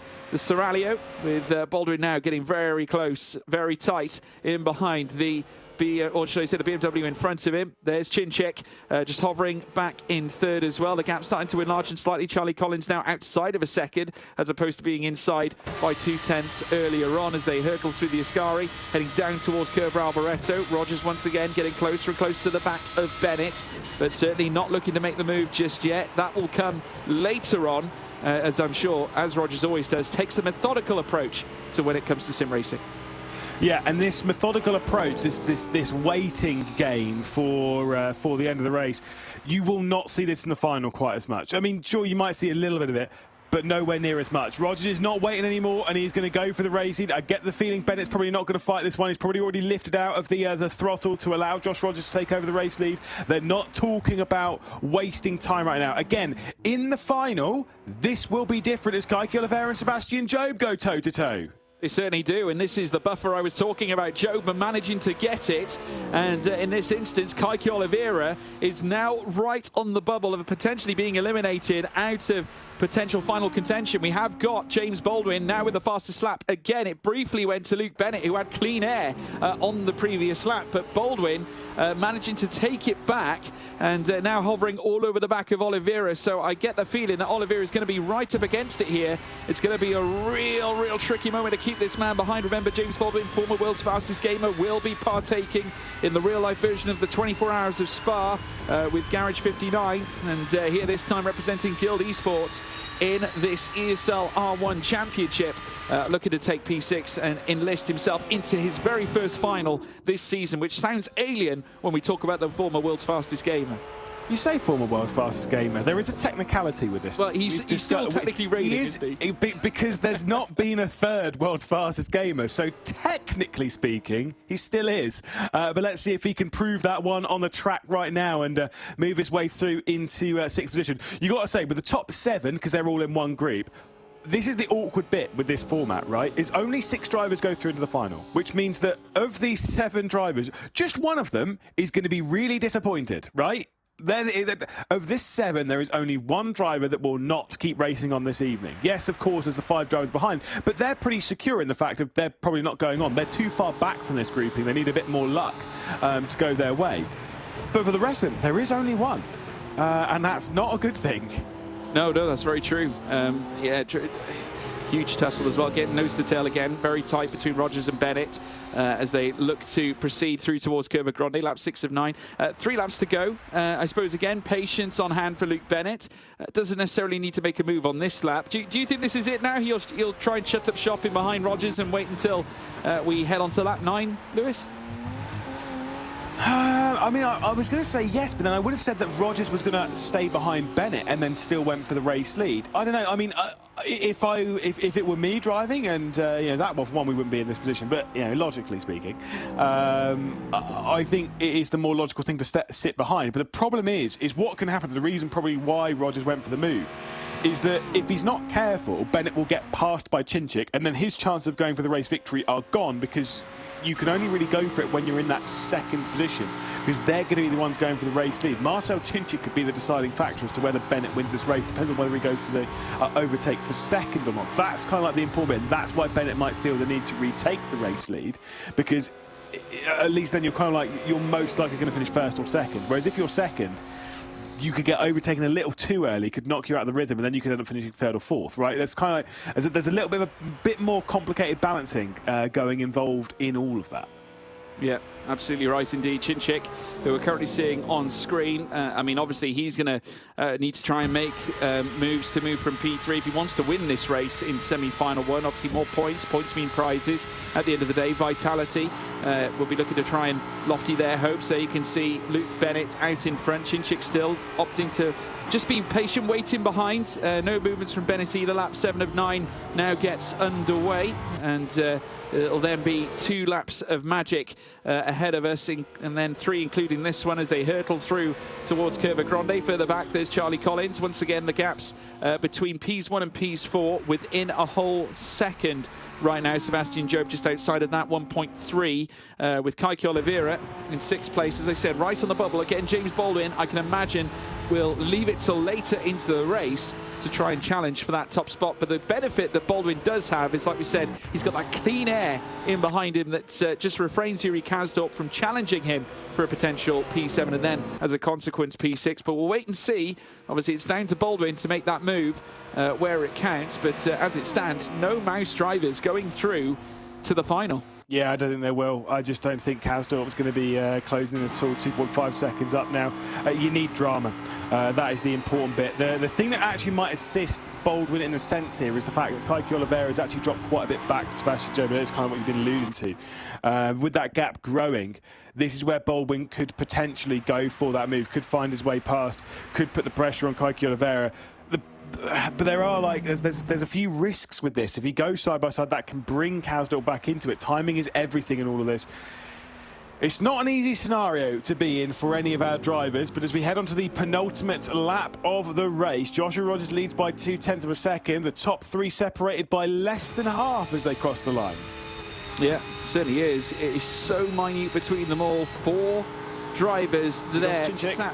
But yeah, he certainly does. He's on a move around the outside. Might even go for the race lead here as well. He's going to go wheel to wheel. Certainly with Luke Bennett trying to maybe pursue after Josh Rogers gets the drag coming out of turn 2. And the Team Redline BMW will remain wheel to wheel with the Audi R8 belonging to Team Vitality.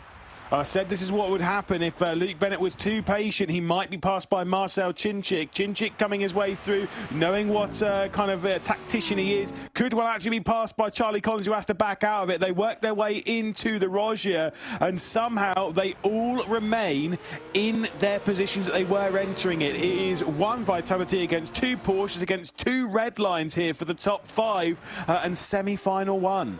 Yeah, certainly is. Getting very tight, very close indeed. Chinchik opting to back out, which is probably the smartest thing he could have done, because obviously doesn't want to lose tread off Joshua Rogers further up, because he knows if he went a little heavier into the Rogier, it could have yet cost them the drag, the slipstream that Rogers was gifting those cars behind, obviously for P2, Luke Bennett, who's currently occupying that place right now. 4 tenths between them up at the front end as they whip through the Ascari chicane. Again, just taking a lot of it as well. Sebastian Job taking a lot of the curb on the exit there in the background. James Baldwin going very wide. A penalty going to Erhan Yuyovsky. He's getting 5 seconds due to exceeding the incident points limit. So again, it goes from bad to worse for Erhan Yuyovsky.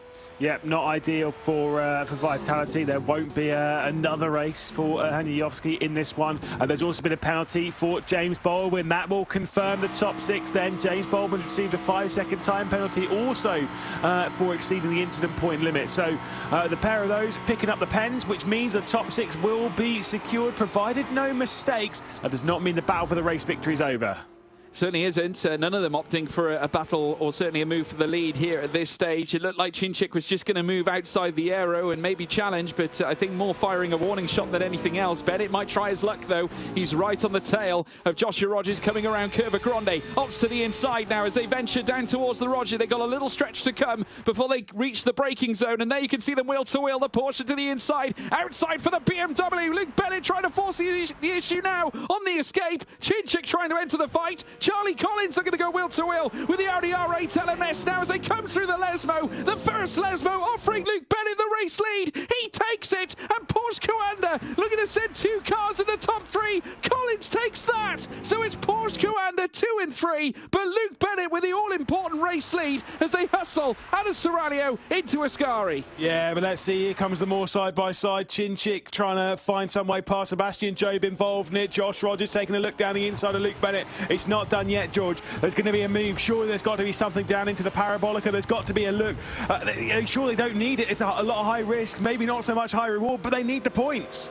They certainly do. 25 points on offer for the race victor here in this semi-final action. Chinchik once again going wheel to wheel with Charlie Collins through towards Kerber Alboreto. What's Josh Rogers going to do, though? Remember, the race win is at stake. He's hovering all over the back of Luke Bennett. Collins still holds on to 3rd, but coming up towards the line, round winner in round 1. He's got the victory in semi-final 1. It's Luke Bennett, everybody. He is taking it. Rogers holding on to P2, with Charlie Collins making a double podium for Porsche Coanda. But a huge moment on the final lap, and it went Luke Bennett's way, and the frustration showing on Rogers' face here, Lewis.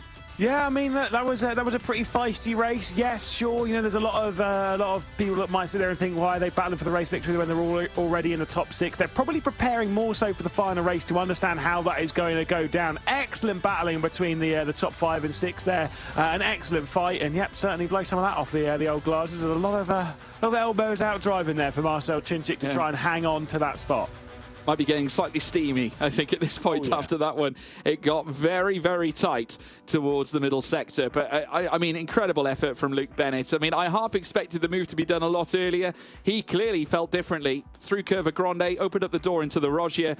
Well executed by him. I must say, what a talented performance. Seems to, like we've discussed as well, up to level since we last saw him. But there you have the confirmation, folks. The results in the Teams Championship semi-final 1, round 3. It's Luke Bennett who has taken this particular race win, stamps his ticket into the final with a victory in semi-final 1. Joshua Rogers in 2nd. Charlie Collins making it a Porsche Coanda 2 and 3, with Marcel Chinchik just outside the podium places in 4th. Sebastian Job in 5th. Kaiki Oliveira in 6th. Managed to hold on after James Baldwin's penalty. Yuri Kazdorp 7th, with Baldwin 8th. Zholobov in 9th. Moritz Lerner in 10th. Dominic Blyer in 11th. And bad to worse for Erhan Yuyovsky, who struggled after not only qualifying disappointingly disappointingly, also receiving a penalty towards the second half of that race. But it was all Bennett at the very end. Joshua Rogers just could not quite contain him. I just, like I said, he is definitely in a far better place, Lewis. Yeah, I mean, look, I've got to say it was a very exciting semi-final, certainly better than the knockouts that we've had. Does that mean that semi-final 2 is going to deliver the same level of drama? That's the question. But I very much enjoyed that race. Great battling in there. Still, there wasn't quite the move of what we saw from Rietveld in knockout 4, though. So, you know, maybe we need to see a little bit more of that. Obviously, we'll see the Riz Meister out in the next race. We That's could well my do. one. Yeah, well, it bodes well. I mean, for Team Redline, they've still got cars in this fight. I mean, it has to be said, a magnificent effort, I think, on Sebastian Job's part. I mean, there was some clear swap-in where it came to, obviously, the fastest laps, you know, between Baldwin even, as well as many others. But truly a magnificent performance all round, I think, from those in the top 6. Kaiki Oliveira taking BS Plus into the front. But what we can tell you, folks, is that Luke Bennett is standing by to have a chat with us. Incredible. So let's have a word with the man himself.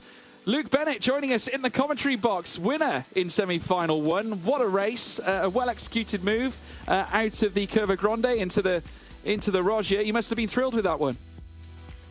Yeah, that one was hard work. Yeah, I mean, pretty much a frantic race, everything happening in the last lap there. I've fought with Josh a lot. I know he's quite a fair driver. But yeah, I was panicking a bit coming onto the last lap because we'd had a bit of a moment in the first chicane and on the second to last lap, and we lost a bit of time to him. But luckily, caught back up to him just at the right time and managed to get the pass done into the second chicane. It was a really good bit of racing. It was a lot of fun, but a bit of sweaty work that. Seeing a lot of switches for the race lead earlier on in the race, where it's kind of not hard fighting, you're kind of letting the position switches happen, and then as the race goes on, we're getting a bit more elbows out. Is that what we're expecting in the final, or is it going to be elbows out basically from the start of the race? I think a mixture. I think it will be more elbows out than the semi-finals will be. Yeah, I mean, it will be very similar. You know, there'll be easy swaps early on, and then I think, you know, you get to lap 6, lap 7, and people are going to start getting a bit pushy. They're going to get the elbows out, and yeah, I mean, hopefully I can get my elbows out and take another round win. I was going to say, actually, alluding to that round 1 win as well, Luke. I mean, it just seems like you've ascended to another level since we saw you last season. I mean, your round 1 victory paying dividends in terms of where Team Redline sit in the team's championship right now. How do you assess your progression? I think since last year, in comparison to this one, do you feel like you've gotten stronger as time has gone onwards? Yeah, well, I feel like I'm still getting stronger, you know, every day. I'm still young, obviously. I'm only 19 years old, so I still have a long way to go. And I feel like once the start of last year in season 1, I kind of felt like I was at my peak, and I feel like I'm starting to beat even that now. You know, I had a bit of a rough second half of last year, but now I feel like I'm getting much better. I'm really confident now, and feel like getting good results is coming a bit easier. So yeah, it's great. Do you kind of feel like being a part of Redline, where there isn't really much doubt that it's the strongest team in sim racing at the moment, that we're kind of seeing that time and time again? We're seeing the results come in, obviously leading here in the team's championship. Does that add like extra pressure to your shoulders, or are you kind of feeling a bit more confident because you've got the team around you that you need to kind of go after these big victories? Well, I'd say when, you know, the first 12 months that I joined the team, it kind of, you know, weighed on my shoulders the fact that I was in arguably the best team in the world at the time, and it did put a bit of pressure onto me. But I think the longer I've been in the team, it's almost been 3 years now, it's started to come off a bit, especially as I've got stronger as well. You know, I feel like these results are going to come regardless of how I perform. So it is a bit of pressure lifted off my shoulders from maybe when I was, you know, 16, 17 years old. Yeah, I mean, obviously looking ahead now, you know, Redline are in a great position. We've got the Drivers' Championship coming up in the second half. I mean, can you see that form translating nicely over to the drivers? Obviously, there's not really a huge change in circumstances. You're just fighting for different points. Yeah, well, believe it or not, the team's championship tracks that we've used for the past 3 rounds are actually my weak ones. So I'm hoping that when we go to Hockenheim and when we go to Road Atlanta, I can be just as dominant, if not more. But yeah, we'll see. The Drivers' Championship online is a bit more important than the Teams' Championship, I feel. So hopefully, I haven't used up all my performance in the wrong area, but I think we'll be okay. Brilliant stuff. Well, I mean, cracking job, Luke. We wish you the very best of luck as we head into the final later on. Cheers, guys. Thank you. Well, Luke Bennett, everybody. And I must say, Lewis, he just oozes of confidence, doesn't he, right now? Vastly different place to where he was last campaign, but has come back and ascended to even levels that he thought were unfathomable. He thought he reached his peak last year. He's now gone further than that, he believes. Well, the fact that he's going toe-to-toe with Sebastian Job and is still able to outrace him, to challenge for the victory and to go after it. Seeing some of the replays, that was where there was the contact of Williams jumping in there to the back of the BS competition and Charlie Collins going straight on, seeing some of the replays from the race and all the side-by-side. And that was where, unfortunately, we saw a bit of a moment as Oleg Sholobov dropping back down the order. This was the fight with James Baldwin, who would receive a time penalty, though, wouldn't he? Bit of a shame. He did, which was a shame. I mean, he was right in contention. Could have been his first final, but once again, he will not go any higher than semi-final action, and unfortunately missing out in the gravest of circumstances. We then saw, of course, the big tussle happening between Keke Oliveira and Sebastian Job going wheel to wheel inside of turns 1 and turns 2. Coming out of the Rettifilia, it would be Sebastian Job who came out on top, and as far as his story was told, Lewis, it was just a case of job done, really. Yeah, indeed. And here comes the moves a little bit higher up. Marcel Chinchik chucking himself into the mix, getting past Bennett down into the first corner, making the look to the inside. Josh Rogers continuing to lead. Great battles between this grouping. Expecting to see a lot more of this come the final. Bennett was able to jump his way back past and was then embroiled in this fight for the race lead. Yeah, it was immense, this one, wasn't it? I mean, Luke Bennett doing his utmost to try and hustle Josh Rogers at the second half of the Rogier, and did have the upper hand as well. You see Charlie Collins in the background going wheel to wheel as well with Marcel Chinchik in that battle for third place. And this, of course, the driver lineup for our second semi-final. Lewis, want to take us through it? Certainly so. Got a lot of doubles out there, a lot of double teaming. Of course, Team Redline, Kevin Siggy, Jeff Rietveld, the two Redline drivers. You've got the two Vitalities, Yuri Toman and Thibaut Casbon, two BS competition cars in Robbie Stapleford and Ibrahim Khan, two ARTs, Jamie Fluke and Johan Arts. Just the single drivers, though, of course, it is Guild for Bonner House. It is Dane Warren for the Porsche Commander team. No Mitchell de Jong working his way through to this. Isaac Price and Christopher Dambitz, of course, working his way through as well. No Max Benneker. That is the big talking point. I just want to jump back to the Luke Bennett thing a little bit, because I bumped into him, said at Donington Park. I asked him for a red line shirt. Do you know what his response was? What was his response? He's like, you can have one of mine, but it won't fit. Oh, charming. Brutal. Oh, dear. Double insult as well. Didn't I know. Provide you with the merch and at the same time insulted you. It's disgusting, isn't it? Terrible. Terrible. What a terrible human being. But yeah, anyway, there's Ibrahim Khan. Big day for BS Plus competition. They've got two drivers now in this race. They've already got one through, Keke Oliveira, into the final after that last race. But with Robbie Stapleford and Ibrahim Khan, almost wild cards in this fight. Yeah, I mean, look, it's kind of like there's some drivers out on the grid that have nothing to lose. Oh, yeah, that's what you mean by wild cards. And those wild cards, in a sense, when they have nothing to lose, they can provide something special and put something on the table that maybe we weren't expecting. For those drivers that aren't wild cards, those drivers that we expect to be at this point, the likes of Redline, the likes of Vitality, that we're expecting to work their way through into the final, they almost have more pressure. God, Red Hulk there for Christopher Dambitz. Goodness me. Yeah, well, I must say Christopher Dambitz, also a sensation who has developed over a period of time. Mouse doing a great job with him. But there we see Team Vitality back at it again. Marcel Chinchik already through, losing Yuyovsky, but they've got a great chance with Kazubon after his blistering performance in the knockouts. And they've also got a great chance with Yuri Toman, who has consistently been a top figure at Vitality. But it's the turn of the Frenchman first. He's going to be the first man to enlist a lap time here onto the table here in ESL R1 action in round 3 here at Monza. How do you survey his chances here, Lewis? I don't know. I mean, this is the thing, is that I feel that from knockout 3 and knockout 4, they were slower than knockout 1 and 2. They were arguably, by the percentage game, by the stats, they are the weaker of the two as well. But realistically speaking, they were both slower when it came to the timesheets. Whether that was because of sessions, temperatures, conditions, just how things are working in Motorsport, I don't know. And so in that, I just don't really know. But to be fair, if I'm pointing at any driver to grab pole position in this, I'm leaning more towards the likes of Siggy or Warren, if I'm perfectly honest. But we'll have to wait and see. First sector for Casabon, not great. About a 10th off where we would expect the Vitality team. Yeah, a little bit off the pace, and certainly Sector 1 not the best, 35.4 as you alluded to. Second sector will need to be stunning, as will Sector 3, but don't count out Casabon. There's been another rapid improver. We've seen quite a few drivers improve over the course of time since last season.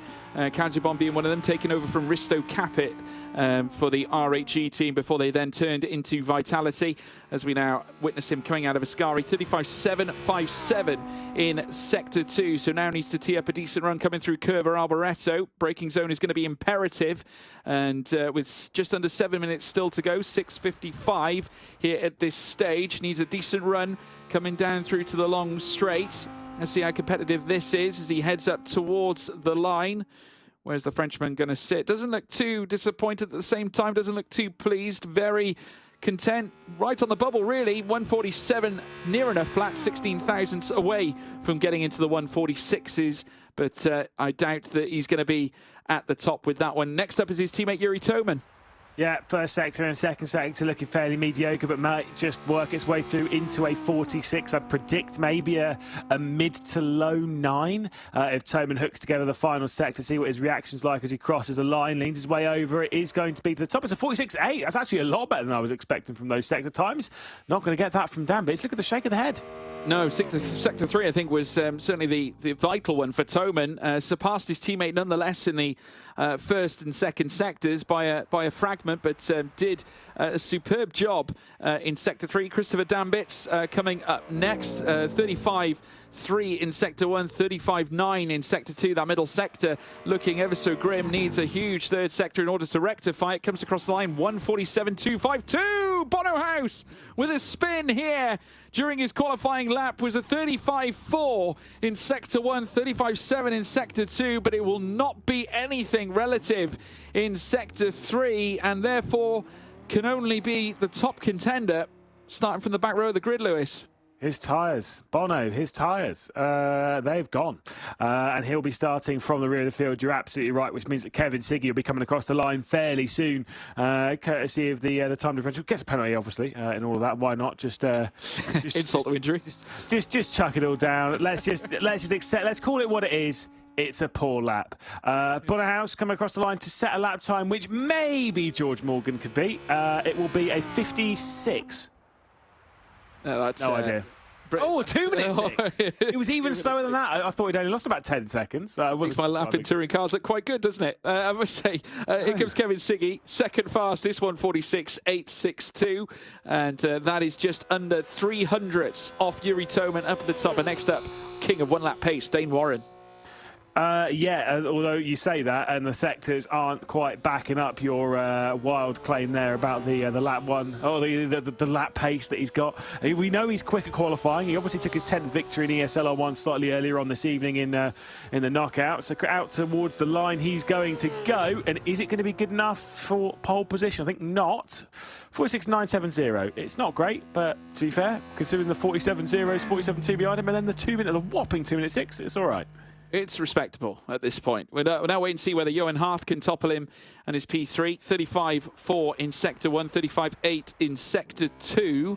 Let's see what the Audi, well, certainly not the Audi, I should say. They used to drive an Audi. They drive a Merc now as they head up towards the line. Johan Harth in 7th place as it stands, but surely will lurch higher than Bono House, Christopher Dambits, and Dane Warren, as well as Casabon. Goes third fastest for the ART Mercedes. Next up, it's Jeffrey Rietveld.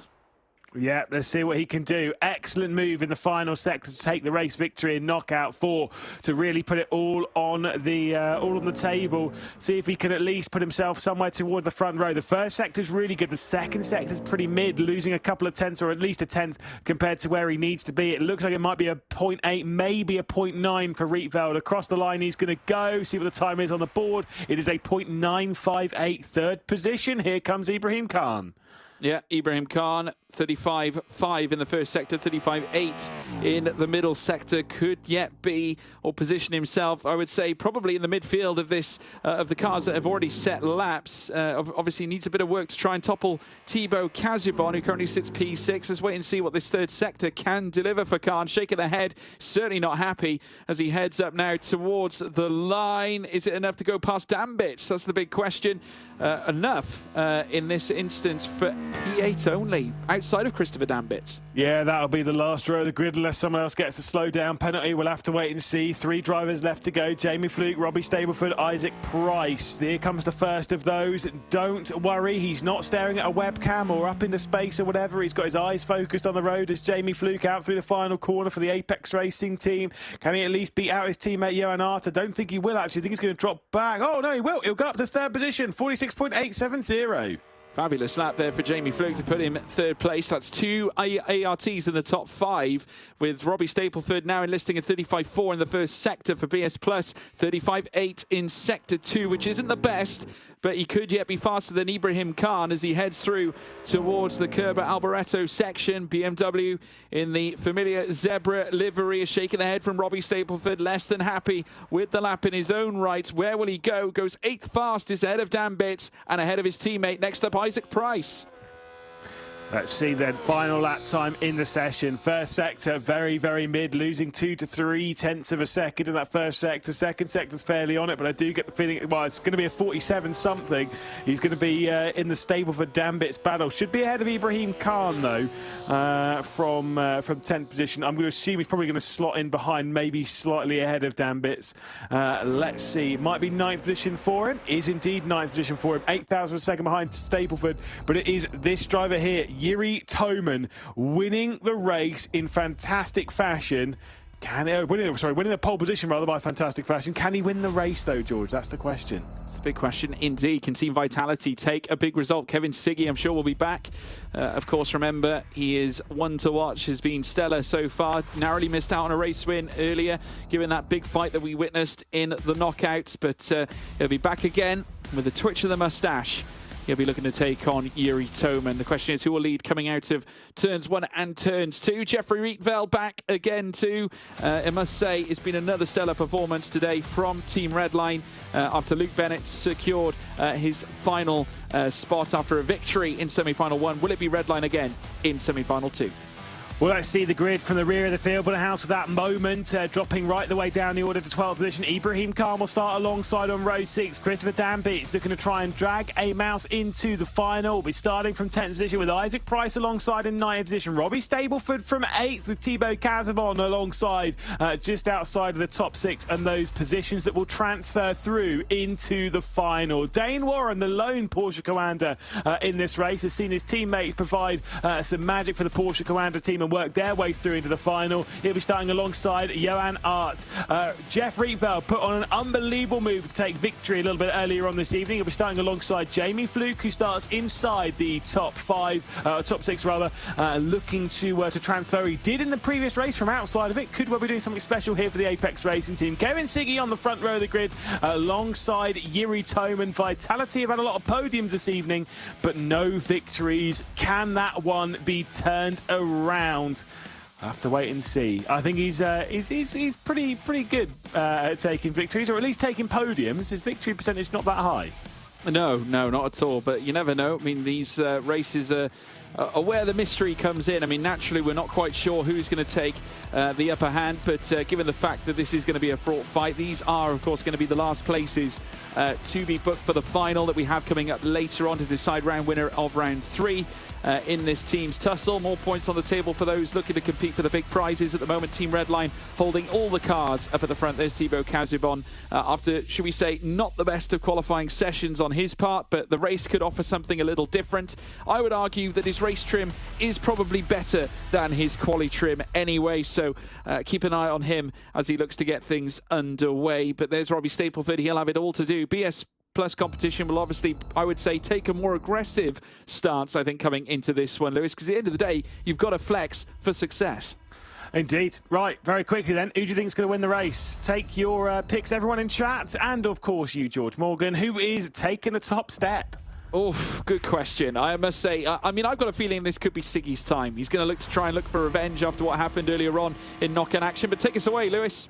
Let's see then. Yuri Toman will lead us from pole position on the race the way down into the first corner. Semi-final 2 is under action. We're looking for the top 6 drivers to work their way through into the final. It is Yuri Toman at the head of the field with Kevin Siggy and Jamie Fluke behind. Who's looking for the moves? Fluke's looking to the inside. Around the outside, Johan Art's going to go, trying to take over third position. He almost sneaks it all the way through. And out wide, it's going to be a squeeze for Rietveld, who's dropping back down the order. He's tumbling at the moment as he goes side by side with Warren. He's outside of the top 6 now and sneaking his way through comes Isaac Price. Isaac Price in the top 6, and I must say he has been the king of starts so far here at Monza. He had a tremendous start back in the knockouts. He's back again this time, and in the top 6 is 3 wide into the Rogier. This is daring, certainly not ideal. Off the track they go, and that's Dane Warren as well as the BS Plus competition. A little nudge to the side there as Dane Warren makes his way through, has lost place after place. Dambits is ahead of him, as well as Bono House. Incredible moment in the initial stages of this race. Bono House on the tail of Jeffrey Rietveld coming out of the Lesmo, and now as they come down the Seraglio straight, Warren has had a nightmare. Yeah, I mean, look, there's been a few nightmares on this, and Jamie Fluke's just picked up a penalty as well, so he'll be dropping down the order just a touch. So it's been drama after drama after drama already on the race start, but not at the front of the field. Yuri Toman leading the way by 7/10 of a second. It's going to be a 2-horse battle for the race lead between Toman and Siggy, and there is the confirmation as to why Jamie Fluke has received a penalty. It's for a false start. Are we getting a drive-through penalties or have to return basically straight into pit lane? Yeah, and that will slow him up considerably. He'll be rooted firmly to the back of the grid and surely takes him out of the final equation. Devastating here for Jamie Fluke as he will now look to take that. And yes, indeed, into the pits he goes as they now resume racing here on lap 2 of 9. It is Toman at the head of the field with Kevin Siggy in second place. Johan Harth up into third as well, with Casubon making it a vitality double act in the top 6. They're both in the top 4. In fact, Isaac Price has dug deep. He's into P5 after that chaotic start with Rietveld in 6. Dambits fighting with Bono House as they make their way through the first sector. A huge, huge moment at the very start of this race, and they're still fighting over it now. Dane Warren also fighting Dambits and House as well. We could yet see an almighty scrap, but the important fact is Jeffrey Rietveld has got some sort of reprieve from the cars in behind. There is a reasonable gap in between he and House. Yeah, exactly. That gap has grown, but I mean, is Jeff Rietveld particularly safe at the moment? I've got to say no. Bono's not that far behind. 0.8 of a second is not large enough of a margin, and hey, Dambits as well has been looking pretty quick so far through the event. I do think the BS competitions, they're maybe a little too far out of it. Jamie Fluke's definitely out of it, considering where he is in this one, unless literally everything explodes. Take a look at all this, though, on the first lap going up towards the Roger, and what happened to Stapleford. You've got Warren in the middle there. There's a little bit of glue there. Basically, in the Rennsport, when you have the contact between them, same as what you have in a lot of other sims, you kind of just get a little bit glued together. The 3 wide going through there, I mean, that's a 0 out of 10 attempt, and it showed. Yeah, it certainly did. I mean, very rarely do you see 3 wides going into Roger, and that's for that very reason. There's no room, simply no room whatsoever. Yuri Toman, though, out in front, and the top 2 are clear. Kevin Siggy could sit tight and rest himself assured that he has not got anyone behind him that is going to necessarily be in a position to challenge for the top 2 places outside of he and Toman, at least for now. That could change come the end of the race. Bono House with a chance to enter his name into top 6 contention, but he's being hunted down by Dambit in towards turn 1, and now Dane Warren a nudge in the back of the BMW as they cruise through turns 1 and turns 2. Just a few reminders there to Dan Bits and his BMW. The mouse car might not yet be content. The Porsche all over his tail. Yeah, I mean, I will say Dane Moran's getting his elbows out maybe a little bit too much, and I'm pretty sure Danbridge is going a little bit more red in the face than normal based on that, courtesy of all the contact, the furious rage that might be It's not the saturation, everybody. That is not saturation. That is real. It's 100% legit. No white balance coming in on that one. He's just fuming. But, you know, the chance of him working his way through into the top 6 is still potentially there. The chance of these two, though, battling for the race lead is 100% on. I mean, Vitality could be denied another victory this evening. You know, he's still picking up another podium, but denied another victory. That said, Kevin Siggy's got a tall order to try and make that one through. Certainly does. Coming through towards Ascari now, and once again, Siggy not, you know, just happy to relax, just remain in P2. Toman in charge right now. Vitality with 2 cars within prospect of getting through to a final again, and this is huge points as far as Vitality are concerned. Their Audi R8s now sat well within placement to go through. Kevin Siggy with the fastest lap of the race so far has just sat behind and allowed himself to be coasted along with the aero that Yuri Toman is providing. Lap 3 will become lap 4 of 9. Toman now running past the start-finish line. Will Siggy plumb for a move to take the lead of the race, or will he hang back? We'll wait and see. We know we saw Luke Bennett do similar things earlier on. Siggy opting to stay in behind and remain in the tow of Yuri Toman. Further back, though, Isaac Price still doing well. P5, as far as he's concerned. A little nudge in the rear from Kevin Siggy on Yuri Toman as they escape out of turn 2 through towards Curva Grande. Bono House now, though, within proximity of Jeffrey Rietveld. He's closed that gap now. It's 3/10 or 4/10 of the realm between them now. And Rietveld might not necessarily be too relaxed at this point, because there's quite a gap between he and Isaac Price. Yeah, I mean, like I say, there are some fair gaps, but realistically speaking, you know how this closes up, especially tyre wear, especially concentration, especially pace. I've got to say, realistically speaking, if we were coming into this race, I would say Rietveld, at bare minimum, should be faster than Isaac Price, but at the moment, he's not really showing it as the guild driver behind House kind of keeping that the red line driver for company. This is ahead of all that. Isaac Price in the rear end of Johan Hart and Thibaut Casabon. I mean, if the 2 French drivers go into battle here, right, that could slow Isaac Price down, and then suddenly this train's all back together again. They all kind of need to think big picture here. But then again, these are sim races, so... Yeah. I mean, they're made to win, aren't they? That's all they know. And as far as Isaac Price is concerned, who has had his troubles, given the fact that the results haven't necessarily gone his way since the start of the season, was P10 back in quarterfinal or knockout action at Daytona, and was 7th in knockout action back at Orchard Road as well. This is his first semi-final appearance this season, and he could yet be on his way to a first final appearance this season too, as we now see Siggy head down the long straight. Still Toman, who leads the way, takes them through onto lap 5 of 9 this time. Thibaut Casabon down in 3rd with Johan Hart in 4th, but the gap's minute between Ps 3, 4, 5 and indeed 6 as well, as they now head in towards... Now, Johan Hart, I think, might have sprung the trap for a potential 3rd place, because Casabon has dropped down to 4th, so we've seen a swap already, and Hart has now taken 3rd away from Casabon. Yeah, indeed. I mean, I don't think it's too major that these two are switching. Things like what we saw in the previous race between, of course, Bennett and Rogers, where they've switched positions, and it's been a little bit more kind of like tactical in a sense. You know, you've gone for a look for a move, and then it's just not been fought. I think that's more what we've seen here, the fact that they weren't side by side, because if you do fight, you do tend to remain side by side. Again, trying to play the bigger picture here, because if they do remain side by side, I can guarantee you Jeff Rietveld will be back involved. He's only 1.1 seconds behind at the moment, and so the gap's almost close enough.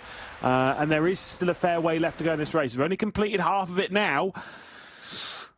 I don't know, it's kind of that tense moment where Rietveld's just about on the cusp. I know he's in 6th place, it was like he is safe, but he kind of wants to be in that battle for 4th and 5th, not just the battle for 6th. Well, it's like Sebastian Joe, but he stuck a car in between he and James Baldwin. And once again, Kevin Siggy getting a lovely run on Yuri Toman, heading down in towards Kerber Alboreto. Once again, he'll have another long straight to take, which will put him well and truly in behind the Audi R8. Dane Moran receiving a 5-second time penalty due to forcing another driver off the track. And I think that was alluding to the little moment after the Rogier where he kind of nudged Robbie Stapleford on the escape of Rogier. It looked like it might have been intentional, because it was a quick flick to the left laughed. Whether he meant to do that covertly, I'm not quite sure, but quite the moment indeed, and unfortunately has been penalised for it. There is Johan Harth, who sits in 3rd place. He's got Kazubon, who we're currently running on board with, currently sat in 4th spot now, and right in the rear of the Mercedes-AMG GT3, Isaac Price on the tail of this, on the tail of these two as well. Bono House 4 seconds off the leader, 3/10 or 2.5 I should say, away from Jeffrey Rietveld in that battle for 6th. So that is going to be a crescendo surely that is going to enlarge and coming in towards the end of the race. Christopher Dambitz as well, not too far away from all this either, so we could yet see a mega scrap for the qualifying places of well, for the final in terms of that P6 spot. So let's wait and see as we now see Kazubon all over the back of Johan Harth. 2.1 now between Harth and the leader, and he's just over 1.5 away from Siggy in 2nd. Yeah, I think the top 2 are clear, right? I just don't think Johan Hart's got the pace to kind of close back up to the Sigster at the moment. But I don't think that the top battle's done yet. I think Toman will be feeling that pressure basically all the way to the checkered flag as we'd expect in this race. The real question is anyone in this race feeling like they've got the pace and ability and all that to challenge for the race lead in the final? And I'm going to be completely honest here, I don't think they do. Well, I think in comparison, I think we had a stronger, probably a stronger outlook after race 1, I think, in the semi-finals. So I would probably back up your point there in that instance. I think the winner comes from semi-final 1, at least from what I'm seeing at the moment. You just never really know. I mean, one awkward qualifying session. I think it was Hockenheim last season in the online round where we saw in the knockout phase, I think it was like 4 of the top 5 in the championship all get knocked out in the knockouts. So you just never really know what's going to happen. One awkward qualifying session can really turn the entire series around. So again, we'll keep our eye on it. Certainly will. Riding on board with Thibaut Kazubon. There's Johan Harth in the bottom right. That's the driver who sits in front of him here. They got very close coming through turns 1 and turns 2. Perhaps a little nudge in the rear from Kazubon as they get the run out of Curva Grande in towards the Roger. No side-by-sides this time. But still, Kazubon remaining in 4th place. We're on lap 7 of 9 now. And with 2.5 laps still to go in this race. Christopher Dambitz trying to lurch closer towards Bono House. House has now managed to break within 4 seconds of the race leader, so starting to gain a little bit more. Rietveld's now put 4/10, or still remains 4/10, I should say, higher than House at this stage. And House, I think, starting to break away a little bit from Christopher Dambitz, who's now 4.4. So it's 4/10 between House and Dambitz, 4/10 between he and Rietveld as well. So it's all starting to come together. Robbie Stapleford now also behind Dane Warren, who, remember, has got that penalty that will be dropping him further and further back as they now rush down through towards Kerber Alboreto. Kevin Siggy, once again, still in the lurch of Yuri Toman. Team Vitality still with the advantage in this race, also with the fact that they've got 2 cars in the top 4. Thibaut Kazubon still currently situated ahead of Isaac Price, who has had a decent drive so far, has taken full opportunity and full vision off the race start that he had. Remember, didn't have the best of qualifying sessions, and given the fact that his form hasn't necessarily been in his favour this time around, he has managed to find something to bring himself in final contention. Here comes Bono House again, this time penultimate lap of the race now underway, and House in P7 on the tail of Jeffrey Rietveld. The fight for P6 is well and truly a go. Yeah, and Rietveld's just not quite close enough to Isaac Price. He might just be picking up a little bit of a whiff of the slipstream, but I don't know, it's just not quite there as we look back up to the race lead. Yuri Toman on the rear end of Kevin Siggy. It is the penultimate lap of the race. Toman's waiting here. He's just, he's kind of making sure that he's keeping everything in check for the end of the race, and I'm pretty sure he's going to go for something. He's got to. Yeah, he certainly does. I mean, obviously the big points are in the offing here. Kevin Siggy out in front ahead of Toman this time around. Penultimate lap of the race sees now Toman looking to chase for the race win as they now burst down the Seraglio straight and in towards the Ascari chicane. Johan Harth in 3rd in the ART, having a great drive as well. Had a blistering getaway right at the start, managing to get himself higher than Thibaut Kazubon as well in the process, who has been swapping with Harth over the course of the race. Obviously, that was very early on when we saw that undertaken, but this is a chance now for Kazubon to take that 3rd place back, given the fact that we're going to be heading onto the final lap the next time around. Kevin Siggy still out in front, but for how much longer can Toman stop him here in this instance? They're going to round Curva Parabolica this time, or Curva Alboreto as it's now known, and begin the final lap of this semi-final 2 here in round 3 of the Teams Championship. The final places will be booked after this lap for the final. Let's find out who's going to take it. Siggy leading them through, but Toman in hot pursuit on the run down towards turn 1, Lewis. Here we go then to the outside. He's going to go into the first chicane. A bit of a squeeze there coming down as Kevin Siggy moves back over towards the racing line. Yuri Toman's going to send it to the outside for Vitality. Straight around the outside he's going to go, and Kevin Siggy could do nothing about that. Excellent move from Yuri Toman as he sneaks his way past to take over the race lead. Into Curva Grande they're going to go, and up towards the Rogier. Will Kevin Siggy be able to fire anything back once they get into the Roger? He's closing back up into the slipstream, and the defensive line is coming in from Yuri Toman. A superior drive from the BMW and Team Redline, looking to go wheel to wheel and back over for the race lead, George. It could yet be Redline victories in semi-finals across the board, but first of all, Toman trying to stop him. It's been all Redline, it's been Vitality right through the course of this campaign. Porsche Coanda have thrown their name into the mix as well, as you probably expect, with a nose in front, the front end of the car favouring Yuri Toman, who takes the lead in an instant, coming out of Lesmo 2. But the Soralio straight on offer here for Kevin Siggy, and most importantly, the big scrap for P6. House was in P6, but it's since been retaken by Jeffrey Rietveld.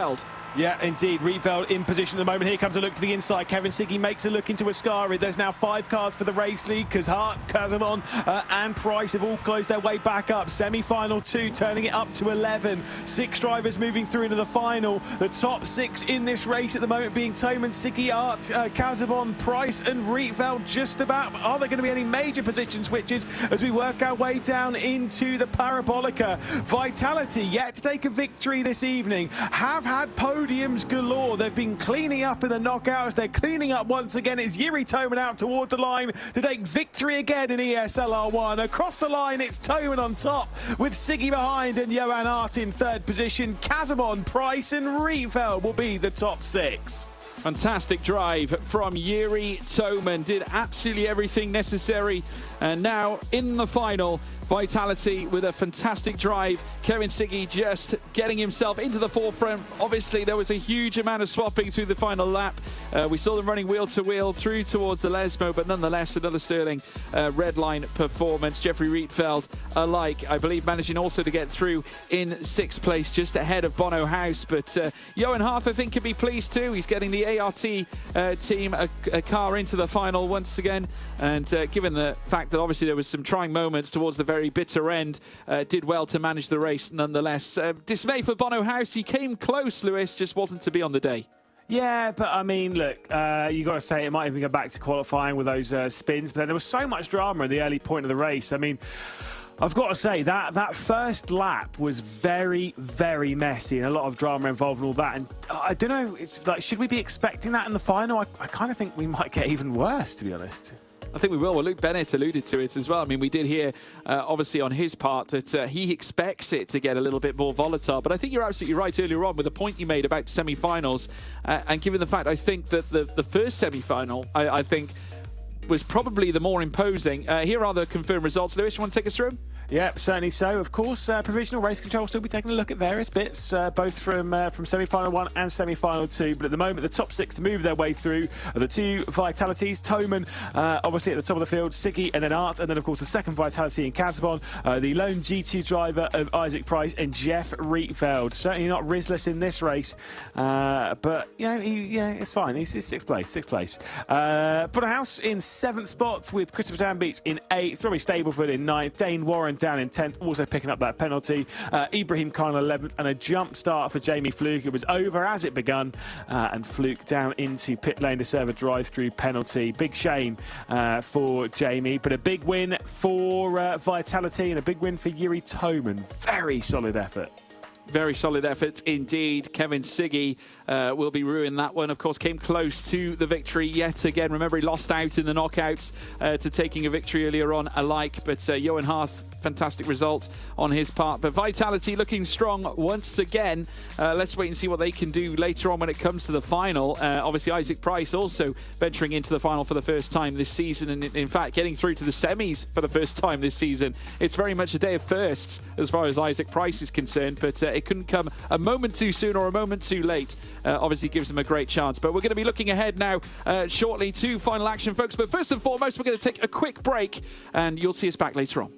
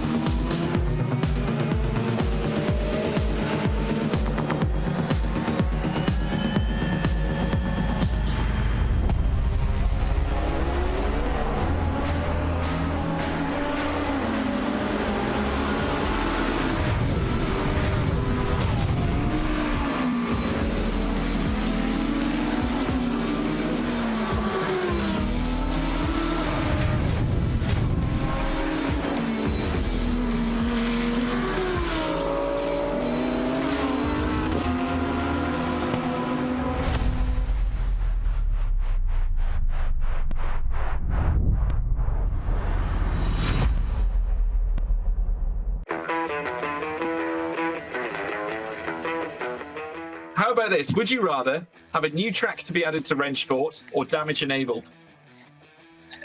New track. New track. New track. Yeah. New track. New track? New track all round? Yeah? Yes. Yeah. It depends which track it is. Okay, well, how about this? This'll test your loyalty now. A new track. New track. Probably new track. I think it's a new track as well, yeah. It's new track. 100%. No, you don't want damage? Yeah, new track. New track. No damage at all? No? No one? No damage, no damage. Mikhail likes damage, don't you, Mikhail? No. No, it's a no on the damage front, guys. New track. New track. New track's the vibe, right? There we are. Yeah. Would you rather win the Drivers' Championship or the Teams' Championship? Teams champion. The team, for sure. There's more money in it. More prize pool. How about you, Marcel? You're a Drivers' Champion. I mean, yeah, both of them is really nice. I don't know. first season winning the drivers, and the second the team. Yeah. But yeah, team is much more important, so I go with it also. You shouldn't have said anything but loyalty. Now you're really making me think. I mean, you could argue, right? The team wins either way. So, yeah. I don't know. Drivers. I think I'd say drivers, yeah. Like, we all want to have our own name as number one. If the team is number one, excellent, amazing, but it's that little bit more special, I think, if you have your own name beside. Well, I suppose if you're not united to win the Teams' Championship, you're all united to want to win the Drivers' Championship. So I suppose there is some kind of unity there somewhere in some weird way somehow. But yeah, no, I get. Yeah, makes sense. It does make sense. Everyone wants the big one, don't they? It's a very spicy question for because win both. Win both. Oh well, there you go. That's a real winner in my view. It's an easy answer. If you had a choice, though, if you had a choice, which one? Team championship. Team championship. Team. All team championship. Danila says team. Anyone else? Yes. Yeah, all team. Yeah, that's it. Drivers. No loyalty on part of Tara McCormack, obviously. Teams. I want to be champion. I would say teams. This season, teams. Personally, I'm back for blood. So. Yeah. Oh, well. You went close last year, though, right? Yeah, you did. Yeah, you can say that. Yeah.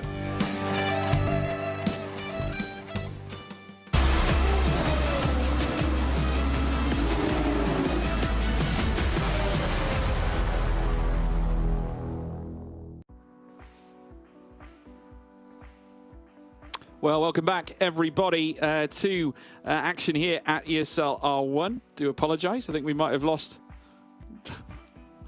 Do apologise, everyone. I think I had problems with my mic, my side, but we're back. Welcome back to ESL R1. Final now in, well, we're just awaiting the final now. Test of loyalty we saw there as well, Lewis, I think, on some of the drivers. Interesting to note that Dara McCormack straight in on the Drivers' Championship. Yeah, I mean, I could have jumped in and said anything at any point, but I quite liked watching you squirm for a little bit. Then I'm so like, I'll see how this one's gonna go. Terribly. That was very amusing from my side. You've got a red face, just like Dan Beats, mate. But no, this is not saturation, everybody. No, very interesting to hear the drivers. I mean, to be fair, as someone who's always been a bit more of a team player, I'd still be like Drivers' Championship. I don't care. Team goes on, but the drivers, I want that legacy, baby. Dara McCormack, like I say, he's back for blood. Sadly, he's not back for blood this evening. Already being knocked out in knockout one, so he'll have to just have a nice little relaxing time going into his birthday. Yeah, no, absolutely. I think it's, yeah, on his part, probably a tough day if you look at it all in all. But then again, you know, obviously he'll have another chance for the Drivers' Championship. That's the all-important one as far as he's concerned anyway, based on what we just saw. But obviously looking ahead, different complexion for this final race, Lewis. I must say there's a few names, a few recurring entities that are coming back in a bid to win this round. Porsche Coanda have a great chance given the plethora of drivers they've got at their disposal. Obviously it might come down to some familiar names, but also you've got to factor in as well Team Vitality, Redline, who are looking exceptional right now. I mean, again, it's just the greats uniting, is it not, in this final race? Yeah, I mean, I think it is that. I think it's between those three particularly. It is more going to be between the likes of Redline, the likes of Vitality, and the likes of Porsche. Take a look at some of the replays from those races. These being from semi-final one. Obviously, seeing the incident down in the first corner there. Williams pushing into BS pushing into Porsche, and it just making absolute chaos, a mess down into that first section. Mouse, I think they'll be really disappointed with how things unfolded through the semi-finals there. Yeah, I think so. It really was a bit of a fight. We saw it quite regularly, actually, given the fact that you do get these moments at Monza, especially through the Rettifilia. We saw it again at the Roger, a few switchbacks here and there. I mean, once again, it's all Porsche Coanda, Redline, Vitality. Those are your main three teams, and you're seeing it there illustrated in frame. Once again, another move heading through towards the Roger chicane out of Kerber Grande. Side-by-side action between the Redlines and the Porsche Coandas. But again, with the names like Joshua Rogers, when you've got Jeffrey Jeffrey Rietveld as well, many others. I mean, if you look at the form characters, the form players, Luke Bennett in the form of his life seemingly like as well. And then you've got Charlie Collins, a young upstart who has now just entered the fold after the, should we say, the retiring Mac Backham, calling it a day in ESL R1. Charlie Collins has more than stepped up in my view, Lewis, in terms of being that next driver. Yeah, I mean, look, I think he's been excellent. There's been a few changes behind the scenes for the Coanda team. This is a look at the semi-final 2 kind of kerfuffle. There was the whack from Dane Warren. I mean, look, definitely looking at you, sort of looking at that. Well, that was almost intentional. Let's be honest. But each to the road on that one, and the excellent fight for the race victory between Siggy and Toman. Toman sneaking it around the outside there to go and take on the victory. I mean, look. I agree with you. I think Charlie Collins has kind of risen to the occasion to take over the team. We saw him do the single round last season. That actually was pretty impressive pace-wise in that. But now being able to put in the pace, put in the work, put in the time is definitely delivering for the team to be right up there with not only the likes of Dane Warren, but also with Joshua Rogers as well. Yeah, absolutely. And looking ahead now with a great chance to gain these big points. Obviously, Redline still have an unfathomable lead in terms of the championship right now. Ever since the first round back at Daytona when Luke Bennett would go on to take the big prizes, the big results. I mean, obviously, just taking a look at those post-race highlights, you can see as to why Redline are where they are, given the fact they've been so imposing on this grid. Just a team of just stellar performers out there as well. Even when, you see the likes of, Max Benneker performing for Mouse, losing him, they have risen to the table. But obviously, given the fact that they've had a tough run, we're not going to be necessarily seeing Mouse at their brilliant best here in this finale. So perhaps missing a couple of names that we would have expected. Benneker, a bit of a shock, Lewis. Yeah, but then as we said earlier on, I mean, it's kind of one of those ones. It just wasn't, from what we saw, it just wasn't his fault. He just kind of got involved in it and got taken out. I mean, to be fair, it's a little bit kind of similar to how it was in Daytona, where it wasn't his fault there either, and still bailed. He put everything on the line though this round to try and work his way through into the semis. Wasn't quite there. I think he'd definitely be up there as a driver to expect to go and fight for victory for Mouse, but unfortunately he's going to have to take a breather for a little while and then refocus himself for the Drivers' Championship in a couple of weeks' time when we go racing at the Hockenheim Ring.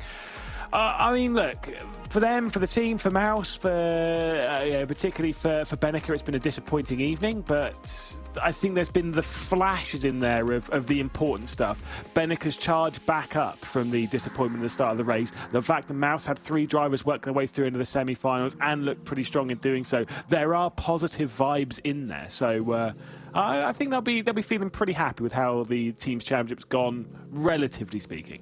Yeah, I think so. And I think also if you look at some of the names that they've managed to develop, the likes of Chris Dambitz, who we saw last season, who wasn't necessarily one of the main card players, but you look at them now, starting to improve time on time. Yuri Kazdorp seemingly finding a little bit of form too. We briefly spoke about developing those current drivers that you have on your roster and turning them into, should we say, competitive races. Kazdorp wasn't necessarily on the pace last year from what we're so used to seeing, but still nonetheless has managed to find that level of improvement in order to be competitive. And by the way, folks, don't forget !survey to get involved in the chat and get involved and obviously lay us down your thoughts on the ESL R1 broadcast and the show. But obviously looking at what they've got in front of them here, do they need to try and find something a little more in order to be a top-end performer? I don't know. Sorry, I was reading. Honestly, I wasn't really listening to you. I'm just going to say that. I was too busy reading. I was double-checking with race control because the race control. I'm going to completely move on from your point. That's fine. Race control. We were just waiting for confirmation from race control about the final to make sure there was no other results impeding. We do have the 12 drivers for the final. It is all confirmed, and so we should be moving into the final in a few minutes' time. They've got to move into practice. Then we'll do qualifying, and then of course the final race itself. So hopefully we'll be going racing properly in around 15 minutes time, and then I can definitely stop listening to George. Yeah, well, in the meantime, folks, while we wait for race control and also the final to commence, we've got this little quick VT for you.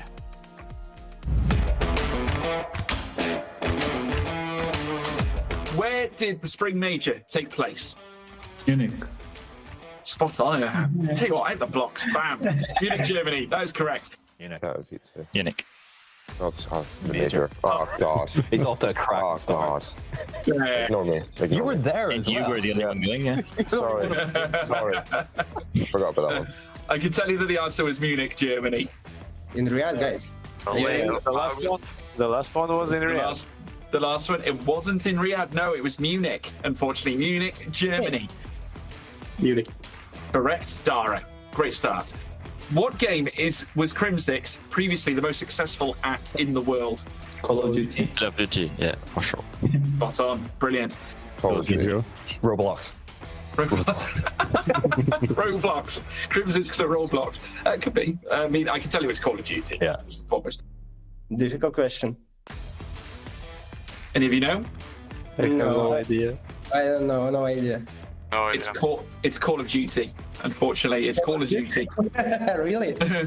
Yeah. Call of Duty. Call of Duty. I did hear Call of Duty in the distance. Someone said it first. Was it you, Dennis? Yeah. Yeah, there you are. Congrats. Yeah, well done, Dennis. What was the combined prize pool for ESL R1 at Gamers 8 last year? 1 million. 1 million. Spot on. 1 million. You guys are on fire. Million? It was. Spot on. I think $1 million. Spot on, Daniel. Yeah, spot on. It was indeed 1 million. $1 million. Spot on, Dara. 2 for 2. He's on fire.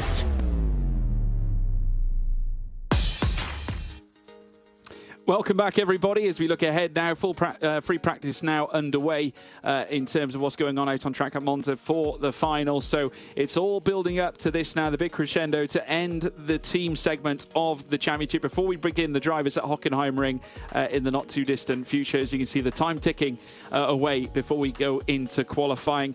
Quite a few of the top names will be featuring in this one. And like Luke Bennett said, we alluded to the fact that it's going to be elbows out. A quick reminder of the current team standings as well. Team Redline furthermore in front and also in control. 454 points ahead of Team Vitality on 321. But just look at Porsche Coanda closing up covertly. They've jumped ahead of Williams, and now since after some brilliant results today, find themselves only 3 points, or should I say even less than that, 2 points behind Team Vitality. Of course, they take 3 points, then they will surpass ahead, although it's just been quickly updated. 346 now, so it's a little bit more this time around. 231 with Williams in behind, Mouse in P5. Oh, they're all changing at the moment. They're just trying to catch you out, George. They're just trying to catch you out. They're just this is correct now.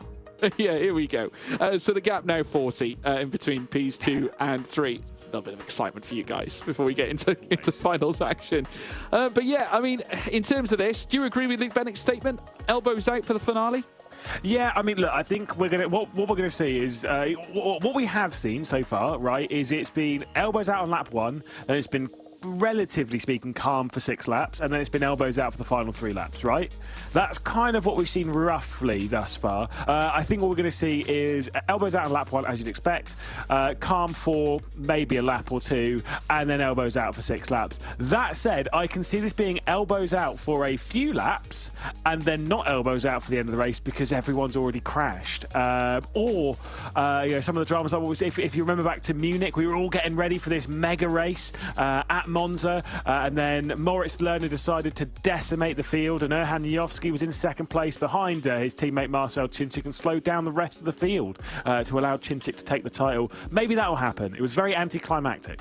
Well, you never know. The way tonight's going, obviously, we could yet see 11 cars retire, leaving only 1 remaining. But Charlie Collins will be featuring in this driver lineup for Porsche Coanda, as well as Kevin Siggy and Luke Bennett. Just take a look at that. 4 Team Redline cars coming into this final race. Siggy, Bennett, Joe and Rietveld. Vitality with 3 cars. They've got Chinchik, Toman and Kazubon. Further back then, you've got Kaiki Oliveira making up 1 car from BS Plus competition. Joshua Rogers making it a double act for Porsche Coanda alongside Charlie Collins. Johan Harth in 11th. There you can see on this lineup with ART, and G2 with a sole Isaac Price getting stuck into this one alike. So we're going to be in for a real fiesta, I think, here in this final race here at Monza. What a way to end a team's championship run. Great opportunities across the board, but I can't help but look at that Team Redline lineup. It looks so strong here, Lewis. second consecutive final where they've got all 4 cars of the way through, and I'm going to say, like, yeah, sure, this is just preparation for Saudi Arabia, for the road to Riyadh, as it is. They're just getting themselves in the window, they're getting themselves prepared, and I've got to say, Redline are going into that Riyadh final as absolute, hands down, 100% favourites. Does that mean they're going to take it? No. They won the team's championship, of course, in the spring season last season. Then it was Porsche Commander, of course, at Gamers 8, and then it was R8G in the full season. So despite being the favourites for basically the entire run, they've only won one of the titles as a team. Maybe the weight's a little bit too much for them. That's probably unlikely. Well, I mean, looking at it on paper now, we've got 2 champions. If we factor in the spring season champion of last year, that being Marcel Chinchik, and then, of course, Joshua Rogers, who took the fall season championship at Sweden towards the tail end of last year. So that's a mouth-watering complexion coming into this final race at Monza. And there's Johan Harth representing ART. There's a few cars out there with single drivers taking part. There is Thibaut Kajibon. Of course, Team Vitality coming into this, taking over from R8G, or working together with R8G in a bid to be successful yet again in sim racing. We haven't seen them in a good few years, Vitality, but they've announced their arrival in the grandest way possible with a very competitive car lineup. Qualification now beginning in the next 5 seconds, so the long wait will soon be over. There's Isaac Price for G2 Sim Racing. A stellar performance in the semi-finals to make his way into the final. Like I said, has not appeared even in semi-final action prior to today, and now appears in his first final as well. Not placed any higher than P7 in the past in quarterfinals this campaign. There is Jeffrey Rietveld, part of the 4-man squadron that make up Team Redline. The question is, will it be Rietveld at the head of this 4-man Redline squad? Well, I mean, I don't know. We'll have to wait and see. He did put on arguably the better move, but it was in knockout 4, and we did say knockout 3 and 4 might have been a little bit weaker. I think Luke Bennett's the best driver in Redline at the moment, which, I mean, this driver, I'm sure a lot of people will lean towards. You'll love the fact that you said that. What, Job or Bennett? Job.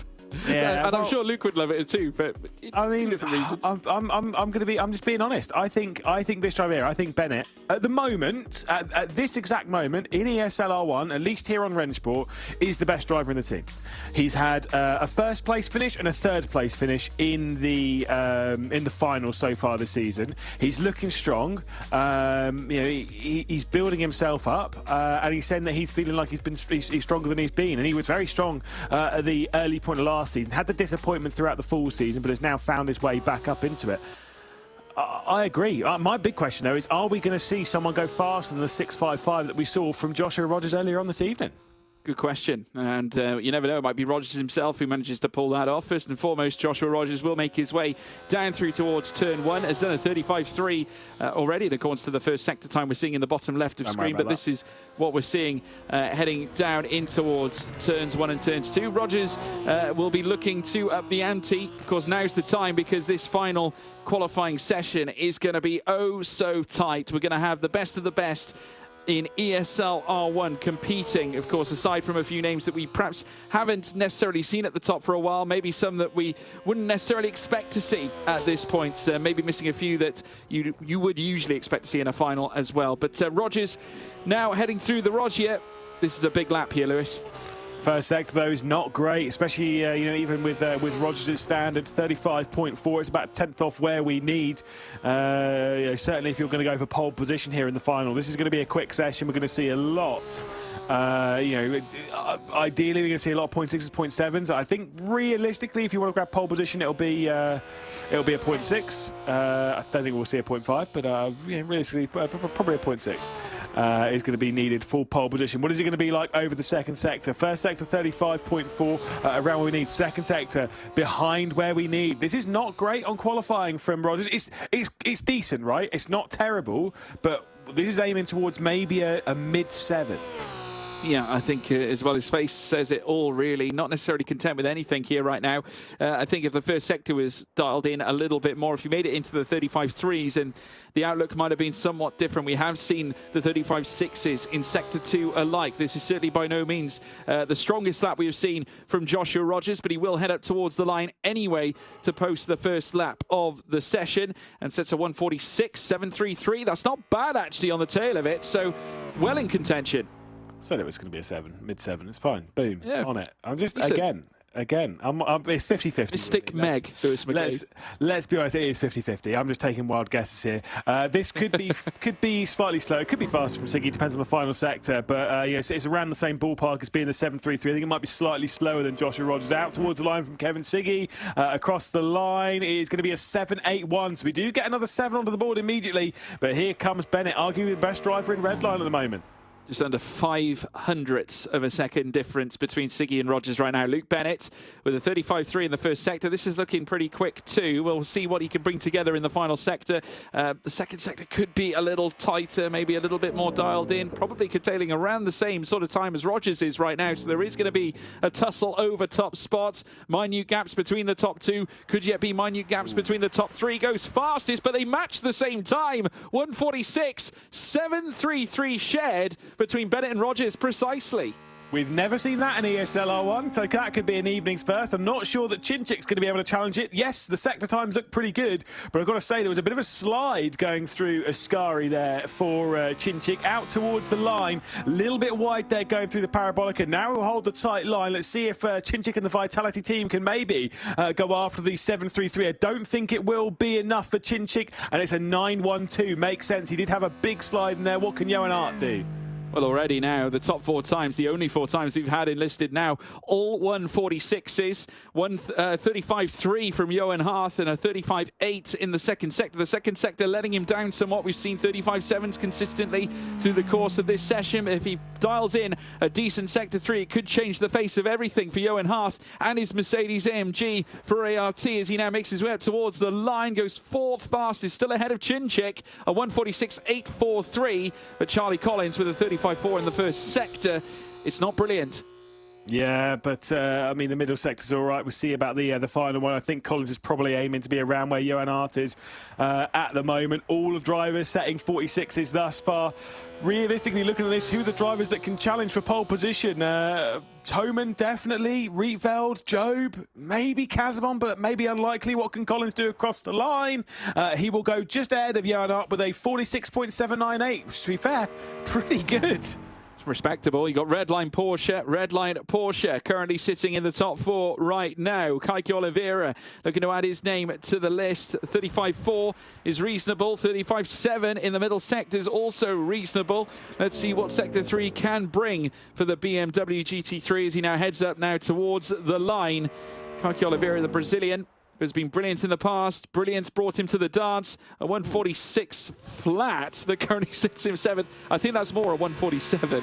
I was going to say that might be a 47 flat. I don't know. Might have just got the timesheets all confused there. Can tell you it's definitely not a 46.0. Yuri Toman then into the final sector. First sector pretty mid. Second sector pretty good for Toman. Can he challenge the 46.7? Definitely has the potential in the R rate here. Vitality, his teammates had a bit of a mediocre run to 6th position at the moment. Toman's going to cross the line. Is it good enough for pole position? No, but it's good enough for 3rd. Getting very tight at the top. Isaac Price with 35.5. That's not ideal. The middle sector's better. No, it's terrible. It's 38. Oh, 38. Sorry, I read that as a 35. 38.7. Yes, this is certainly not a great lap for Isaac Price. And it's going to plummet him, I would imagine, straight to the back. And he's got a slow down as well. So penalty hindering him here in this qualifying. Isaac Price for G2 Sim Racing on his return here. The first final visit as well this season. But certainly will not be a time that is necessarily that's representative against those further up. And the way it's going, he will be starting at the back. But here comes Sebi Job. Yeah, let's see if he can maybe challenge. To be fair, sector times are looking decent for Sebastian Job to maybe challenge his teammate when it comes to that pole position. Can Sebastian Job take one over Bennett? I've been saying that Bennett might be the stronger of the 2 drivers at the moment. He comes through the final corner and out towards the line. 35.3, 35.6 across the line. It's going to be for Sebastian Job, and it's good enough for pole position at the moment. 7.20 to his name. 13 thousandths faster than his teammate Luke Bennett. That is a fantastic lap from Sebastian Job and gives Redline a chance to control the race from the front should they get a good getaway. Thibaut Casibon with a 35.4 in Sector 1. That middle sector is pretty good too, 35.6. Would have probably preferred to be in the 3s. I think at this point you need to be in the 0.3s in Sector 1 to be competitive against the rest of the order. But coming up towards the line, the Frenchman now heading up through there now. Let's see where he situates himself. Ahead of his teammate Marcel Chinchik, the master of Monza, being beaten by both his teammates so far. Here comes Rietveld. You never know, it could be Redline 1, 2 and 3. Yeah, I don't really see it though. I see this time going even behind maybe Siggy, maybe Collins as well. The second sector there is just not great. But can he sneak something mega? Can he sneak something very impressive in the final sector? Jeffrey Rietveld already a winner this evening. Across the line he's going to go. Rietveld goes to 8th position with an 8.72. It is Sebastian Job on pole position. Certainly is Sebastian Job back at the front where he is oh so used to being situated. Remember challenging for championship glory last year. You can just see the smiles on the faces. Redline have every reason to be delighted with that. Job in front has got his teammate alongside him at the front of the order. Joshua Rogers in his mind has probably got it all to do. He's got to try and break past 2 Team Redline cars. Easier said than done here, Lewis. Yeah, I mean, I've got to say, it's going to be an impressive battle. The thing is, as much as a team's championship, they'll know that's also, they're looking between themselves as who is going to win the final. They don't care about, you know, whether as long as it's a Redline driver, they're happy.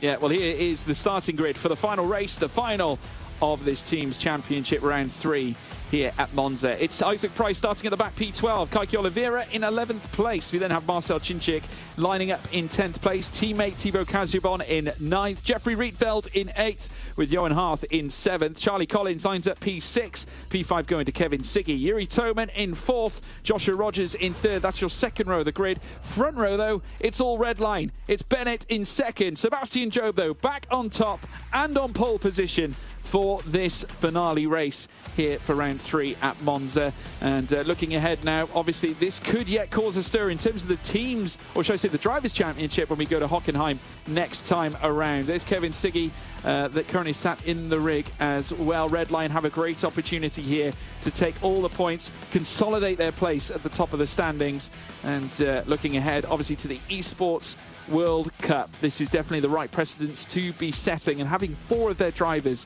in this race is certainly one declaration of strength, and no doubt we'll see Siggy battling up at the front end as well. Charlie Collins has got a little bit of work to do, starting P6 in this race. Teammate Joshua Rogers on the second row of the grid. Still an opportunity, you never know, and with Luke Bennett coming out and saying the elbows are going to be out for this one, again, that stretches those opportunities further down the grid. It could be easily P12 winning this race, Lewis. I mean, do you know what? I can see the elbows going straight out immediately. And there's going to be some kerfuffle down into the first corner, that is for sure. Whether that's going to last round for the Roger, when are they going to get themselves single file? Are they going to get themselves single file on the first lap? I mean, to be fair, I can see side by side all the way through. And then after that, timing is everything, George. That is the most important bit. Do you attack too early? Do you go on the attack straight from the off and just hedge your bets? Or are you going to play the calm and consistent card like this driver's played so many times? Yeah, well, that is the big question. That's what you've got to ask yourself. I mean, obviously, Marcel Chinchik needs to gamble at this stage. I mean, Team Vitality, they've got nothing to lose, I would argue, in this instance.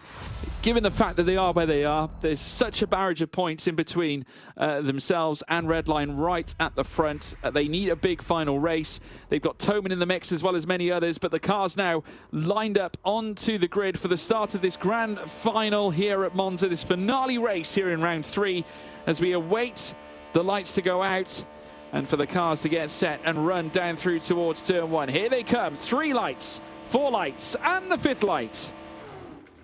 And it's pedal to the metal, and it is go, go, go, go, go. Great start for Sebastian Job, immediately cuts across. Teammates, what looks to be in behind Luke Bennett, there further back. Joshua Rogers getting a lovely launch as well. Yuri Toman alongside him as they now make their way in towards turns 1 and turns 2 at the Rettifilio. Rogers now forcing himself through down the inside of Luke Bennett, who tries to force him back, but are going to run wheel to wheel through towards the Curva Grande. Through this next right-hander they will go. They'll remain side by side, all of this allowing Sebastian Sebastian Job, time and space, out to the front of the order. And now Bennett, as far as he's concerned, probably doing the job that is required of him, keeping Rogers at bay. Toman now looking to try and launch alongside Joshua Rogers himself as they come through the Rogers chicane. It's Job and Bennett, as they were at the start, 1 and 2. This might be an anticlimactic finale. I mean, I will say, Luke Bennett will be, he won't be holding the group up behind to try and slow them down and stop them from taking victory. He wants to win himself here, does Bennett. But right now, that 1.1 second gap, I mean, don't get me wrong, I think Bennett's been driving really well. I just don't see Rogers bump drafting Luke Bennett to try and push him up to the back of Sebastian Job. We'll have to wait and see as to whether that one runs true. But at the moment, with the 1.1 second gap, if they want to take victory, that's exactly what they're going to have to do. It is a large margin up towards Sebastian Job, who's just taken advantage of the fighting behind. They were side by side for way too long. They certainly were, and unfortunately now it's meant that Rogers needs to pull out all the stops to try and close that gap, because I'm sure by his reckoning there is absolutely no way, while he's behind Luke Bennett, that they are going to be in an impossible contention for a race win unless they get past Bennett here and now. So it all must come down to this very lap. Lap 2 will get underway, and now we'll see the teams currently, the drivers occupying Ps2 and Ps3 in this fight, sprint down through towards turn 1. Remember, there is no qualification. This is the race, the final race in this round 3 to decide who the round winner is going to be. And Sebastian Job out in front. We can already see a tussle further back, as well as we're now seeing the red line car belonging to Kevin Siggy and Yuri Toman going wheel to wheel here as they venture through towards Curva Grande. Once again, they still remain side by side, and now Siggy, well, he's going to look to try and launch a charge, but not forgetting Toman's going to have the line coming into the Rogers chicane. Yeah, indeed. Let's see what the side-by-side is going to have between the pair of these. Is it going to be a 1-2-4 for the red line team? Yes, it will be. Siggy through. Oh, we might even have a little bit of 3 wide here, because here comes Rietveld to make it 3 wide down to the first Lesmo. Very small. Goodness me, a major contact between Siggy and Toman. And Toman very much evicted out of his position. Siggy has dropped down the order, and I must say, no reaction, no emotion. I would have expected probably a little bit more ferocity as far as Kevin Siggy was concerned, but there it is. Frustration on the face of the Sigster. And now that means that Rietveld is up to 4th, in behind Joshua Rogers. Mustachio has now seen himself curtailed down the field into 11th behind Isaac Price, Job, Luke Bennett. Rietveld has now made it a red line 3 in the top 4. Yeah, I mean, look, I'm sure Siggy's wheel's going to get an absolute pounding after the race, but, you know, at the moment he needs to keep his eyes focused on what's at hand. There's still some decent positions to pick up, but at the moment, I've got to say it, Sebastian Joe's won this race. I know that sounds like really early. He's not the driver to make mistakes. It's 1.5 seconds. Luke Bennett doesn't seem to have the pace at the moment because he's too busy focused on Josh Rogers, and Rogers isn't quite there enough to push. Charlie Collins is going to go for a move on Rietveld. It is Porsche Commander or red line inside the top 5, but Chinchik might chuck a couple of vitalities in there. He could well do, and here comes the vitality now. He's going to head it, make it 3 wide, and he's done the pair of them. Fantastic move from Marcel Chinchik. He got the overspeed, and now we've got Thibaut Casibon, who's looking to add yet another vitality car into this fight as well. So now we're seeing them go wheel to wheel. This time, this is between Collins and Casibon. Further up, Rietveld has cleared Collins, and Collins has got another car to be worried about. Casibon looking to try and add, as I said before, that vitality car into the mix to join his teammate Marcel Chinchik to replace the laps of Yuri Toman after he came together with Siggy coming in towards Lesmo 1. Truly a disastrous moment for both cars, but the only driver that really profited in that fight was Jeffrey Rietveld. Yeah, I mean, still, Rietveld's in a solid position. His favourite acronym obviously translates into "Man, I Love Fighting," because he has been right involved in it all evening, has Rietveld. And as he sits behind Chinchik, he's not going to sit behind for too long. He's definitely going to go on the attack of Chinchik and might well find his way past. But at the moment, he's got to fend off Charlie Collins behind. Gap for the race lead still holding at 1.5. That's the important bit. Sebastian Job, Luke Bennett, they're not separated by too much. Josh Rogers, if he can bump draft or something, or I don't think bump drafting is legal in the championship, but still, the odd little oops I drove into you on the start-finish straight. You know, they're not gluing together. No, not at all. I mean, at this point now, I mean, as far as Luke Bennett's concerned, this is job done. Because, of course, this is all about the team's championship at this point. So the fact that Redline are in this position, the top two being Redline cars, they can consolidate this. Obviously, it's in Joshua Rogers' interest to try and close the gap. So surely he needs to jump past at some point. He's got the fastest lap of the race recorded against his name. Chinchik is quite a ways behind. The gap now starting to come down a little bit between Bennett and Job as they now head out of turns 1 and turns 2. Still Job ahead of the field, but still Bennett in behind, 1.3 seconds. And I'm sure that that gap is going to be consolidated through a grander portion of this race. Can't believe it's only it's lap 4 of 9 already. We still have, of course, 4.5 laps to go aside from this. But as it stands, we will be crowning Sebastian Job the round winner. That said, gap's coming down a little bit. Luke Bennett's probably going to go full attack here. Just wants to drag it down a 10th here, a 10th there. You know, see what any assistance he can grab from Joshua Rogers. I never thought I'd see. Again, I've been in sim racing for a long time. I never thought I'd see Coandra and Redline working together or anything. Certainly not against another Redline. But you know, here we are. It is 2024. That said, let's be honest. If Luke Bennett. Yeah, if we were talking like a lot of money on the table, you know, drivers' championship, etc., Luke Bennett would be slowing Josh Rogers down, guaranteeing the victory. We're here for a bit of banter. We're here to prepare ourselves for Riyadh, for the team's championship there. At the moment, Redline are looking secure, at least to take the points lead into that, and how that all works is very confusing. We're not going to go into that. But right now, things are looking good for Redline, so have at it. They're in control, they're in charge, and Joshua Rogers, I think, at this point needs to think of something. He needs to try and close this gap. Surely needs to try and break out of the aero of Luke Bennett and try and challenge. Obviously, there is a long run, as I said, towards turn 1, coming out of the Kerber at Alboreto. You can develop certainly a high level of overspeed. The gap has remained at 1.3 between Bennett and Joe for quite some time. Still remaining in behind the team Redline of Luke Bennett. Job checking out at the front. Marcel Chinchik still 3.7 in behind. Again, a little touch in the rear of Luke Bennett from Joshua Rogers as they look to try and escalate their situation coming out of turn 2 through towards Curva Grande. Bennett and Rogers bound at the hip as they now proceed down towards the Rogers chicane. Jeffrey Rietveld receiving a 1-second time penalty due to abusing track limits. So that will send him down the order behind the likes of Charlie Collins and also Johan Harth potentially. Wow, that was, yeah, I mean, fair enough. He's gained something from attacking the track limits. I mean, we've seen so many of that this evening, but the 1-second time penalty for Jeff Rietveld for doing that. Dropping back a few spots, at least a couple of positions, obviously, and it's obviously causing absolute chaos with the time sheets, which is excellent. But at the moment, he's out of the victory anyway, so it is what it is. Obviously, he's realistically sat just ahead of Thibaut Casabon. That should be the only position that's going to, or that and Collins, rather. It's the only position that's going to cost him. Shouldn't drop him back much further than that. As we look at Johan Hart and Kaki Oliveira, obviously in the battle for 8th position. Yeah, it's all going off here. Johan Harth currently tussling it out and about in 8th, and Kaki Oliveira looking to try and move himself up. Isaac Price also in this fight. You can just see the Porsche in the tail. Of course, that being the G2 esports car. Big points going towards Isaac Price this time around, so you'll be absolutely thrilled with his performance so far, definitely in this round. And obviously this will go a long way in his own personal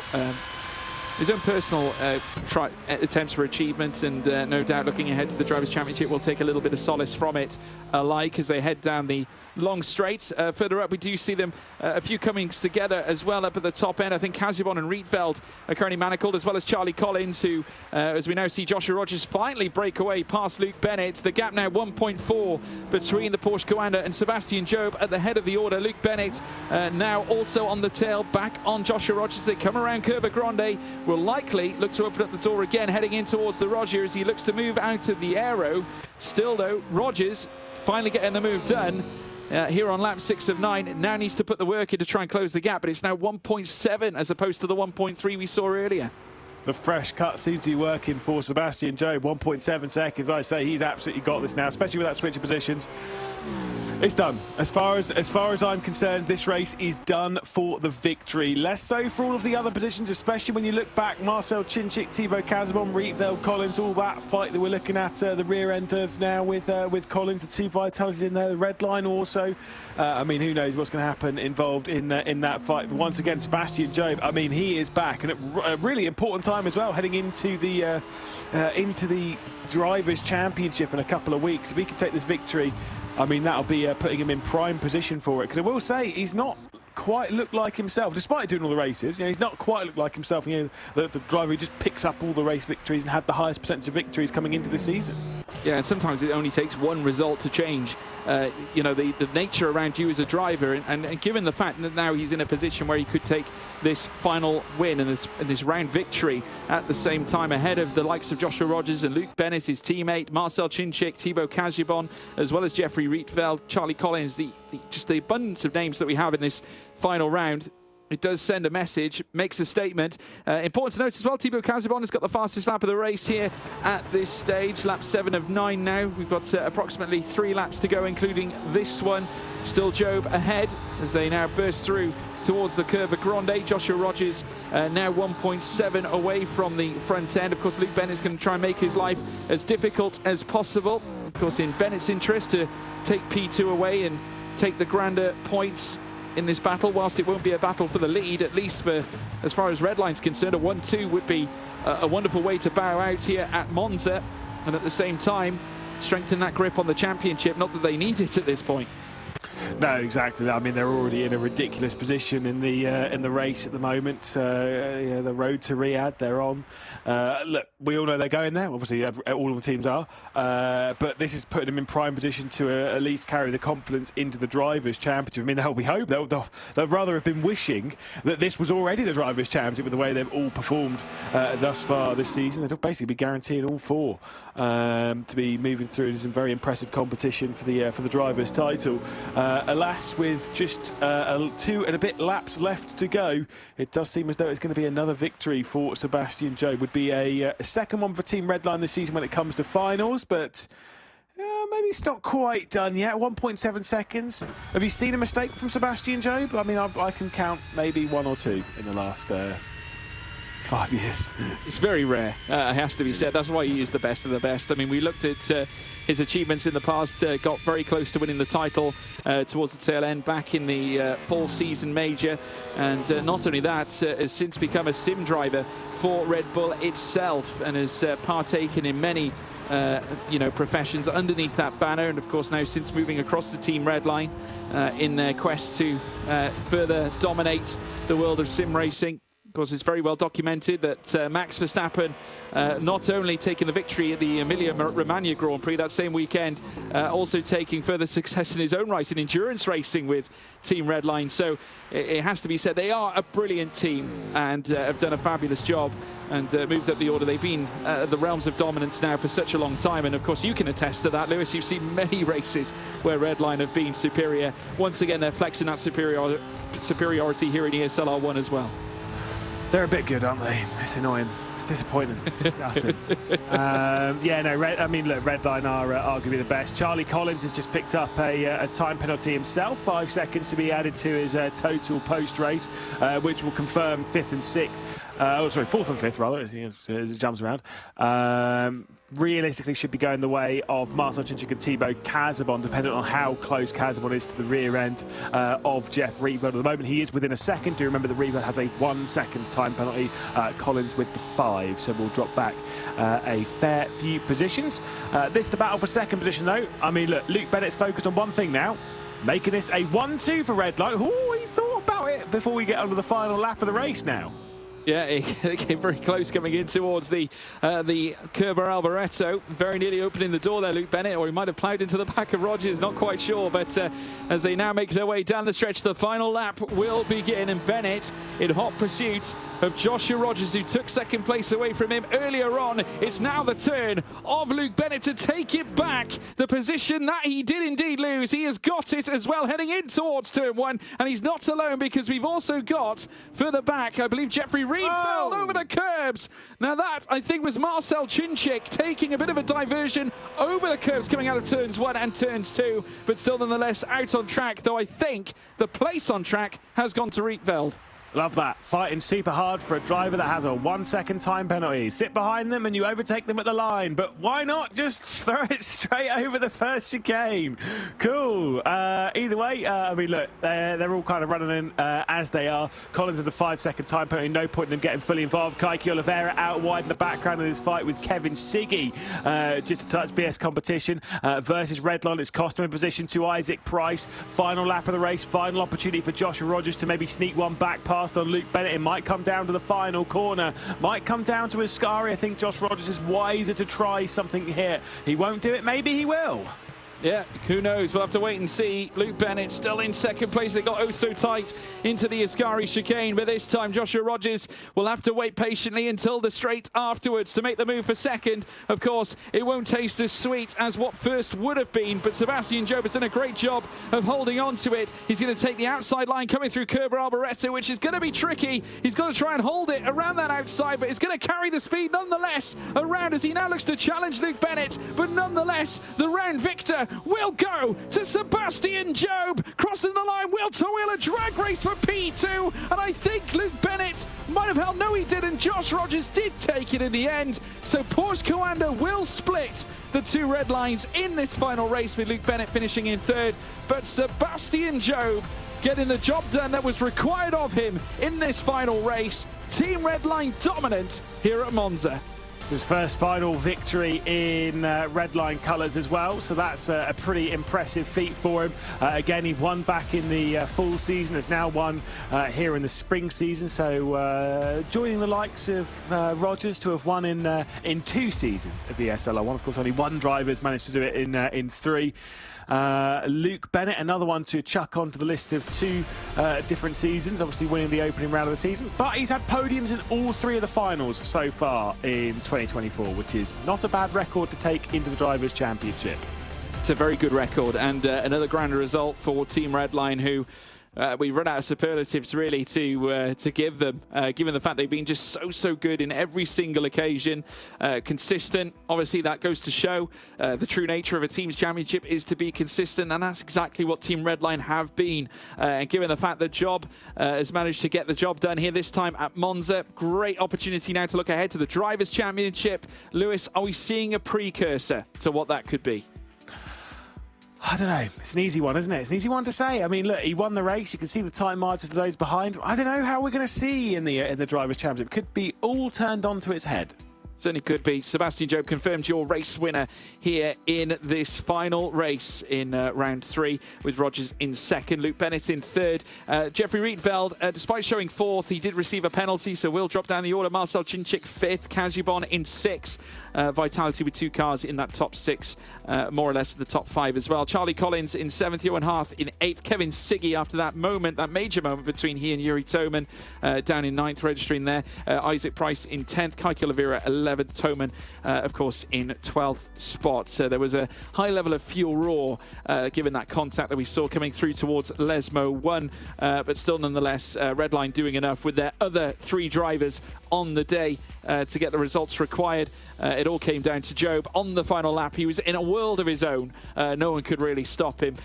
Obviously, in behind, you know, again, we see moments like this before where Porsche Coanda might have narrowly missed out on certain races, but they tend to come back and look for that revenge later on in other championships through the ESL R1 calendar, Lewis. I mean, this, I suppose, is one of those situations for Josh Rogers where he just wasn't in a position to fight this time. Yeah, but I will say, I don't want to be that guy, but he did it to himself a little bit. I understand going side by side, lap 1, giving it a go, but it's how long they left it side by side. You know, it's kind of like you're sat there being like, do you want to win the race? You can't, at some point, you've got to go, right, this is not, we're not getting good lap time here. Let's back out and jump straight in behind. But by the time he jumped straight in behind, the gap was already way too big for them to close down, as we saw the switch for the race lead. I think there might have been a cheeky little bit of netcode involved in that, which sent Kevin Siggy and Yuri Toman out and down the escape road. Well, it's not an escape road, it's just a gravel trap. But they kept it out of the barrier and kept it in the race, just not for a good result. turned it into an escape route, that's for sure. Jeffrey Rietveld taking full opportunity or full advantage of that situation and moving past the pair of them, Siggy and Toman barreling out. This was the moment where, of course, we saw the Team Vitality Audi R8 blasting past both the Charlie Collins and also, I believe that was Jeffrey Rietveld further back too. They came together, and nose in the back as well. This was, of course, as the fight was brewing between those in Piece 2 and Piece 3. Of course, Joshua Rogers coming together with Luke Bennett, and again more squabbling heading down through towards turn 1. This again, Bennett and Rogers, they continue to dice for P2 quite a ways through that race. It came to a climax, of course, coming up towards the line. Wheel to wheel they stayed, but Rogers coming out on top at the very end. But obviously, if you're Luke Bennett right now, whilst obviously you were dominant through the course of the campaign, you might feel a little bit aggrieved. But if you're Sebastian Job, an incredible drive and an incredible effort. We will, of course, be hearing from him very shortly. I mean, what's more to achieve here at this point, Lewis? I mean, given the fact that you've been so dominant through the course of a campaign, Job has surely registered his name as one of the top drivers. In fact, we can hear from him now, so we'll move across and speak to him. Sebastian Job standing by for an interview with us. Here he is, the man, the myth, the legend, Sebastian Job, winner of round 3 and in the final. I mean, it was pretty cool, calm, comprehensively done. You probably had probably harder days, I should say. Yeah, that's the benefit of having your teammate in P2 behind. You can just take off without any pressure behind, just put in the laps like it's practice, set some good pace, and no real stress from behind. You're right, it was a very chilled out race. Kind of similar to the quarterfinal. It was just nice and chilled out, which happens surprisingly often at Monza, I think, just because of people fighting behind on lap 1. So yeah, couldn't have gone better, and it was nice to make up for the awful semi-final where I just scraped in. So yeah. Now, I have it written down in my little stat sheet. That was your 20th victory in ESL R1, of course, across everything, knockout races, all that kind of stuff. So a decent accolade there to have picked up. I did kind of wonder if you were going to wait until the final to pick that one up. Obviously, it's quite hard to kind of repeat those results on a consistent basis. And we've seen before this season that maybe there's been a couple of struggles this season. Has that been the case? Or has it just kind of, I don't know, just a relative change behind the scenes, jumping over, of course, the red line, that maybe you're finding that extra gear now? Yeah, I've struggled quite a bit with these new physics on the game. I think that's for sure. The more that I drive it, the more the weeks go by, the more I understand the physics engine, and I realize compared to the last version how much this doesn't suit me. So I'm having to kind of force my brain to do things it doesn't want to do, or force my body to do things it doesn't want to do. Just in terms of what feels natural to me, doesn't work now. So it's been a tricky curve trying to fix that. I think weirdly at Daytona I had some good results, but I didn't feel that comfortable there, and same for Orchard, but here I felt a bit more comfortable, finally starting to get somewhere. And I think being in a team where I can compare to 3 extremely fast drivers is just it helps so much in understanding this, because I have multiple different reference points that are achieving similar lap times, so I can say, oh, I can't do what this person can do, but I can replicate what this person can do, and then implement that into my driving. So it just gives me more options on how to adapt. And as you can see, it's taking some time, but I'm getting there now. So some good results today. Yeah, I mean, Seb, yourself speak about great results. It's been a good year for you, I would argue. I mean, you look ahead now, joining Team Redline. They were already a brilliant team, but now I think you've added the term all-star, an all-star team in this one. When we talk Harlem Globetrotting of the sim racing world, this is definitely one of those. I mean, looking ahead to the Drivers' Championship now, taking the team's equation out of it, because surely it's in Redline's hands. I mean, given the fact that we have got 3 more rounds to go, this time in a driver's context, how does this win itself help the confidence heading into basically another campaign? Yep, it's a good time to come alive.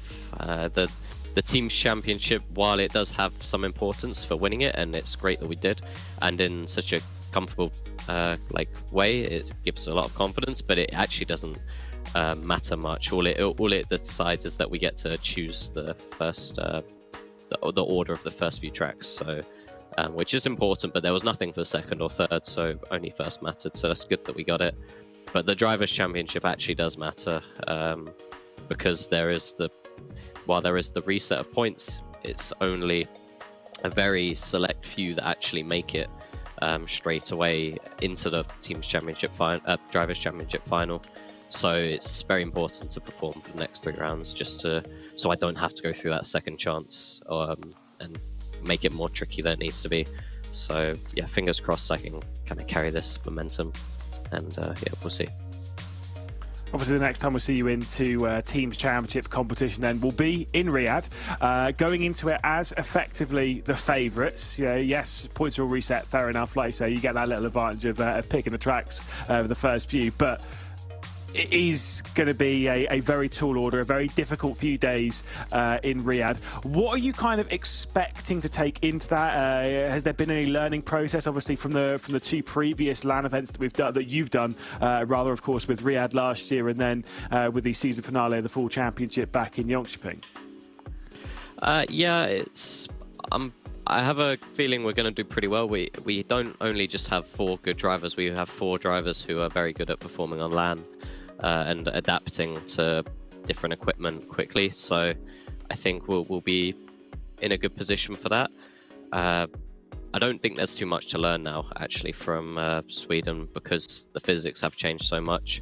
There's a couple of small things that can help on the day, but the equipment's the exact same, so nothing has really changed there. I think we just gotta do what we do best, and as you see, we've done really well in the online season, so as long as we keep doing the same thing, it should go well.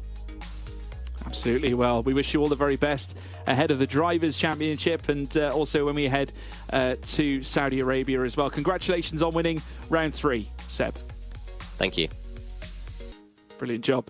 Sebastian Job, everybody, fresh off the back of a tremendous visit to Monza. And, of course, now we can look ahead to future rounds in ESL R1 as well. Obviously, the overall standings are going to be looking fairly interesting off the back of that. But no doubt with the road to the Esports World Cup, well, strongly and firmly well underway, we're going to be in for a real treat. Lewis, he looked composed, and for good reason. Take a look at these standings. 564 points going Redline's way, well clear of Team Vitality. Yeah, and of course, hearing through there again, the only real thing that really matters from this is who finishes in first. They're the only ones that get to pick the first few tracks in Riyadh when it comes to the Teams Championship. So that's the important bit ticked off for Redline, which is the bit that they were expecting to tick off, even though Williams gave them a good run. I think there'll be a few concerns for certain teams. For example, like Williams, who started off the season at Daytona really strongly and really really fell off over the last couple of rounds, going from bad to worse. And unfortunately for them, the back might be a little bit against the wall going into the Drivers' Championship. Apex and Mouse joint on points, but I think there's a lot of positives to take from both teams. Team Falcons, 7th position in there. First ever season in ESL R1. Yes, of course, they've got some drivers, the likes of Tim Statler, who we've seen before. I think that's a really solid performance from them to maybe put them into a solid position to maybe pick up some decent results in Riyadh. They've got a few more rounds to build on that in the Drivers' Championship. I'm still not expecting any of the drivers to move into the important positions, at least in the online bits for the Drivers' Championship, but you just never know. I can see them sneaking some pretty solid results though.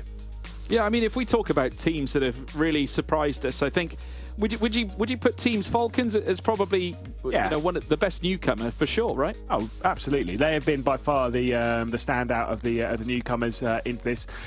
You can maybe chuck in Vitality in there, but that's a little bit skewed because it is RHE rebranded. I think biggest disappointment. I think there is no doubt as to where we're going to go for this. And sorry, Seb, but it is Guild. They just haven't really delivered what we thought. It seems as though the struggles from what we saw from the Mercedes team at the end of last season has just kind of bled into this, which makes sense. It's the same team, but the car swap has not helped them at all.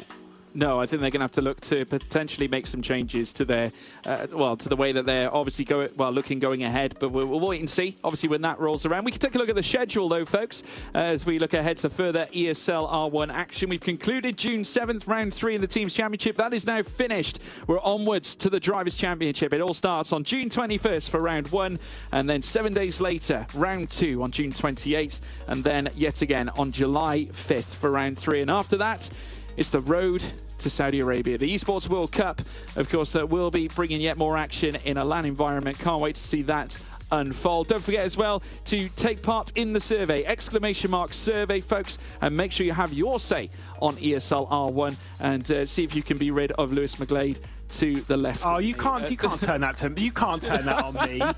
You can't turn that on me. Now that I have the last word. But no, it's been tremendous, folks. We really do appreciate all your support. Big thank you for tuning in as well. My name has, of course, been George Morgan. He has been Lewis McGlade, and we're looking forward, obviously, to the first round of the Drivers' Championship. But until then, folks, enjoy, of course, the rest of your weekend. We'll see you again soon. Goodbye.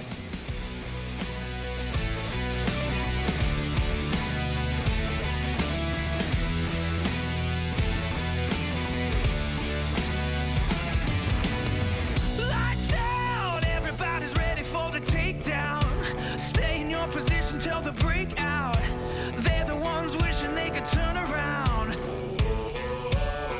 Big bangs to cover up your head before the bomb blast. It's coming soon, so you better think fast. I never thought you'd fall from first to last.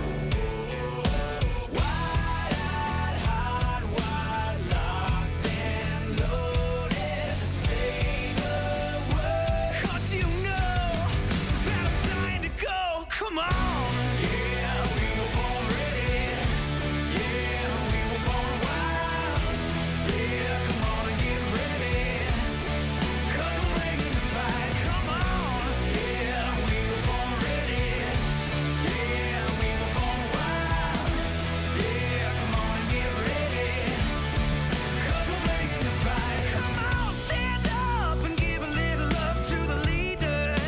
Take a little lesson from the teacher. Raise your hand, gonna make you a believer. It's done, it's over before I ever stepped in. I caught you flat-footed while you're resting. I never take it easy, better rub it in. Wide-eyed, hot, wide, locked and loaded. Say the word, 'cause you know that I'm dying to go. Come on! Yeah, we were born ready. Yeah, we were born wild. Yeah, come on and get ready. 'Cause we're bringing the fire. Come on. Yeah, we were born ready. Yeah, we were born wild. Yeah, come on and get ready. 'Cause we're bringing the fire.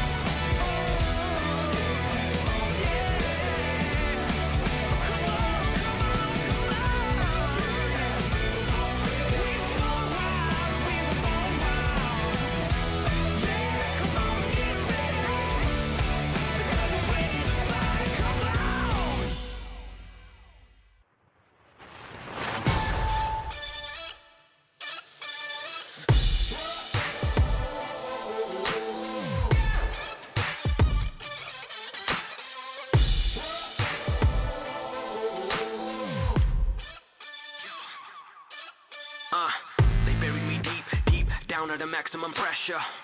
I never crumbled, I put in maximum effort.